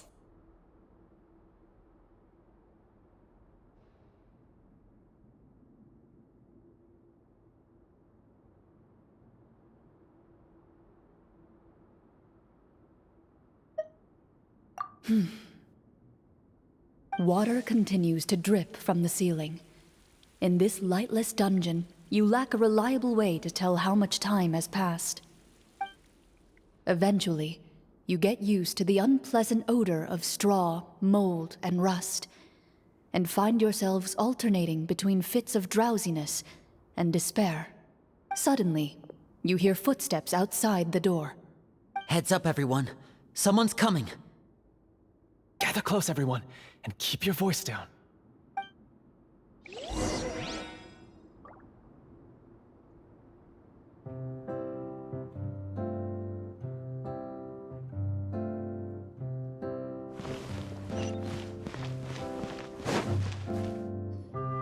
Who are you? I work as a guard in these dungeons, but my true identity is the same as your own. I'm also a Marashose hunter. Huh? Shh! I've already sent away the other guards, but if we make too much noise... I understand, but how can we be sure we can trust you? The king has issued a formal decree. In light of the irrefutable proof of your crime, you're to be executed before tomorrow's sunrise. If you want to escape, it has to be now. Executed? We barely did anything! Monsters appearing at the same location as the treasure. Could this entire thing have been a trap? There will be time for speculation once we're out of here. As for my identity, I have no way to prove that to you just yet. Infiltrating the capital was difficult, and finding a chance to speak with you has taken a lot out of me. I could go on, but I think we can all agree that now is not the time for details.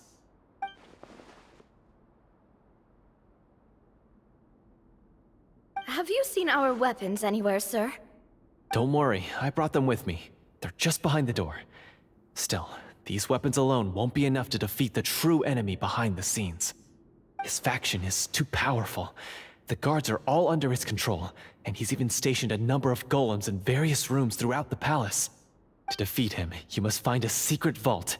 It is said that within that vault, the Marashose hunters of the past left behind a treasure with the power to defeat the sorcerer. You're not coming with us? No, I'll remain in the dungeons to deal with the guards. I'll try my best to distract them so they don't go after you. As long as my identity is not revealed, I'll be able to aid you when the final battle comes. In that case, please stay safe. Thank you for your concern. I will do my utmost. As for the location of the vault, here, this map should lead you there.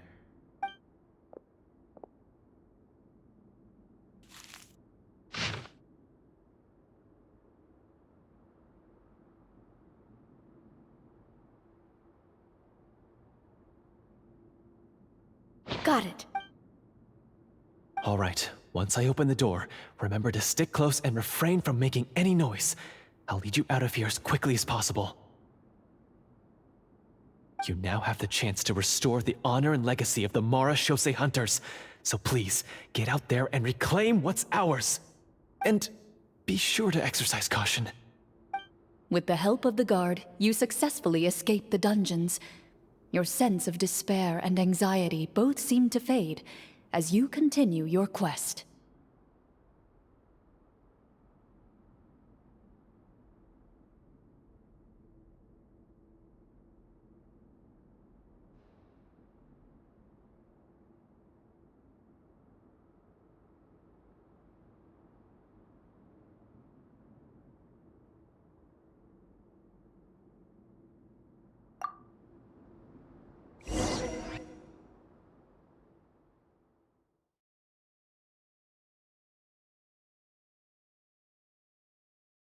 Wait, we didn't get to use our skills at all while we were in prison. Who knows when we're gonna get the chance to use that cool summon spell? That is a pity, but we can only continue to move forward.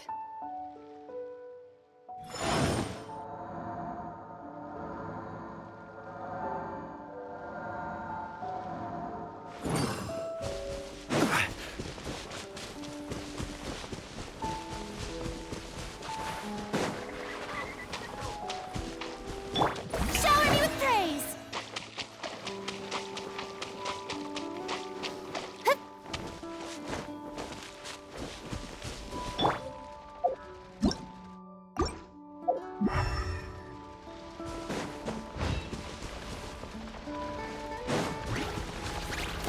Gather!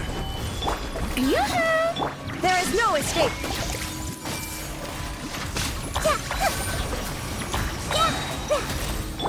Time to shine!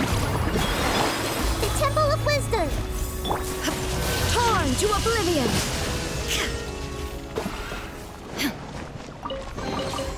Take them. I have no need.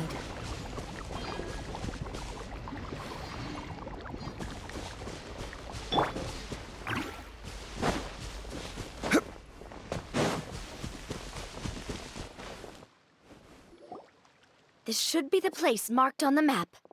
This bit of rock certainly looks suspicious. Well, I'd say an investigation's in order then. Plus, if all else fails, we can just blow it up. Wow, you really meant that!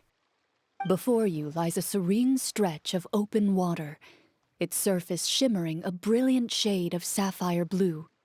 Well, guess this means it's time for a swim!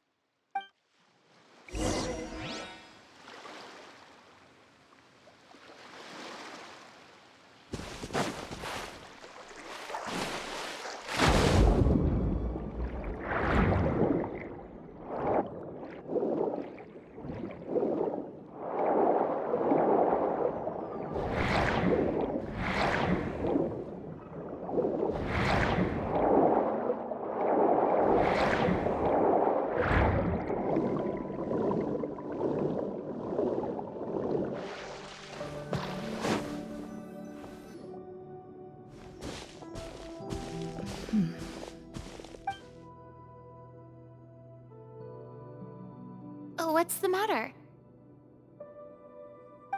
It's nothing. As you step into the cave, you find yourself in an eerily quiet space. Before you lies a narrow passageway that appears to trail off endlessly into the distance.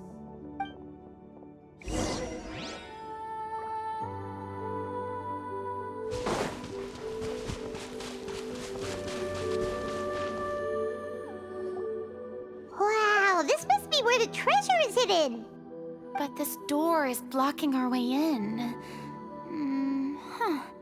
It almost looks like it's been here for quite some time. I've got to hand it to the tabletop troupe. They really went all out with the props. Huh. What have we got down here? A kind of mechanism connected to the door? Ah, it looks like we might have to arrange it into a certain pattern. A pattern on a stone door. That's something Master mentioned before. Is something wrong, Clarant? After a long, difficult journey, you finally arrive at the location indicated by your map. It appears to be an ancient site of some sort, where treasure likely awaits. Your surroundings are exceedingly quiet and serene, as if the secret that slumbers here has never once been disturbed. If you listen closely, you can almost convince yourself you can hear the sound of its calm, gentle breathing. That description makes Paimon feel kinda bad for disturbing this place. We're doing this for the sake of the people, to free them from the evil sorcerer. I say it's time for this treasure to once again see the light of day. Linny's right. We need to keep going. The future of the kingdom depends on it. The next part of the story requires us to solve the puzzle, right? Let's start exploring the area. Yes, that should be fine. Something feels off about all this. Guess I'll just have to improvise.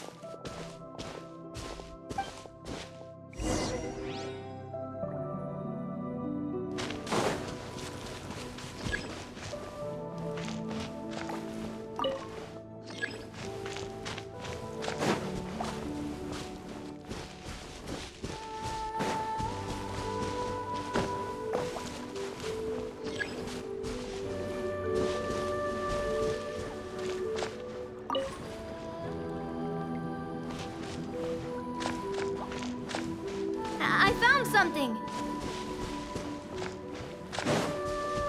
Found something here, too.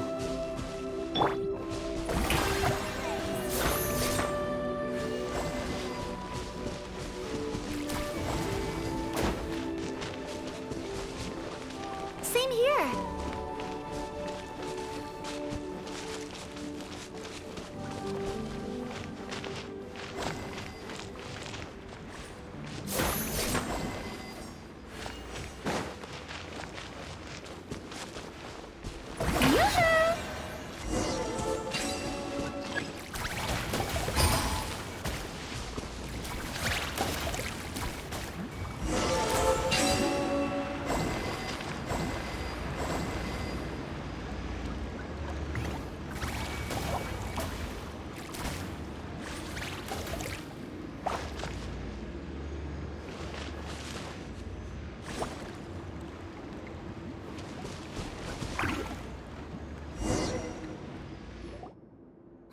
It worked! Something just appeared. Some kind of new mechanism, maybe? By solving the puzzles, you prove yourselves worthy of inheriting the secrets of the past. At the end of each puzzle, you're rewarded with... With? a key.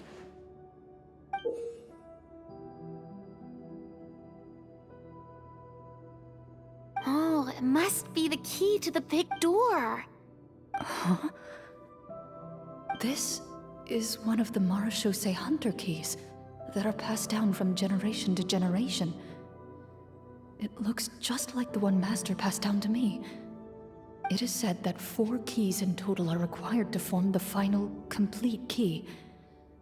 And it seems like we just collected 3 of them. That must mean... Huh? What's wrong?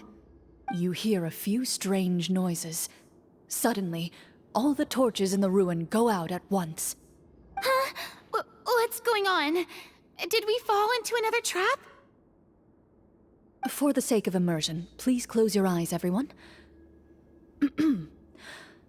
Without the torches, the space is now completely dark, and you cannot see anything.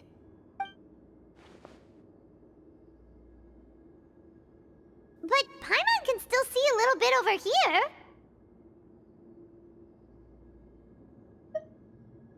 Oh, right, sorry. Suddenly, you hear the sound of footsteps pierce through the darkness. There's someone else here? Oh, this is so unsettling. I can't see anything. I've been discovered then? Wait, that voice, it's... You recognize the voice as belonging to the guard who led you to this place.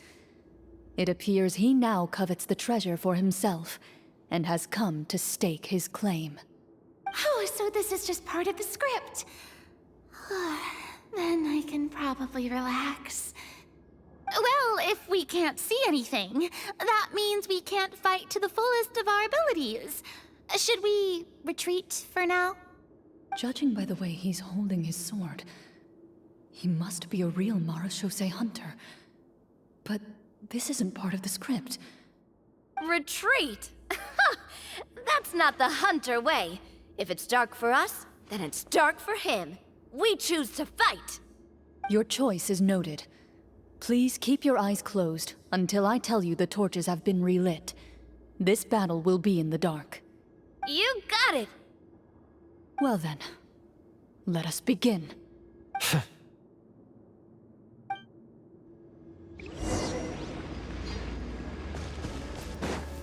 evil lurks. Shoot on sight. I'd like to try to hit him with my sword. Your strike is successful. Ha! You're facing a veteran Marechaussee hunter. Is he still standing? Goodness, he sure has a lot of HP. Is it over? Can we open our eyes now? The enemy is strong and relentless, but the battle is nearing its end. The torches have not been relit. What about now? Final strike. Ha!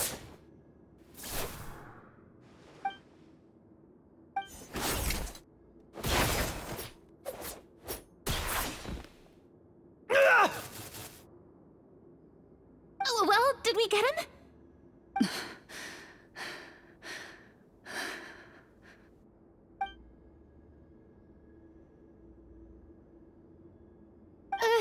Glorian? Warm fire flickers across the walls once more. Your vision is now clear. In an impressive display of courage, the four of you successfully defeat the uninvited guest. That look in his eyes. It's like he became an entirely different person as soon as I defeated him. Huh? Mr. Florian? Oh, wait. We're supposed to be role-playing. I should stay in character. Speak your name, guard. Why did you lead us here just to betray us? Is this treasure really more important to you than bringing peace to the kingdom? What kingdom? What peace? Those were nothing but lies! I, Florian, am a true Marechaussee hunter, descended from hunters of ages past. So he's also using his real name. Or, wait, was that the name of his character from the very beginning? Then I'm even more confused. If you truly are a Marechaussee hunter, shouldn't you want to help us just like you said before? Shouldn't we fight together for the sake of the people? What do you know? In this day and age, there's no glory to be had as a Marechaussee hunter. What's that supposed to mean? My skills were passed down to me by my father. We lived a life of obscurity in the remote wilderness. Still, he devoted everything he had to being a Marechaussee hunter. And what did he get in return? A life of poverty and pain, and a world that forgot all about him. When he died, not a single person came to mourn his passing. The Marechaussee hunters were the ones who saved this city, were heroes. We deserved more recognition and respect than this. Is he talking about how no one in the capital seems to remember the hunters and their legacy? I didn't expect the script to contain this level of social criticism. So that's why you want to take the treasure for yourself? You feel like you're owed fame and wealth? If you already knew where the treasure was located, why didn't you just come down here and take it? Because I still needed the final key. Only a true Marechaussee hunter is capable of passing through this final door. As someone who sought to hurt others for his own gain, Florian lost that right long ago. Okay, but what is this treasure anyway? We've got all the keys, right? So can we just go in and take a look? You're sure you want to go in? We've been talking about it for so long, of course we want to see what's inside! And we've already defeated Florian, right? So he won't try to take it from us anymore. Pesky brats. Watch yourself. Then let's open the door together. All right. Your choice of action is confirmed.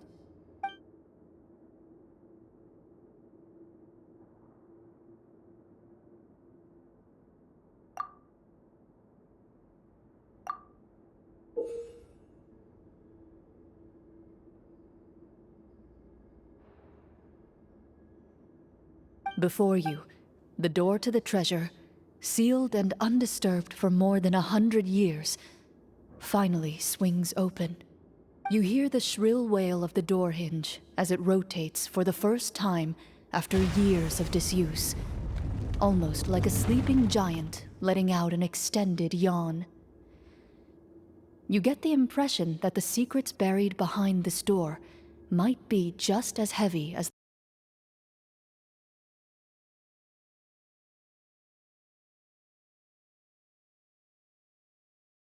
sound you just heard.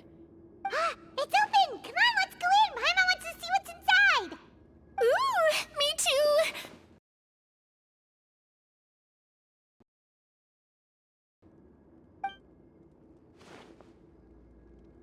Ugh, uncovering hidden treasure is the most exciting part of adventuring. What do we have here?